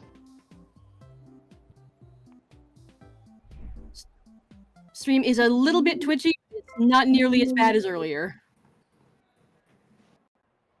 So that's at least something. We have cheers from everyone here. Oh yeah, it is the stream is looking a little bit choppy there. So I guess we'll have to assess if it looks pretty bad on the tech side, then they might need to take the visuals down. Okay. Good to know. We are seeing a bit of deliberation, deciding to see how they're going to respond. I don't think they do anything here. They have a very silly. Oh, I'm getting a little echo through you. I think if I'm too loud. Let's see. They have a bit of a school spirit theme, and it's quite effective, as you will soon see. We have Challenge, Provoke, we have Faith, we have Reach Shot, always a threat. So even before Rally gets set up, I mean, this is a threat. This is a problem. Yeah. We have Watchtower taking it. Oh, not even Watchtower. We have Noizard coming in to take it instead. Interesting choice. But that means the crab gets to start setting up Drum and possibly just fire off a full power Vigor Beam. There's a lot of options around here. A lot of Rosemary's biggest hitters are fairly body weak, but Opossum is not one of them. Oh, taking the hit with Watchtower just to make sure no one else gets taken out. Good play. That was a reasonable sacrifice given the circumstances. Greg is having little technical difficulties. That's fine. Oh no! But now they have Drum up, so Stomp is just going to make them more powerful. This is very threatening indeed, and it looks like looks like Rose is poised to set up Rally here, but will that be enough to overpower what they've got? Ooh, it is not going to stop the crab unless they go to the front lane. Oh, and it's not going to stop the crab from going to the front lane. Ooh, rough position to be in. Thank you. Hello, Greg. Sorry for the delay there. There we go. Fix some echo issues. Just fine to me now. Cool. Okay. So once again, Vigor Beam, immediate threat. I think someone just has to take it.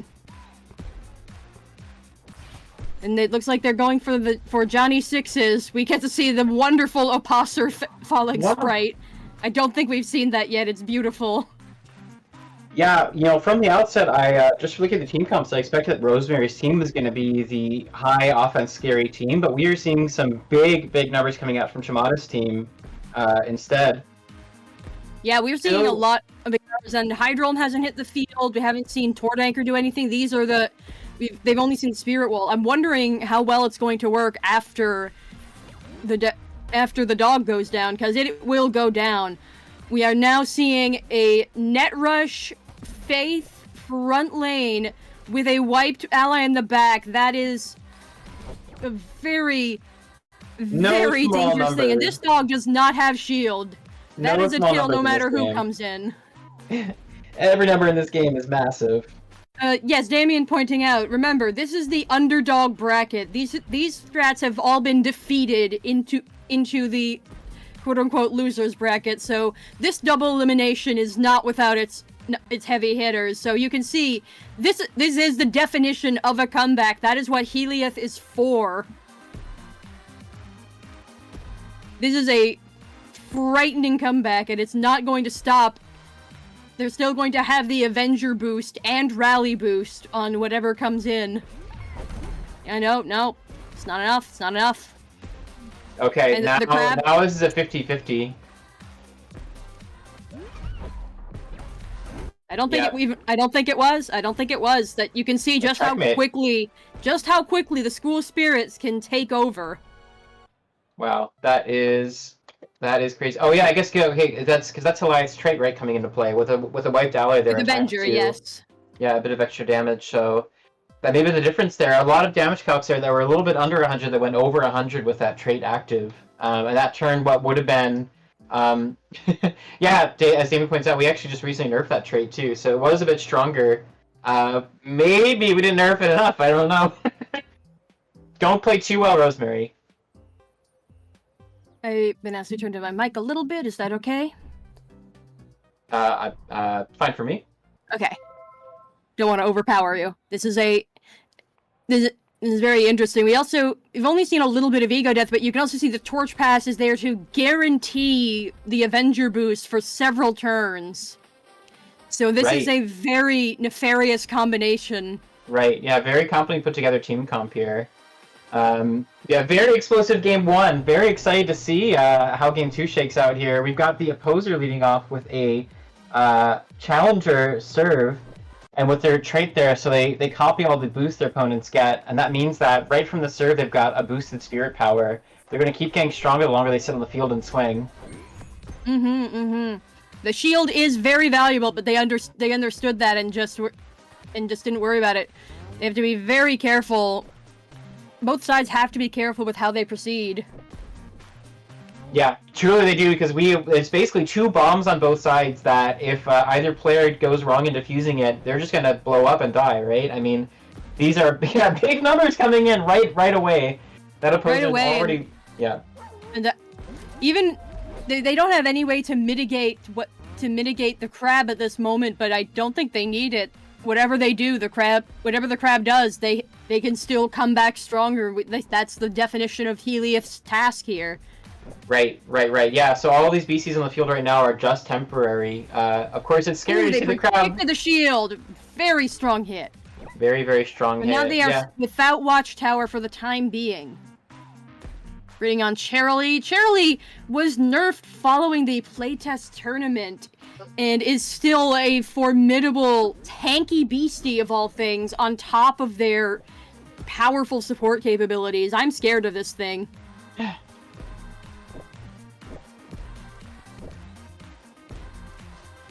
Deciding whether they want to go for another challenge or if they're going to go for the reach shot, and wondering whether Chem is seeing it coming.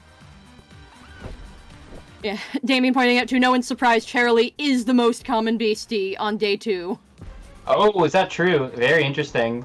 Yeah, I'm pretty sure it was the most commonly used during the playtest tournament as well. It has not seen much decline in use. This is okay. Interesting to take the free ball there.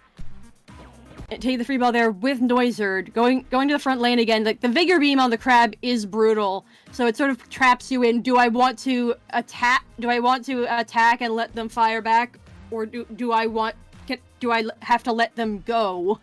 And they obviously have a lot of redirect going on. Like again, Torpor Hydral, for all I've hyped it up, it hasn't been able to do much between the powerful offense and the rally blocking its mind attack. Yeah, so that's very smart on Rosemary's part. Yeah, the numbers is Like it's very, very hard to switch a beastie in. You are very, very quiet suddenly. Okay, sorry. I can barely hear. Yes. The crowd is cheering too loud. We can't hear you. Yeah, Johnny Sixes is legit. I'm putting the audio settings here to try to deal with the echo thing. Is that better? Okay, yes, I can hear you now, and I don't seem to be getting any echo, so you're good. Okay, great. Okay, in comes the mighty yell, and he takes it. That is not common for the turtle. Oof. Alright, the crab is still in prime position to hit hard, so Johnny Sixes is probably gonna go down here. But that just they're tagging in Watchtower so they can once again get that guaranteed KO. Are they going to bring in Helios in retaliation?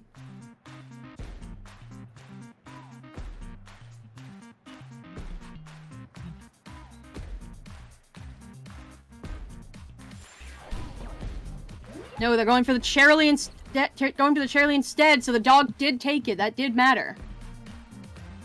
Helios is coming in. 2 points down. Helios kind of hitting the field here, so it's same as last time. Situation. Second verse, yeah. Same as first. Yeah. Yes, Noiser did. Someone asked, "Is Noiser to shift?" They did take a cheerleader free ball, but they healed up over the next couple turns thanks to Drum. Here comes the bird. 84 damage. So that last 16 stamina on Goliath is gonna be everything they use here. It could be all they need. Even the Noiser, that full stamina, can't do anything. They're still going to go down here to the Mayview Moth. The only way, the best way to disrupt this is to provoke before they can get whatever they wanted out of. Before they can get whatever they wanted out of Torch Pass, but even then, you still have big numbers coming in from the bird. Yeah, these are not easy hits to take. It's not over by any means. But yes, if they can. I don't actually know if Vigor Beam doesn't take out the Cherylee here, that might be it. Honestly, yeah, it might be. Oh, but they might. Oh no, I see the provoke. I forgot there was provoke. Oh, they're going for the ego death of all things. Okay, yeah. Yeah. Rosemary had to accept this. Provoke was a genius inclusion on the team there. It made a huge difference. If not for Provoke, they would have had no answer to the shield, but thanks to Provoke, they were able to force that Goliath to make a decision there. Yeah, I mean, that's the only out, right? Goliath is such a scary threat on Rosemary's team. Yeah, this is the kind of thing that can define the future of the metagame. You know what I mean? This is the thing you have to beat. You have to be ready for just a very strong hit of that particular type. Right. All right, we're leading with Helios this time, and they're going to get off their net rush along with that. And that's right, Ego Death Torch passes specifically so they have that. Specifically so they have that Avenger boost out of the gate. It doesn't matter that they don't keep their Surges alive. They don't need it. And once again, Noizard is the only thing that can take this, but not for long. The Noizard is like the best answer they've had to this, and hilariously matches their color scheme the best. That's their betrayer. How does this microphone sound? Is it quieter? It sounds much better. Okay, great. Yeah, that's the one I was trying to use. There you go. Awesome. Okay, so Bird is definitely going down, but not without a fight. And they still got plenty. You guys still have no slouches from Johnny Sixes, and I know he has a name. I'm going to call them the dog. That is the dog you got in you. Okay. We could see a dramatic exit to redirect whatever is thrown out, which will continue to protect the crab, but it will still be a reach shot. The sneaky reach shot. Yep. Only by the dramatic exit here. So we've got a scary crab offense coming in now with the captain. No set coming in from the Tortanker because Yeah, they're no angry. no particular no set being used on this Tortanker here, which even I've noticed even when they do have it available, they have been avoiding set, and I think that sort of attests to how much damage they've been doing. They don't need it. Sure, yeah, I know juggle on the crab unusually. They do have the drum set up though, and so with that groove, the crab is getting their attack bonus. Big They're damage getting- coming out. I mean, this game is going very, very quickly. Yeah, this is going very quickly, and the moth is ready to come back in, but if they can't take care of the crab, that might not matter. Can we make it? Let's see. Tortanker doesn't have Mighty Yell. The only thing that's possible is if Rose uses Reach Shot and Noizard comes in, that would be game over. But that's probably not what's going to happen. It's crab over here. No, That she's crab going is for the challenge. gonna have to get off the field or die, or that crab is cooked. It's seafood night, boys. Crab is off the plate, in the bin, and now we have got a new beast. Wait, the crab didn't leave. What the heck? Oh, the watchtower. We got the watchtower to save their life for one more turn. We got the watchtower. This is a dominating moment from the crab. Very scary, honestly. Yeah, this is Yeah, a Cham's- situation that shield is everything right now, right? This is Rosemary's entire tournament. Riding on that shield, hoping the crab hits into it so they live one more turn here. No. And they do not go for it. A brutal showing from another juggle crab. Terrible. That crab is not a even juggler. juggle. You're right. Oh my That is god. not a juggling crab. That is a normal crab. That is does a not normal juggle. unaugmented crab. Well, congratulations and wonderful work, Cham. That is a frightening showing against that is a frightening showing against the infamous School Spirits. A very powerful presence throughout the tournament. GG, that was great. You played awesome. Well played to both players, yeah. Really, really impressive. I mean, I'm glad I don't have to play either one of you because you both are terrifying. That Helios triple nuke in round 1 was certainly something. You certainly showed off the strengths of this team. Honestly, that's all I was hoping for. This has been great. Poor Hydrolm did not get to do anything, but we respected their presence. Yeah, that was Hydrome is still in the tournament, so we still have a chance That later to is see what true, they that can is do. true. And I honestly, it's very fascinating to see that team came out on top without even using all of the tools they had in their arsenal. So still some sometimes secrets you being just held don't back have it. for future matches. Yeah, really exciting to see. All right, who is up next? We have Dino and Arctech. Oh boy. Yeah, welcome back to the stage, Arctech.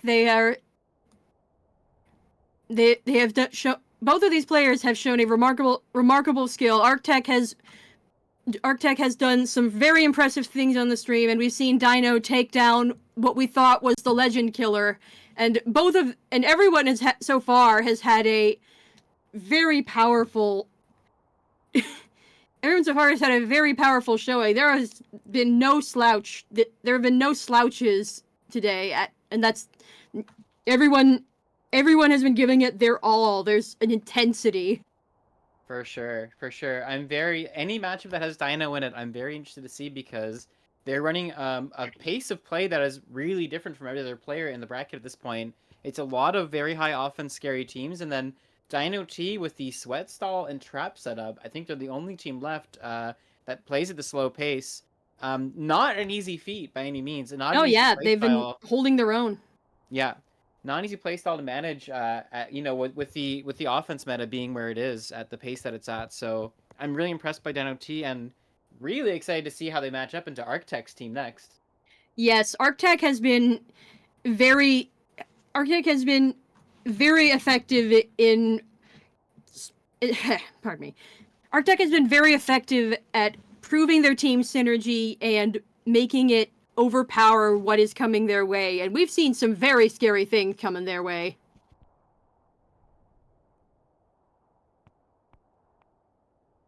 Yeah, absolutely. It looks like we have the player exited the lobby there, so not quite ready yet. Oopsies.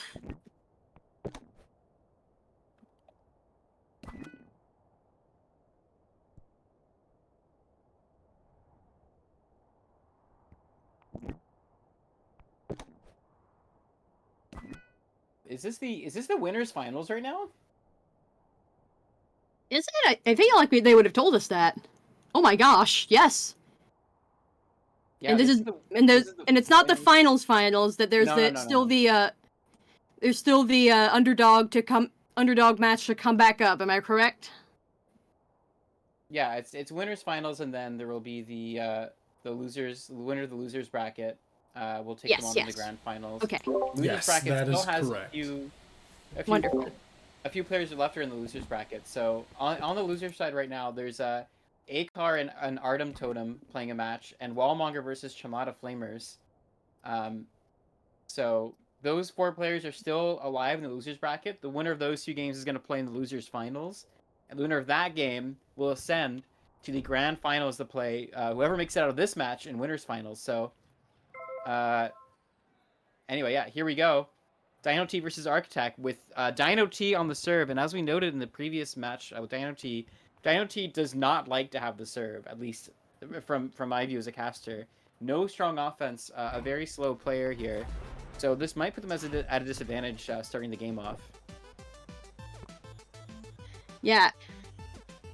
Yeah, we're seeing the sweaty stall will be interesting to see. There isn't much stopping them from setting up sweaty, especially given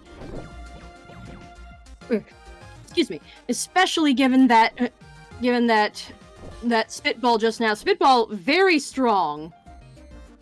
A strong option against a team, to prevent setup, right? So where that Tortanker would have been setting up, and instead they just had to do a normal pass to the Voltoxin. Still seeing huge damage coming out, though. Definitely a threat that Dino is going to have to answer if he wants to make it through this turn. I am very interested in seeing what the answer is. Okay, they're going to take that. They're going to take that KO on the superorganism. They're sitting pretty. They've set up their sweaty. The question is, what is their next step? Yeah. These are 2. So of the beasties on Architect's team here, these 2 beasties are probably the 2 bulkiest. So getting sweaty on them is probably pretty valuable for Dino. The scary thing is going to be, if that Bandicraft comes in, if that Surveys comes in, even if Fetch'em comes in. I mean, there's going to be some even stronger offense. It's going to be pretty scary for Dino to have to deal with. So actually, maybe not necessarily. The weakest defense on their Mudsley and on their Argella both. Well, it's kind of a tie, but mine defense is definitely not their favorite. So the surveys for the spirit and body attacks might not be as threatening to them. Gonna have to see how this goes from here. Obviously, they're playing the slow game here, stacking more sweaty, stacking more tired, and just coming with the weak free balls. And more than a few new traps to really sell it. Yep. Traps making it harder for new BCs to come in there. Now, who are they going to provoke? Because it's only a question of who. Right. Yes, the organism. I believe that would be my answer as well. This is the superorganism is nefarious for a reason. No, we're getting these. The surveys cannot get the kill on the organism, but can get the kill on the Mudsley, and that's what they're going to go for here. So. Ooh, yep. They go.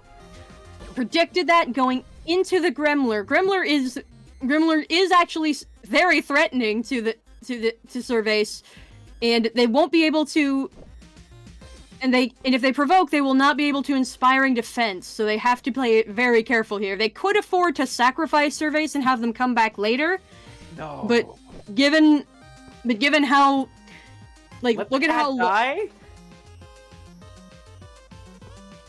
Given how low Tortanker is, that might be more problematic than they wanted. They went for Voltoxin, who is also sweaty, so this is going to be a very messy turn at the end. A very messy turn for Arc. This is very interesting. Yes, yeah. Yeah, Arc has the, apparently the stronger offense and the score lead right now, but there's a lot of chip across their team and a lot of sweaty. They're 1 or 2 turns away from suddenly being in a very, very bad position, and a big opportunity coming up for Dino to potentially get some points back. And the Orgella is in a very awkward position as well because it would want to get in safely in order to inflict sting and restore itself, but it can't really do that safely, so they either have to sacrifice a point or they have to find the exact right moment with no room for error. Fred coming in, enabling them. Oh my god! And then not just. I was expecting it to go to the dog, but no, they're going for the Nettle into Tord Anchor. I didn't even see that coming. They didn't even need it. Didn't need it, but yeah, a real kick while they're down there. So that's 2 BCs that are wiped now on Arctech's team. And that is exactly, if you're Dino T, that's what you want to see. It's starting to look like a situation where the castle could come in kind of soon and potentially pick up some more points against this team that is quickly running out of stamina and options for defense. Yeah, the good news is that whoever they bring in will not be hit by Numbshot, but I'm starting to think that even if they brought Surveys in, I'm not sure how well it could have fought back. Fred is tanking more damage. Very good foresight by Dino to see that dump was going to come in, moving Zyphus over the front row. Does need one more turn where they can swap in the Castle and get their offense started up. And Fetch'em does have a torch pass, but Gremlin has provoked, so I would say nothing is guaranteed. Oh yeah. Bandicraft in the front lane does help quite a lot, I would say. Yeah, if you're Gremlin with a provoke, honestly, both targets seem pretty valuable because you also want to stop the Bandicraft from setting, but they get the call right, they provoke the Fetch'em, and that is a huge swing because not only is Fetch'em stuck in the field, they didn't get to restore their Beastie in the back row. So that Torch Pass was a very, very valuable thing to prevent with provoke just then. Alright, we could see a set counter. We're seeing a set counter coming in hot. Almost nothing can take it. Mudsley is the only thing that will survive this, and the Torch Pass. I forgot that both sides have Torch Pass. This is... I forgot too, yeah. Very, very... That's how they get you. That is how these beasties get you. And now they can take care of themselves with tough front or saving it for Sting on the defense. This is truly something. The good news is that Tord Anchor is safely back in. And now we have two Captain Setters in the front lane. I really like Architect's setup with the captains here, because often what players will do with their captains is they're purely supporting Beastie. Both of their captains actually have very threatening front row attacks, which means that, yeah, they are not just here to support like an attacker, they're both here to deal some damage and score some points. And that makes it very, very hard for Dino to, like, any time Dino gets a read and survives, it's not trivial. Like, they have to look at a lot of different options and figure out what it is that Architect's gonna go for. Once again, Orgella can't do its funny shenanigans this turn, so they have to rely on Gremlin, and I'm not sure what Gremlin is gonna do here. Yeah, a provoked Orgella is certainly a sad one. They have no way to reset their stamina right there, where they probably would really like to. And now they're in an awkward spot because one more dump is surely going to knock them out there, and they don't have any way to sting or any way to reset the situation, so either they're going to take a point or they're going to have to tag that Orgella out with 35 stamina, which is an awkward position to be in for sure. Castellate is the only one who will reliably take this, and I think that's likely the plan. And that will actually be very troublesome for Arc, because we have a Bandicraft in the front lane. Yeah, if the Cassie can come in safely, definitely a scary situation for Architect with the state their team is in currently, although I don't think Cassie's going to enjoy taking that. Yeah! Not their favorite thing to happen today, but they are alive, they're on the field, they're in the front row, and they have numbers. They have math on their side. They do have numbers. Now, Gremlin does not have any way of boosting its allies' damage, so Voltoxin can survive a turnout here. The question is, will they predict that and go for Tord Anchor again, or will they make this incredible sweep, or are they going to just take the knockout? Ooh, are they taking... No, not even the knockouts. Color me corrected. And now that they have an undefended Mind Weak Beastie in the back with an incoming Zigzag. As That is a very scary 50-50 situation there. Obviously, the Cassie wants to go for the shield, and often that's what they'll do in the situation, but they may not realize that the Gremlin also is under threat right now, so... Yep. And Dynasty did not notice that. Yep, and and for the people at home, that the block would not have saved them. We were seeing that. We were seeing. Oh my gosh. That is brutal. It certainly is. So now Dino has 2 BCs in the field, both at very, very low stamina. It is not an ideal situation to be in, especially when you are down 1.2. They have to get some calls right here. That Argella down to, okay, a couple points of stamina there, so they are tough. They're not under threat of dying this turn. They may have found their one way to navigate through this. Castle wiped in the front row. Yeah, I think that... Okay, so Fred can come in, but I think unless a crazy read is... unless a crazy read is made, I think that's game. Yeah, you think so? Wait, I think so. They can't get Fred? Well, let's see. Their options... Oh, but dump isn't enough. That's right. I thought dump was enough. I'm surprised they didn't just put Voltoxin in the front row. Well, yeah, I think no matter what, the Zyphostor can survive at least 1 hit, right? So even if they were doing over 100 damage, the Zyphostor's gonna take... That is true. That is true. Yeah, So that is probably why they didn't put them in the front lane. But now we have someone who we have a situation where the only attacking move is Steamer, which is very interesting. Yeah, definitely not a threatening offense. Definitely coming back to slow play mode. I mean, like we've seen in previous games, Dino's only real way to score damage and get points is with their Castle Lead, right? So with Castle Lead knocked out, they're gonna go back to slow mode. It's gonna be traps and sweaty until they can either get their, stall out for long for the Castle Lead to recover, or Torch Pass and get them back on through Revival. Yeah. Yeah, so we have assess from Voltox, and I think they might take the idea and go and send them to the front lane now that Bunker is no longer a factor. Bandicraft can get them in the front lane nice and easy, and whatever happens, happens. What's gonna happen is murder. Oh, but they just barely survive it. What can they do with that? Oh man, And they do absolutely anything with the last breath of life. If they manage to block this and not die immediately, what will happen? I didn't see what their out was. So okay, No, that was game. Oh my goodness. Okay, yeah. I didn't see their out there. What could they do to survive the Soul Crusher? They could have used block. They could have used block so that they at least only took 49 damage from the Soul Crusher. Oh. And that would have given them exactly one more turn to do something, but I don't think that would have mattered. That was a very powerful lead. Yeah, that was a pretty tough situation there. It's crazy after watching Dino T stomp out some of the scariest threats in this tournament to watch them struggle against Arctec's team, which is very competently put together. My goodness. Yep, leading off the tracker serve. An auspicious start.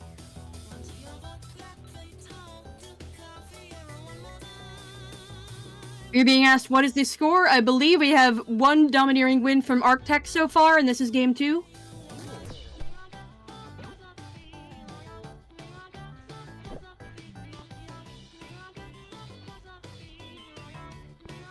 Alright, we are back in a very threatening position. They want to lay trap immediately. I think that makes sense. I think part of the reason that match went the way it did is that they did not get the trap damage up as fast as they normally do. Honestly, yeah, the score difference I think might be quite substantial for Dino T and their team comp here. So you're gonna see them be about a turn faster on a lot of their damage and support stuff compared to last game, and that might make a very big difference in the outcome of this one. Also, Greg, you're a little quiet. Oh, am I? Sorry about that. There you are.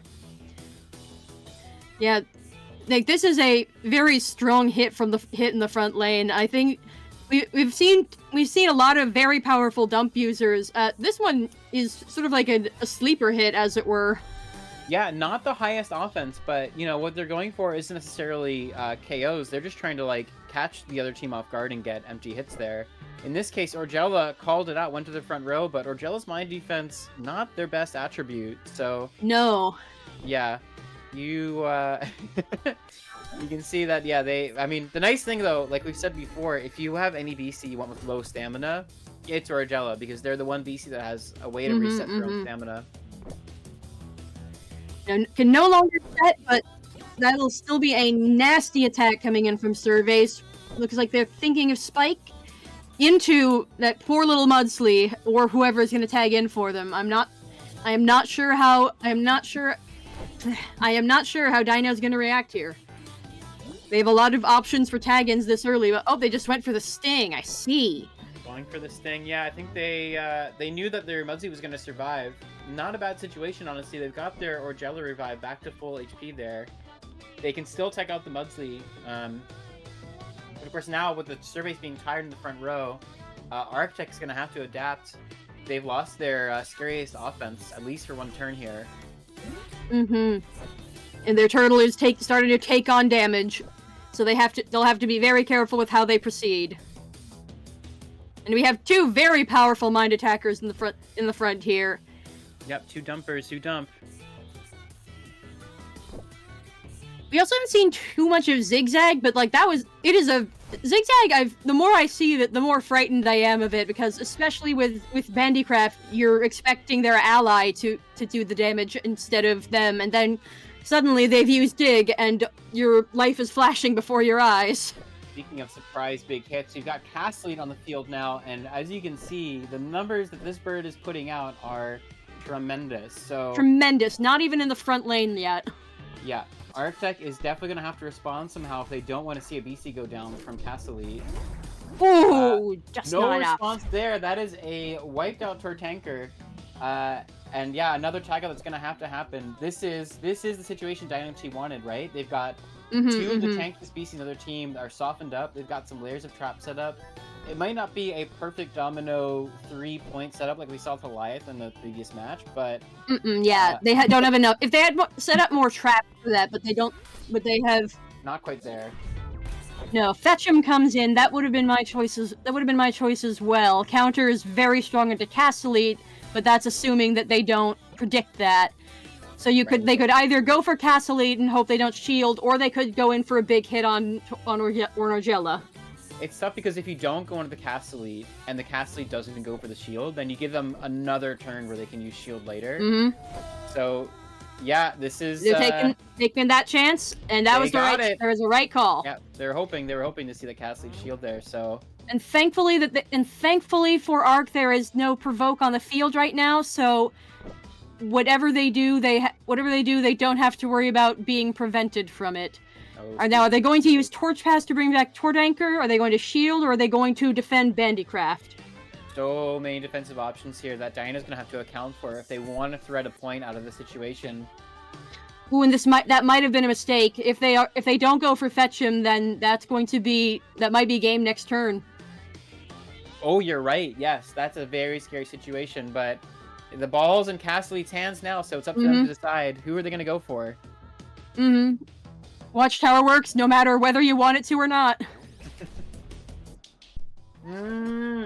Yep.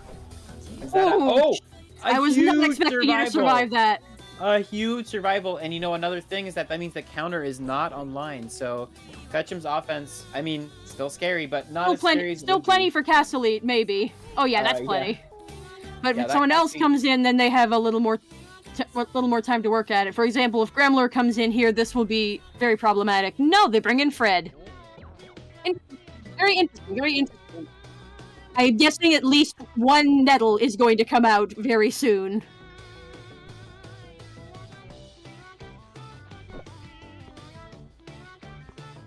Gosh, yeah, people are pointing out if Dino had chosen Nettle instead of front that last turn, that would have been a knockout. That would have been game.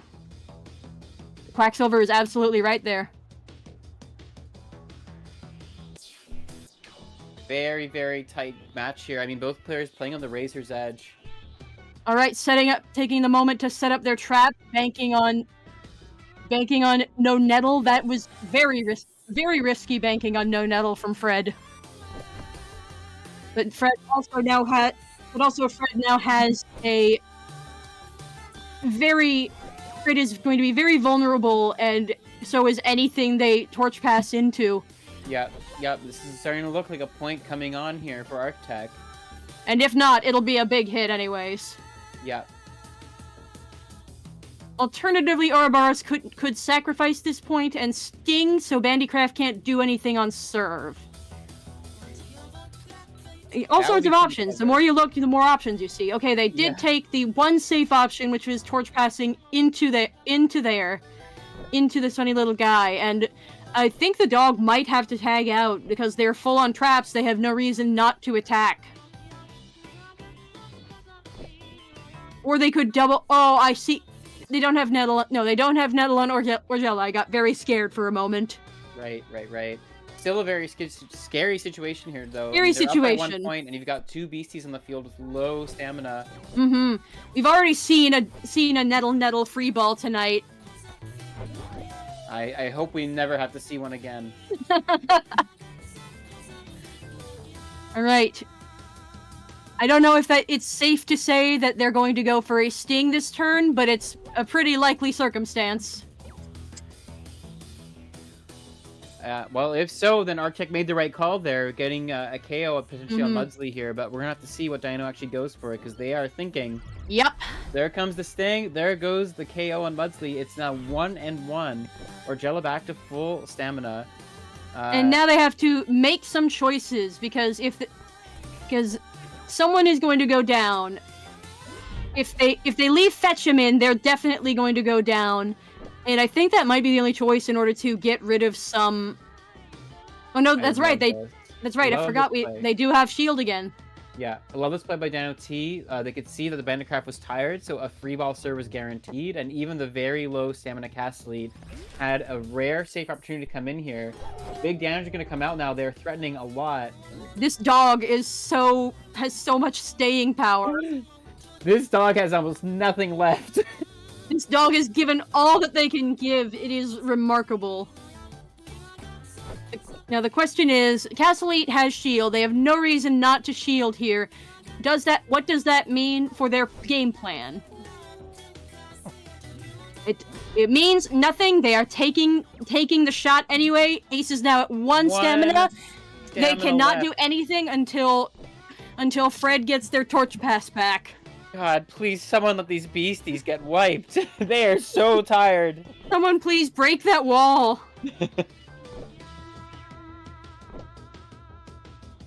Now it's just a matter of who do I tag out to not die immediately, and I think they want to take in Tord Anchor and or Voltoxin.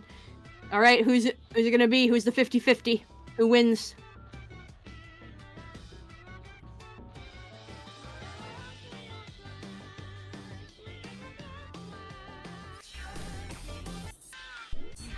They made the call, and I think that is game. Yeah, there's no. I mean, well, I guess if there's someone that can tag in that can survive a hit from Castle, then that's 50-50. Overwork. I forgot you had overwork. Oh my god. I had completely missed that. It's been so crazy. I didn't even realize that's why their stamina was going down. Did not notice that at all. That cast lead is wiped out for 8 more turns. This is a huge opportunity for Arctech. That is 8 turns without a cast lead. And the Zyphosaur with Torch Pass is also wiped out. Oh my god, and the dump coming in. This could be a quick second point here, bringing us up to 2 and 2. It would be a remarkable choice if they did not. Yeah. So Grimler has hit the field. Provoke is back in play on Dino's side. The question is, what do we do next? And Cyclone notably. Interesting. Cyclone notably back on the field here, so that trap chip damage might start stacking up pretty quick here. It already has. I think there's now another 50-50. Do they go for the Bandicraft or do they go for Surveys? And if so, how do they respond? Because if they bank on the Bandicraft damage, they can switch in the turtle, but yeah, this is the 50-50 to end it. Oh, nice. They were predicting the inspiring defense, and it didn't matter. What a play. That is a 1-1. We are going to game 3. Wow. Just incredible stuff. Yeah. Oh my goodness. Now, winner serves does mean this could swing back in Arctech's favor. People have been noticing the first offense turn advantage that you tend to get in these games. It's not as stark for most teams, but I do think for Dino T's team in particular, they lose quite a bit of advantage when they have to serve because they just don't have any offense, so they don't get much value from their serve.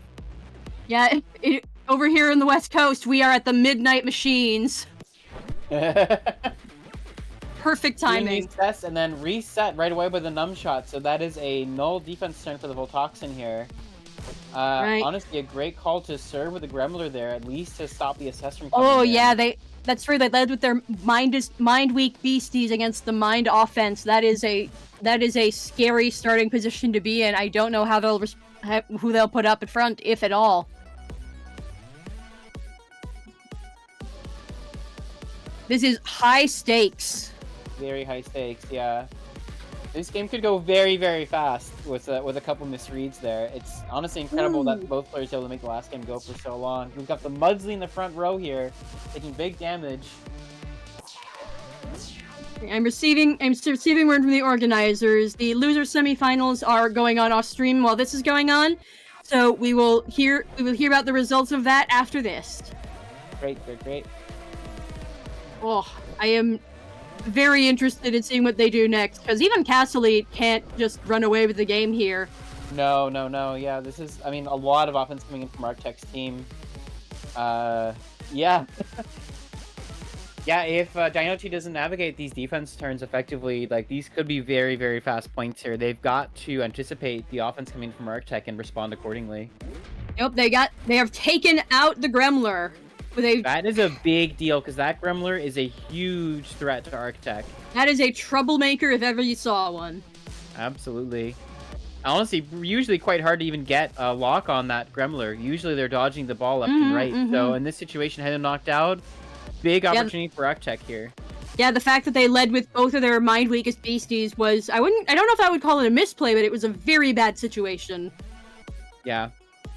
Because that would have been a great starting team if they had Surveys and Bandicraft the front line, but it would still be. But this is a very big problem. I thought it was a strong lineup just to have the numb shot serve, preventing that is true. Voltoxin assess. But that is true. I hadn't considered that as much. But to be fair, it's because Voltoxin is so powerful, even when you don't have it. Yeah.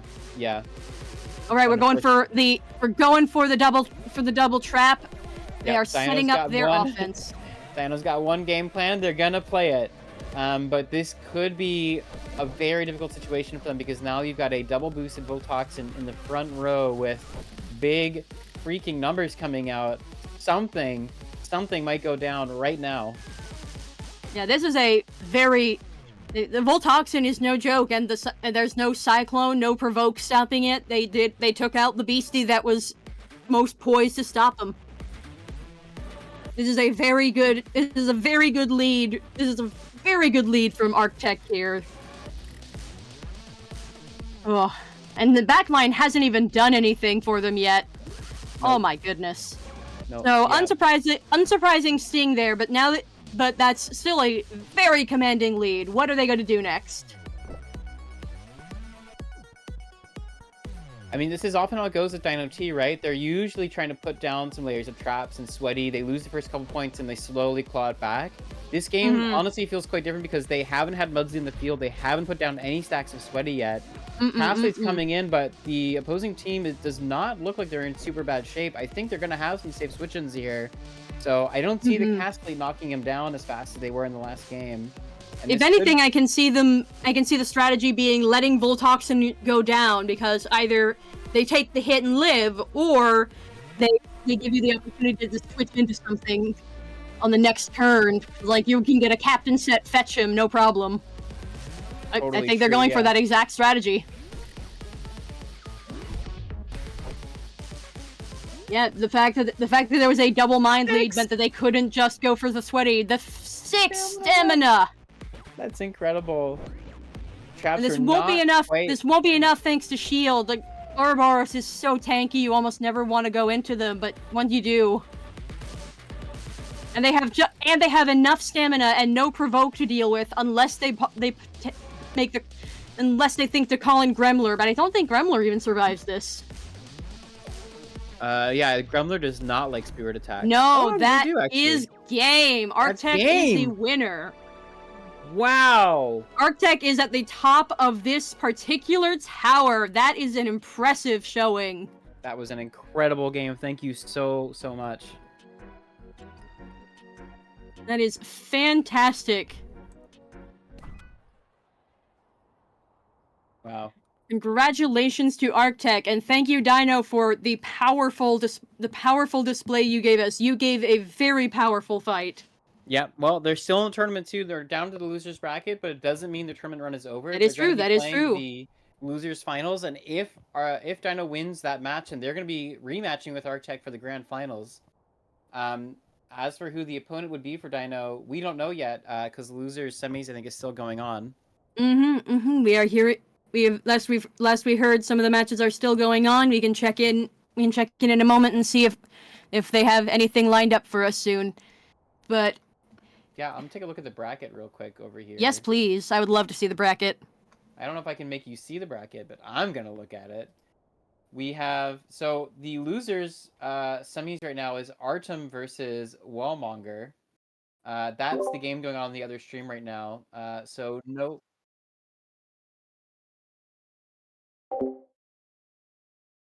Oh, wonderful.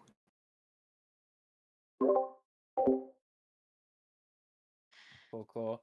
Yeah, so Artem Totem versus Wallmonger is the current losers finals game, round 7. We just saw Arctech versus Dino T go in favor of Arctech. So those are the last 4 players remaining in the bracket in any shape or form. So Dino T, Arctech, Artem Totem, and Wallmonger. The last one's left. Whether Artem Totem or Wallmonger makes it through losers semis, one of those 2 players is going to be facing off against Dino T in the losers finals. That'll be our second to last game, and then the winner of that plays in the final match, the grand finals. The grand finals, Arctech and one of these titans. My goodness. Yeah, we have seen some. I'm not sure how any of these matchups will go. Everyone, these are the giants that have made it this far among a crowd of giants that someone had to lose along the way, you know? Yeah, 107 entrants is nothing to sneeze at. These are the only 4 players left that have made it this far in the tournament, so not an easy feat by any means. I'm taking a look at Artem Totem's team right now, just because I don't even remember their comp is. Oh my gosh, yeah, we haven't seen Artem Totem in a minute. This is the team with the muscle-bound Skull Copy. Oh boy! Oh, I Gremler, remember they were. Ticolero, and Fetchum, yeah. Yeah, they were the start of the stream. Oh yeah, I am very pleased. I'm sure Damien is very pleased. Very interesting that the one Skull Copy in the tournament ended up making it all the way to this far in the bracket, and we never actually saw them play when they were on stream either. So we still don't really know how they contribute to the team and what their role is. One thing I can say is that they have a very high mine defense, and because of their ability to cover the front lane for free, someone like Arctech would struggle against the Skull Copy opponent because their usual dump strategy is not going to work against that beastie. So, Skull Copy in particular, because Cut Shot Skull Copy has problems with. So if Reverie had made it this far, they would be in big danger. But sure. But against Dump, even the heavy threat of Captain set Dump, that's not going to be enough to deal with the Okapi.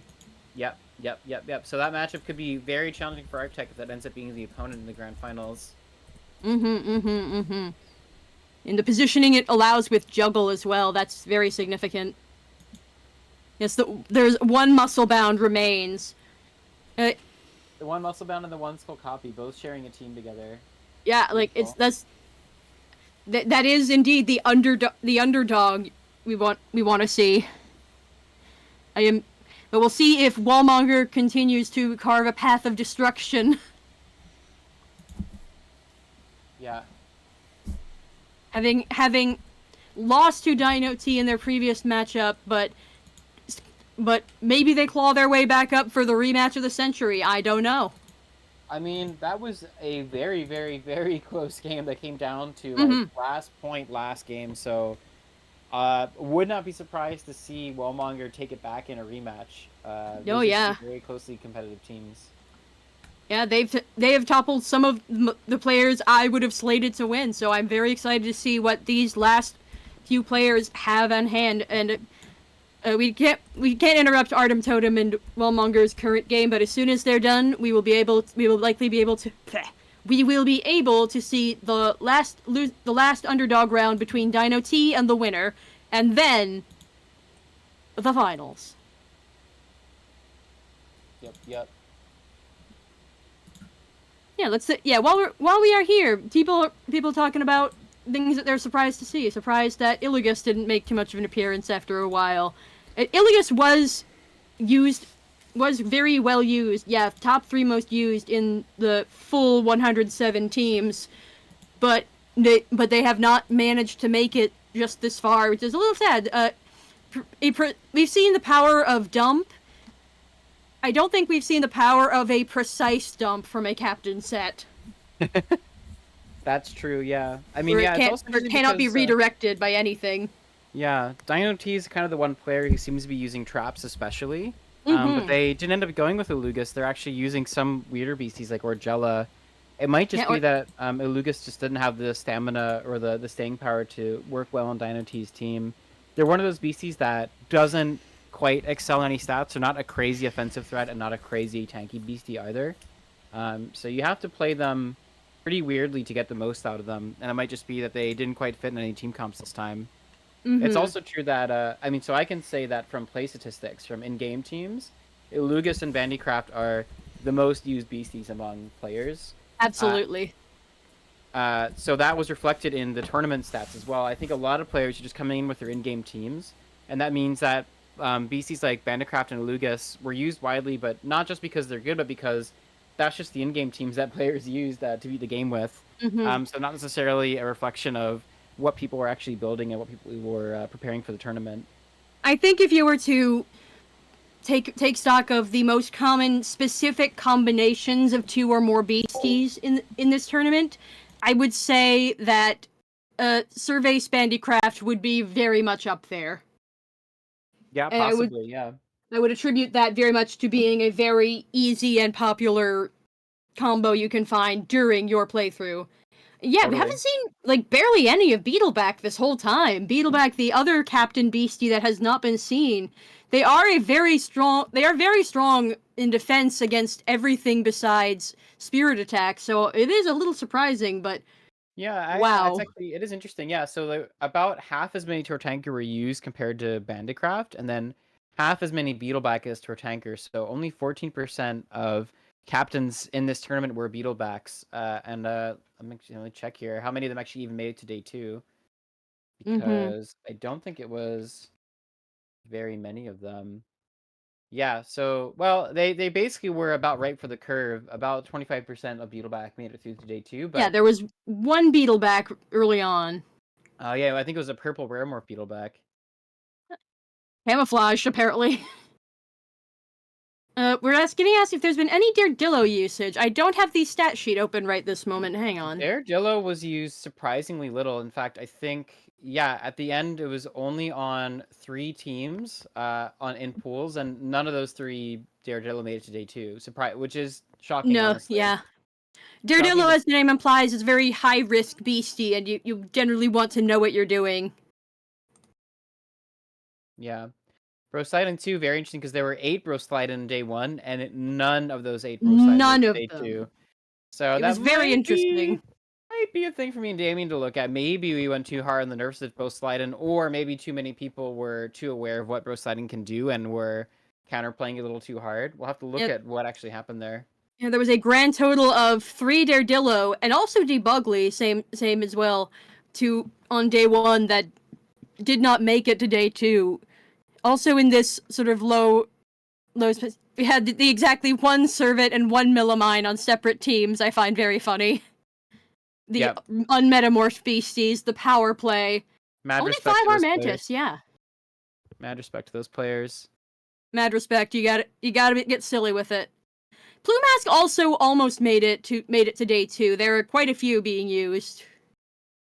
Yeah, Plumask is always going to struggle in these environments, especially in single team comp teams, because they're so frail. So if the matchup doesn't go right for them, like if there's a cast elite on the other team, Plumask is gonna burst into a puff of dust before they explode in a puff of feathers like they got blown through a cartoon cannonball. Yeah, exactly.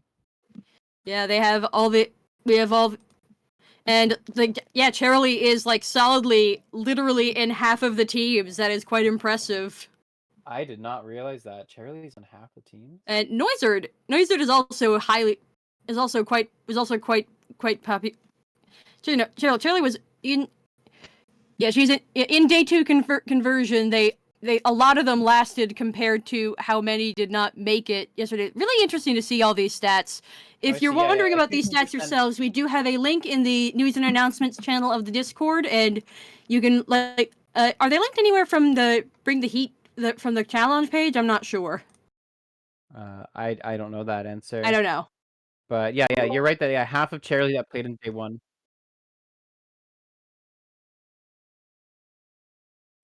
Okay, great. Okay. Yeah, so if you're curious to see the stats, they're all there in a spreadsheet. And yeah, at least for me, it's some fascinating stuff. Love to see the math. Yeah, I love seeing the number, just the facts of what people brought and what was used. And I'm very excited to see how this might change and shift. Because my favorite thing, and several of other casters have said, favorite thing is the sheer variety that is possible and shown in Beastie Ball, because we've seen a lot of similar beasties. We've seen some repeating themes. We have not seen a single team that is just a repeat of something else. Totally, yeah. Every team is running a really, really different strategy, and yeah, even at the top level of this tournament, I feel like every team has a very clear, different sort of flavor to it, which is exciting. Artem Totem has indeed dethroned Wallmonger in the underdog round 8. That is incredible. Congratulations, Artem Totem. So we are going to see Dino versus Artem Totem. This is the rematch. Yeah, this is the final elimination round before the absolute finals against Arctech. Arctech is still hanging out ready. Thank you for being here. Dino does have their room code up and ready to be streamed.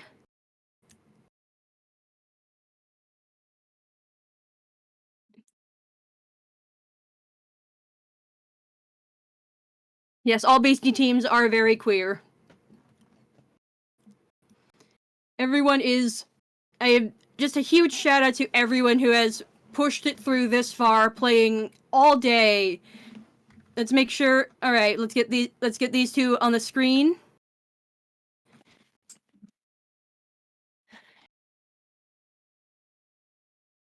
People, the question guy pointing out it is 12:30. Yes, we're bringing the heat. Did you hear? It's the Midnight Machines. For these players, so this is a match. Oh wait. Oh, I think I had the team comp script. This is not a rematch. This is a new. This is a new matchup. So Artem Totem with the Musclebound and the Skull Copy coming in against Dino T's team. I am so excited to see how these teams. I am match very against each excited. other. Yeah, we were thinking of if Wallmonger had made it through, it would be a rematch. Yes, yeah. But now we get to see what dethroned. Yes. Oh really? Did Dino T also knock Artem Totem into the losers bracket? That is impressive. I didn't even remember that. That's crazy. That's just a show of the power here, and we might just see.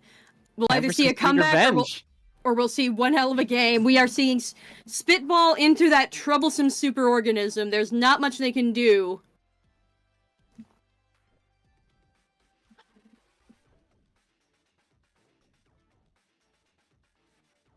We're So getting yeah, some. we've already got 2 stacks of Sweaty on Artem Totem's team here. We'll have to see how they respond to the stacks of Sweaty. Cyclone Okay. pushing the Castleet onto the field here. Potentially a good or potentially a bad thing. Castleet's body defense is actually pretty solid, so Musclebound not super threatening to them. Yeah, Spitball preventing the juggle from happening, which is very helpful. Provoke, preventing some of their support, but they see that coming or they keep going. We have Gremler versus Gremler on the field. 2 slippery customers sliding around, avoiding With their attacks and making Big things powerful annoying. buddies. Yeah. You love to see it. Yes, the battle to end all battles. Evil versus tax evasion. Brothers in arms and brothers in death. This clam is in trouble. Ooh, Fetchum took that. I keep forgetting. I thought no, Fetchum took that hit very well. I'm impressed. Yeah. Oh, it's another dive and juggle dog. I forgot this thing is so scary. Yep. Oof. Yeah, Gremler's offense not super high, even though they're spec'd into it, and this Fetchum actually does have a decent amount of defense, mind defense spec'd in as well. Mhm. And they do yeah, this have- is an unusually offensive Fetchum using fetch trait, so they're jazzed here and they can strike back with dive like you were pointing out. And they do have juggle, so Fetchum might not want to stay in here. Not juggle, they have cyclone, so Fetchum might not want to stay in here because dive is not going to do much. And tax evasion is looking worse for the wear with all the sweaty stacks that Mudsley has made its impact without a scratch on it. Alright, they gotta bring someone in here to do some damage. Are they going to sacrifice the clam or are they going to bring in someone new? Because the juggle strat is very strong. It's just been it's been given a lot of trouble with this specific thing between Numbshot and Spitball. That is something one should worry about. So in chat pointing out the names on these 2 Gremler, tax evasion and evil. Yes. Very clear opinion of the players about this beastie. Did you know video games can be political? We're seeing it right here. Getting that tough front on Orgella to get them down just a little bit more. You love to see an 8 times wiped Gremler. Love to see that finally go down. Heatwave putting in the work. Who is coming in next? I'm very excited to see what School Copy can do. They deserve a time to shine. But also they're also running a juggle Supalero. We'll probably see that later. Right now we are back. Oh, they can't cyclone, so whatever boosts you get now, they are going to keep. Yeah, that is good news for Artem Totem here with the juggle. Now, the Fetchum is interesting here. They're not... Actually, both these BCs are probably less aggressive.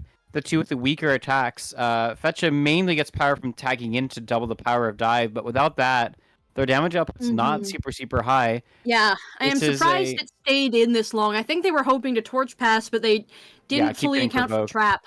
Trap and sting. Trap as well, yeah. Sting, trap, provoke. There's so many ways here that Dynamite is able to get in the way and prevent Artem Totem from playing the game they want to play. Working out really well for them here. Because that torch pass would have been hugely valuable, but slowly that Fetchum is getting chipped away, not accomplishing much. And meanwhile, the stacks is seeing the juggler. The juggler comes in. The other juggler.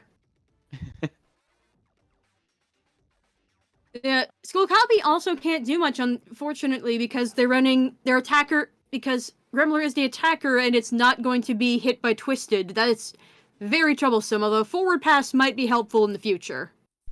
Not gonna be hit. Oh, that's right. Yeah, because they're dodging. Yeah. Yeah. Well, they got the boot. They did get tagged out, but they did get the boot. They did get a trap out, and they did get some scavenger healing. Scavenger is very useful on Supalero. It's been very slept on. Yeah, honestly, especially against a trap team there. So Scavenger's a trait that heals Supalero every time they tag out, which helps them to mitigate the damage they get from tagging in against traps there.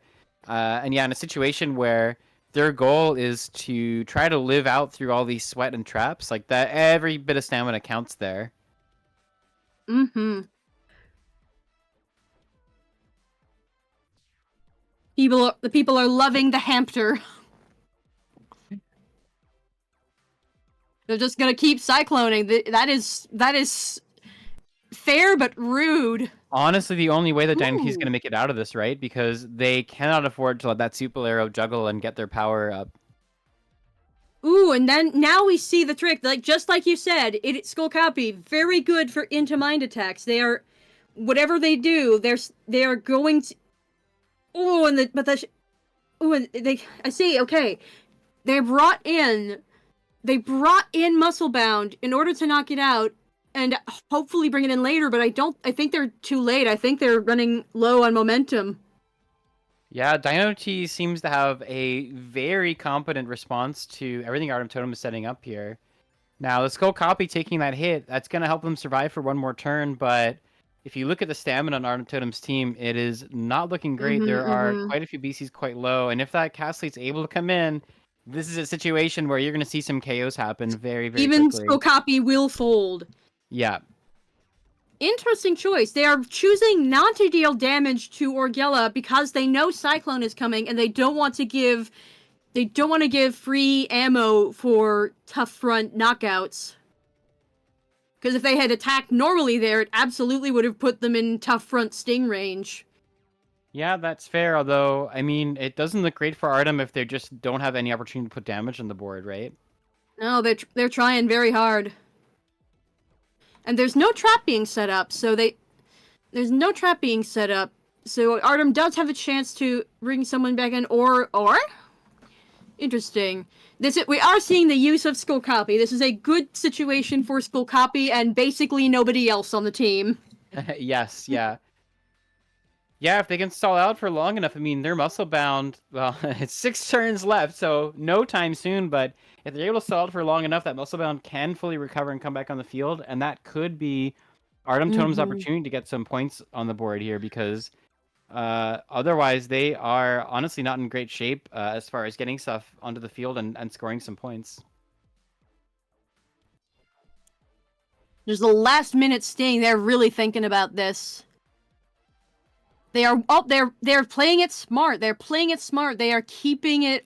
They were trying to, at least. You know, both BCs are provoked now, which means no shields going to be possible from the Skull Copy. No juggles or high fives from the Supalero. Yeah. No, but tax evasion has come back into play. Tax evasion is back in play, and you do not want to see that one if you're Dino T. No. But they did play with. I will say they did play correctly. That now Orgella cannot safely get itself cannot get itself down to 0 stamina, so they have to tag out or else they'll lose a point. A perfectly awkward 31 stamina. No, not enough. Fred coming in hot. Oh my goodness! And there's Nettle. Are they going to Nettle, or are they going to let them hurt? They're going to Nettle the other one. Interesting. Yeah, because they get the KO on Skull Copy either way, so they're just trying to reduce the number of options that Artem has going into the next turn. Ooh, but they do have shield. They do have shield still available. They're going to have a hard time getting out of this, but it is. Oh, this is so interesting. Yep. Dino T just squeezing Artem Totem into a smaller and smaller box, just trying to squeeze the freaking points out of this team, but can't quite close it up. Musclebound, if at this rate, if they don't get the knockout fast, Musclebound could recover in time. Yeah, we are at the point where that timer is about to run out, and that could be bad for Dino T if Musclebound comes back and is able to actually start getting some boosts. This is an easy switch into Supalero for that last turn where they can take all that damage. And tax evasion will be in trouble, will be knocked out, but that's when Musclebound comes in. Will they be able to make a difference? And Spitball is not on the field, so unless they swap in Mudsley for that precise purpose, it's going to be troublesome. Okay, they take out the trap, bring in the hamster.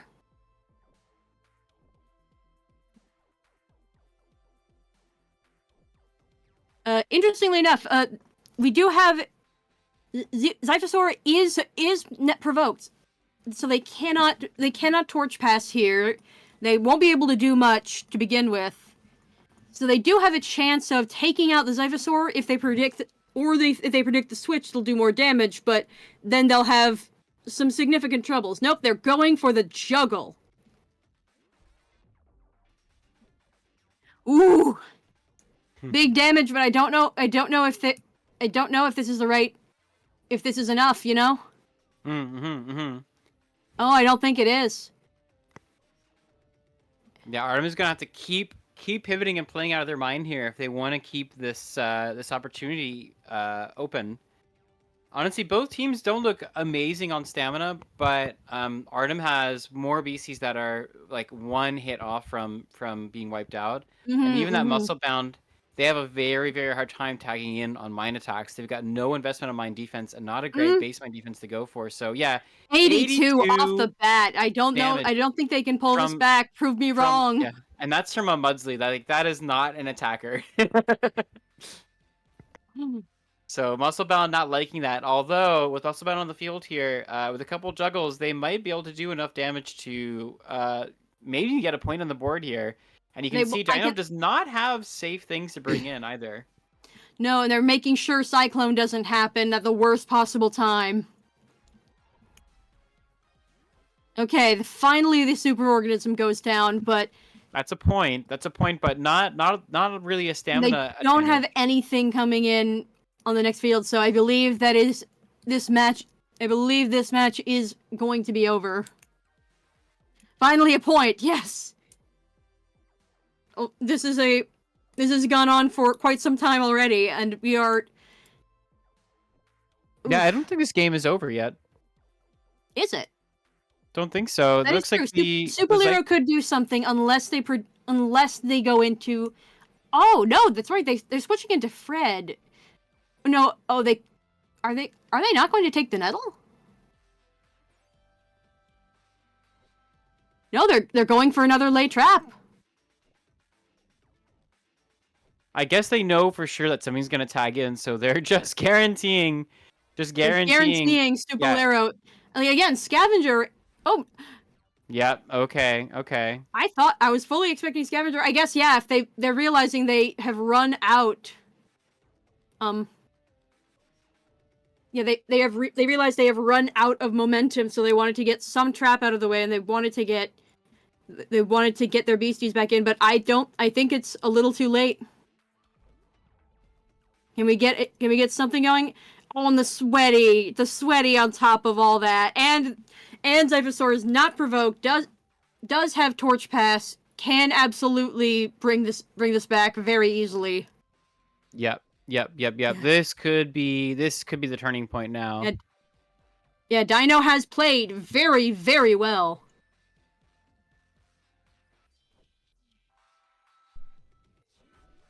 Cassidy coming in with full stamina at this point in the game, that is a brutal situation. That is a death knell, if ever I heard one.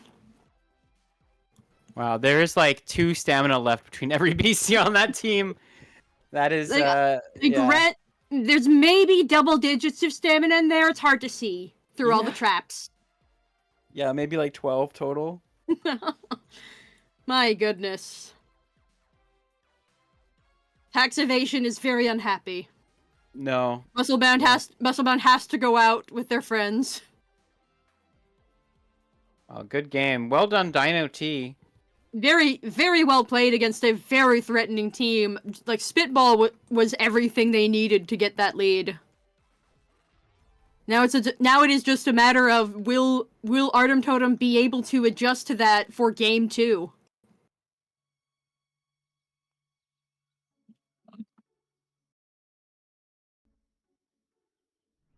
Someone is asking why people are not playing with Undo. That is the tournament rule. Personally, I like Undo. Most people generally like it for casual play. It's generally accepted, you know, you gotta commit. You gotta be do or die.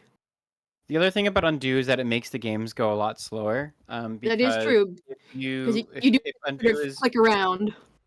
if Undo is enabled, what it means is that, like the way it is right now with Undo disabled, it means that as soon as someone picks an action, you can show the other player what they chose.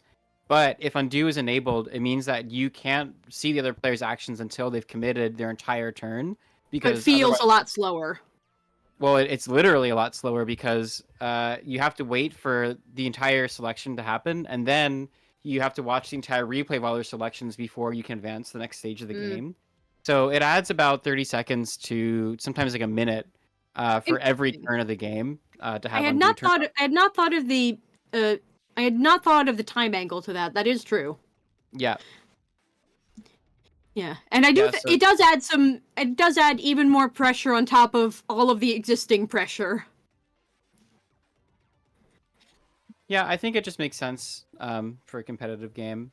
It makes especially if you're playing casually. I totally understand the preference for Undo, but yeah, I mean, playing under pressure is what tournament play is all about. So yeah, the one thing I do like about Undo especially is that it allows you to see what different moves will do without having to do the math or pull out a damage calculator. But once a solid damage calculator is locked in, I think that will be less of an issue for tournaments like this. But that will be in the future. Right now, Musclebound. Oh no, that is a very good play. Instead of they understand the Cyclone is coming in, so they instead use Twisted. They're finally getting to use Twisted. Yeah, stopping that Cast Elite from getting some big damage on the board. And getting a little chip on them in the meantime, because that's not no damage. That's true, yeah, and that's because the Cast Elite also is losing 10 stamina every time they attack, so that is 2 less turns of attacks they can use, or 3. Mm-hmm. I think they could honestly keep. Okay, they're seeing that they could keep this up a while, so so Dino is changing tactics.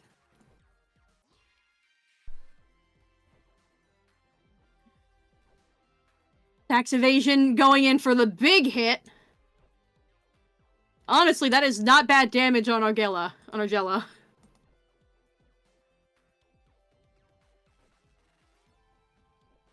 Someone's pointing out the game does show you the math. Yes, but in examples such as Juggle or Zigzag, it might not be easy to predict what that boost will exactly be.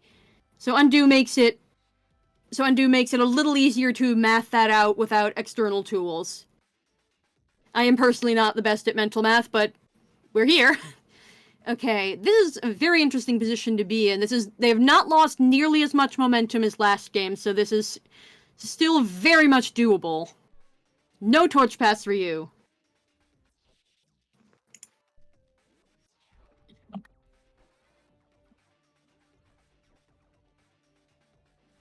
Okay.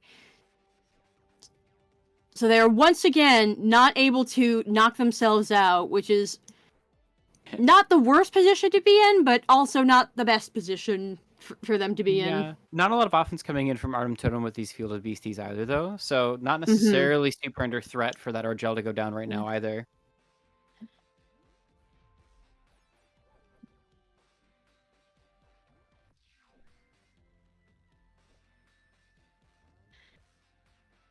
Okay.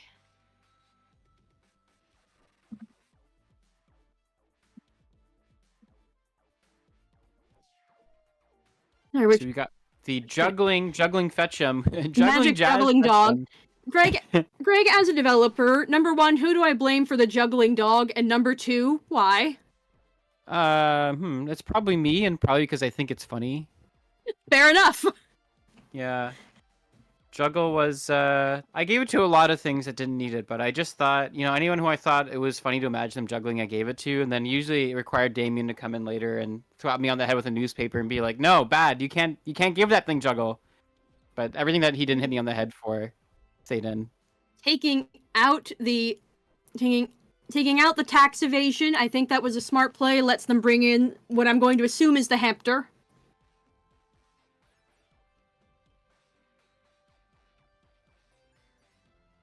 Yeah. Every beastie can juggle, they just don't do it during a match.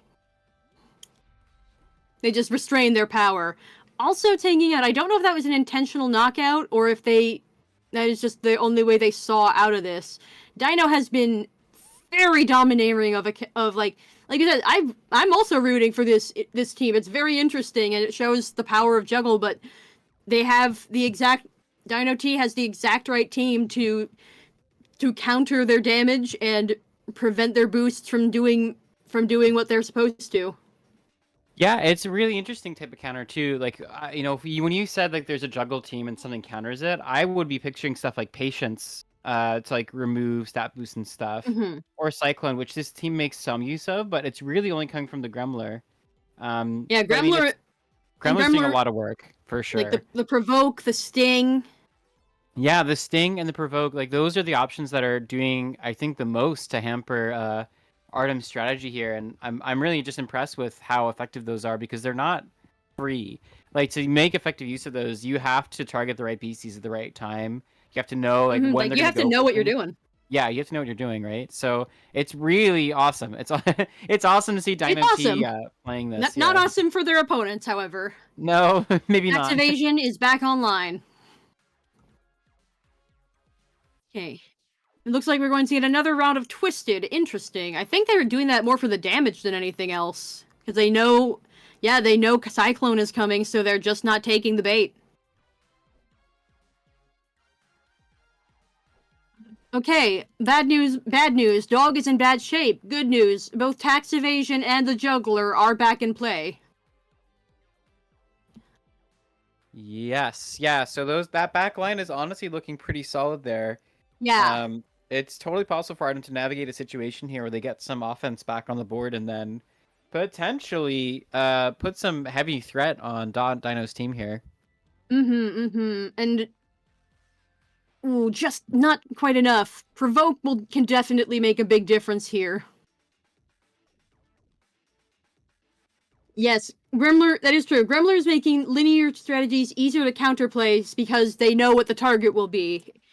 And they know that, like, if Zephyr was part of the equation, that would be different, but that's not the matchup they're having. They know no matter what, you are going to hit their ally. Oh, and speaking of which, they know they were aiming for it, but I don't know if knew they were aiming for it. I think they were expecting them to target the Orgella again.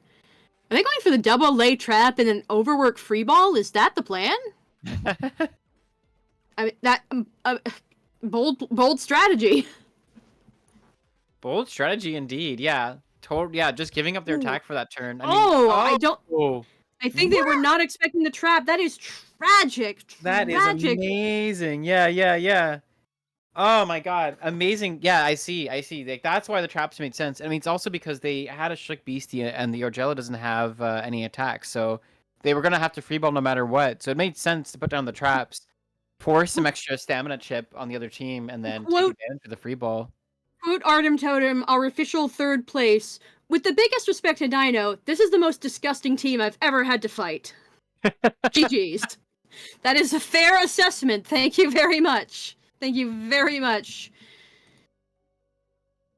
That will be the decider of that will be the deciding factor. We will have Dino T and Arctech rematch for the very final round of Bring the Heat. Yep, this is incredible. I mean, these teams are not like anything we saw in the pre-release playtest, and largely not really what I expected from reading some of the popular like labbing that people were doing on the Discord before the tournament. Like these are pretty weird teams.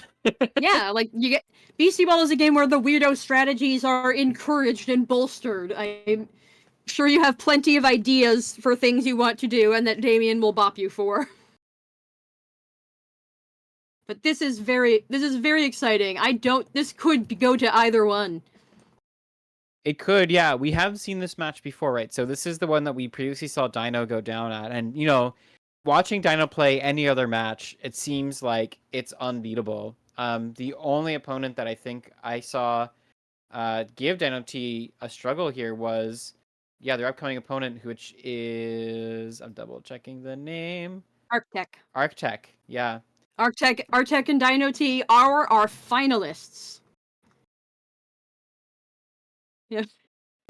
Anyone who was able to defeat Dino T during the first day, please enjoy. Please enjoy patting yourselves on the back.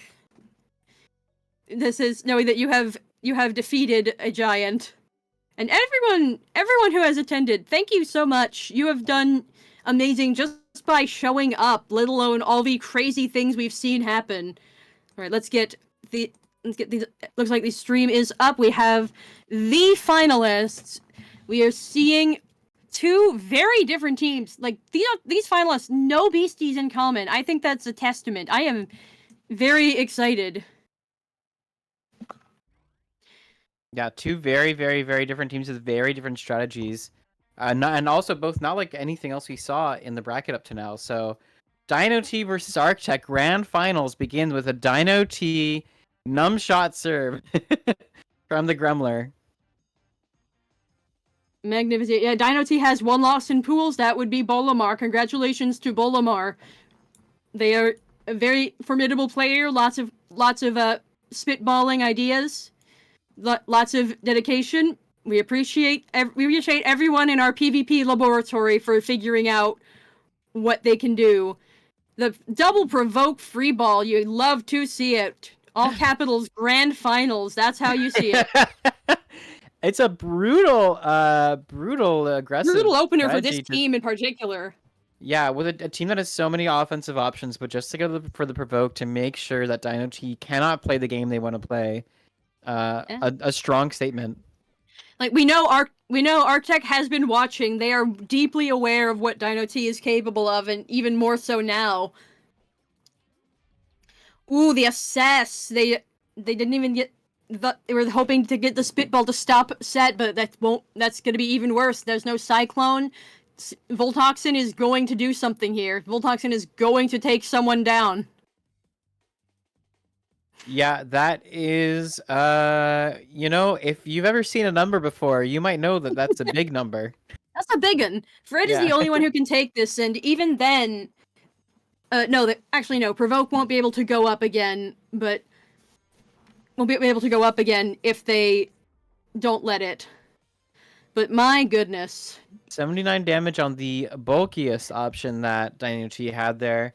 Not looking good for their longevity, although now they actually have a full turn here. They can actually provoke a little bit. Maybe a chance to claw things back. The thing is that without being able to get so Mudsley is the PC who has the ability to stack Sweaty, but they're also weak to Mind, so they can't really safely bring Mudsley onto the field here, which also means they can't stack Mind, which also means they can't really build up their usual strategy, right? They can't really get all the chip on the board here. And even if they do, that's only two beasties out of a very solid team. Bandicraft is also very strong against Mind. The dump, the free point.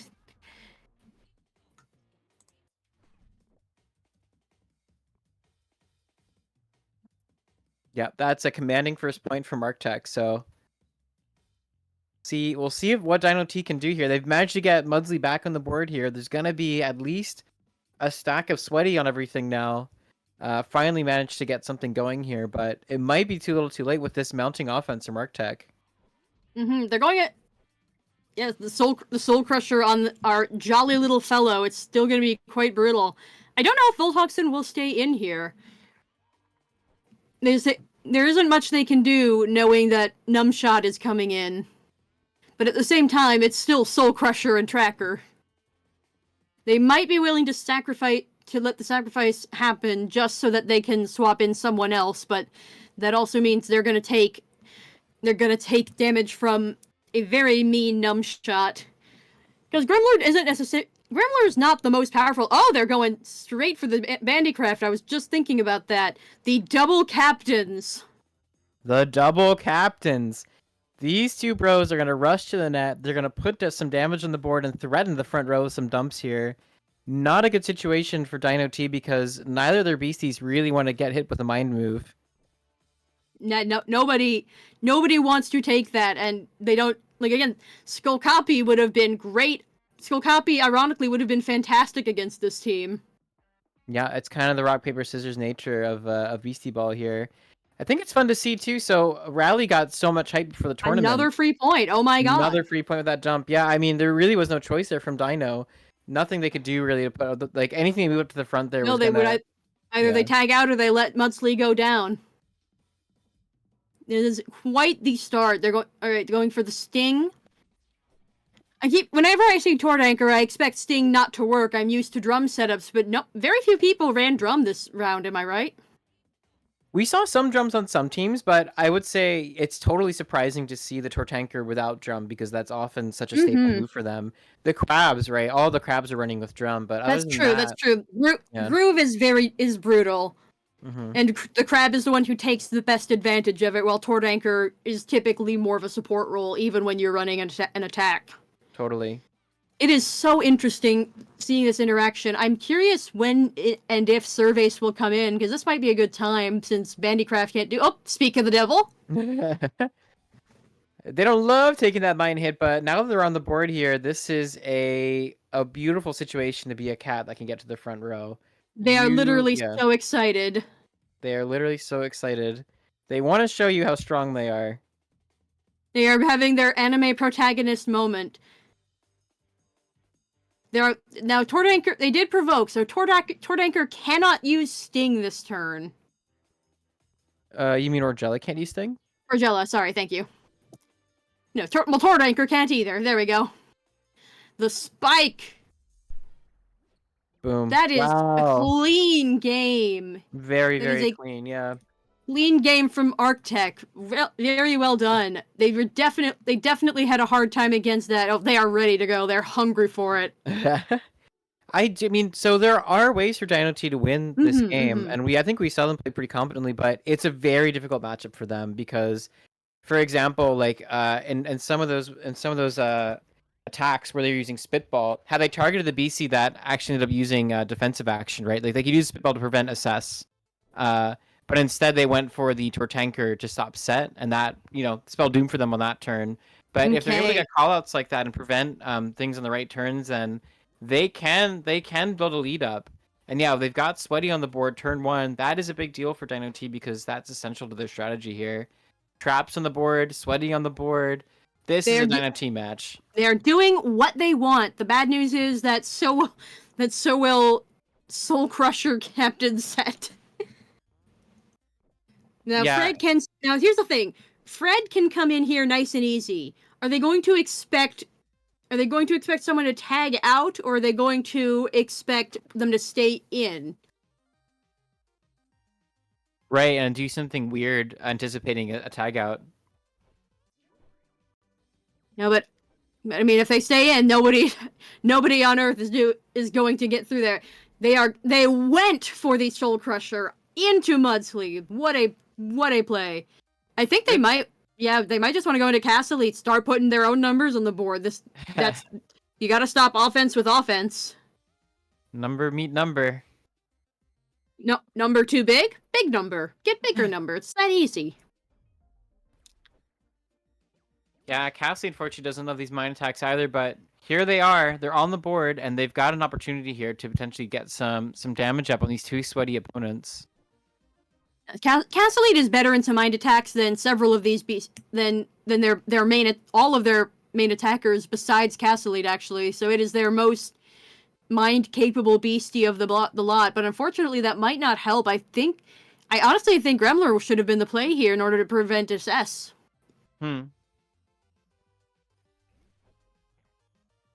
Yeah, that too. They gotta be. We're keeping an eye out for Soul Crusher. They also have to worry about. They also have to worry about the double captains coming back in again. Fetchum hasn't even hit the field this time. Yeah, this is a very go for the organism. Well, the good news is they're at full stamina. The bad news is 2 points up. In a very brutal grand finals match. Yeah, it might just be down to matchup. It's really incredible to see a team as solid as Dinos that was able to conquer so many other teams and have this matchup that it's just they struggle with so badly. Yeah, we watched a war of attrition with how this game how they've played their games tonight. We've seen all sorts of things. Oh, the Sweaty has taken its first victim. That is finally some good news for Dino. Yeah, and actually, pretty great timing for that to happen while their Cathlete's on the field, because now Arctech is going to be forced into tagging some things out, and this could create some... Yeah, honestly, the tracker was so smart, because if not for that blocked status, I think Castlete had a pretty competent 50-50 situation, but because they were blocked, they weren't able to guarantee a KO on the Tortanker, and that gives Arctech one more turn to put some BCs on the field, put some pressure on that Castellite, and yeah, potentially close even this game up. Oh, they didn't provoke. If they had provoked and if they had gone for the provoke, that would have been it. Oh, but it would have been it, but it's, you know, it's okay. No matter what happens I'm just like, now, right? oh man, that would have been over so fast. Nothing is going to survive this. Let's see what they do. It's not the worst situation for Arctech. It's true that they basically are giving this point up, but that cast lead is about to wipe themselves out with overwork, and that means that Arctech gets 8 more points, 8 more turns, that is, were just to get their last point in while the cast lead's wiped out. So in the long run, they might be happier with that situation. Yeah, like it's always woulda, coulda, shoulda. Now we have the tragedy of free ball. Ooh, yeah. So Dino might actually be able to get some momentum back here if they make good use of their time. They have a wiped captain, a drained captain, and another entire situation. Cat is on the field. The good news is no sideways attacks to worry about. True, no sideways attacks, but I think we've seen how much damage that cat can do once they get to the front row. And I don't know if it's those are the types of numbers that you don't want to see if you are getting hit by them, because they're really big. Yeah, yeah, and people it's easy to get used to the captain set meta when but like, oh man. Okay. But like, you can't discount just the cat can walk. The cat can go ahead. They don't need your permission. Interesting choice, not provoking Surveys. You would think inspiring defense is the obvious play. Wonder if they just went a little bit too fast there, or they're anticipating a torch pass in the Fetchum to try to set up the... That is true, that is true. I had not even... I keep forgetting the dog has that. It's a good situation that's set up by Arctech to have these two... Oh! Wow. You were absolutely right. I did not see that at all. Yeah. I mean, amazing foresight from Dino T, because of course I would also be hyperfixating on the shield option on Surveys, but... Yeah, you're right. I would have lost that point too. That one major call there gives Dino T a big window of opportunity here, because that is the 3rd BC now wiped on Arctech's team. So their options are closing in fast. I mean, it's not looking amazing for Dino, but there is a path to victory here. There is a path to victory. Because, okay, Bandicraft is back up, so they had an option. The bad news is... Yeah, they left the Surveys on the field. Very bold choice. So this is a guaranteed free ball. They had to, because no one else was ready. They had to stall this one turn for Bandicraft. What the heck? That's so crazy. Thank God for Watchtower in this situation, huh? Yeah, Watchtower did its job. I think they're going to go for the Sting. That makes sense. I mean, Fetchum has more than done its job.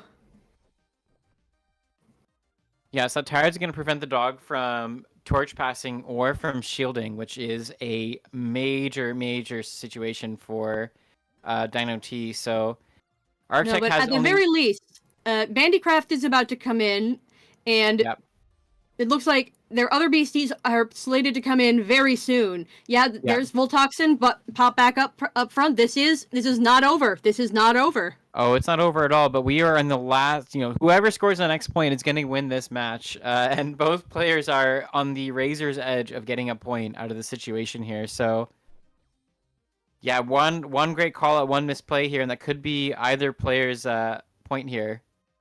Yeah, I think, Fetchum if Fetchum tries to torch pass again, they're going to be out of luck.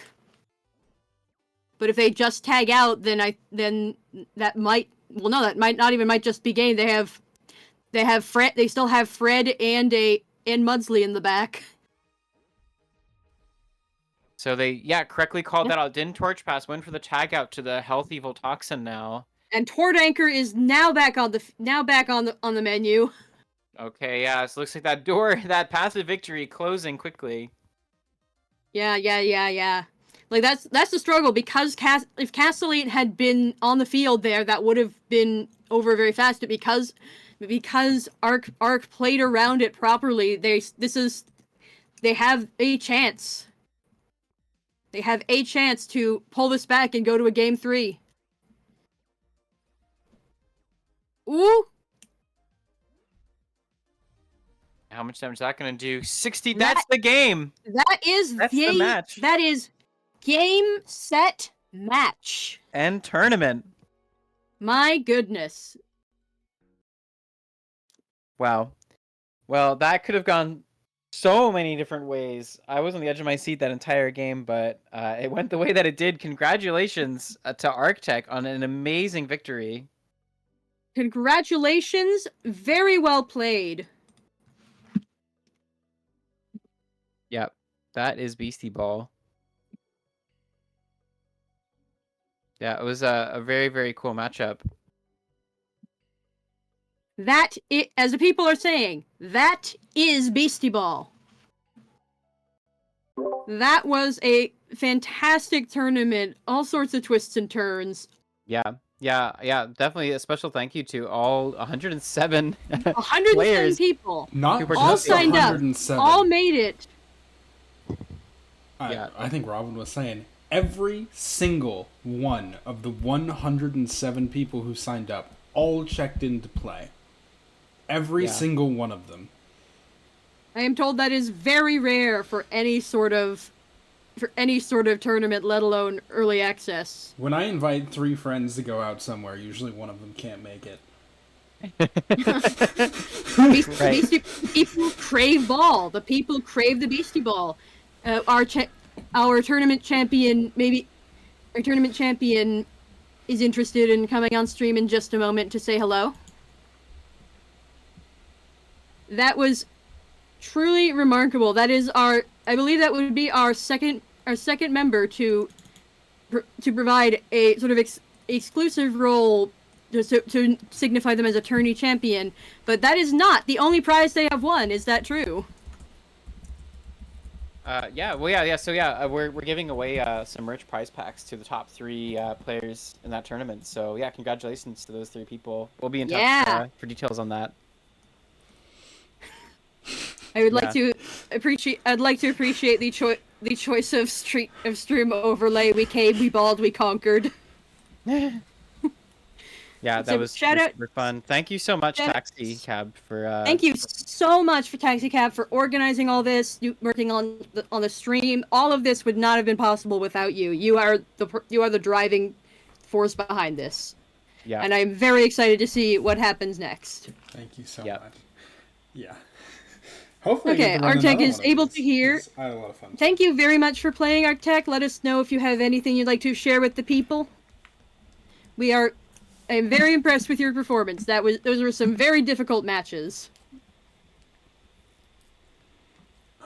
I'm very pleased to see, several of us were concerned. We were worried about Rosemary's team. We were worried about Reverie. And they were still outclassed. Everyone in the losers bracket, we saw some very impressive strategies. Everyone lost at least once. That was how it works.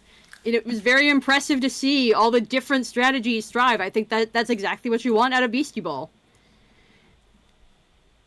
Arctech says that they haven't really played Beastie Ball before. Very impressive. They've played other Monster Tamer PvP before, so this is not their first rodeo, but this is an impressive first showing for Beastie Ball specifically. Wow, that's so cool. Yeah, this was very impressive. Do you have any more words, Greg?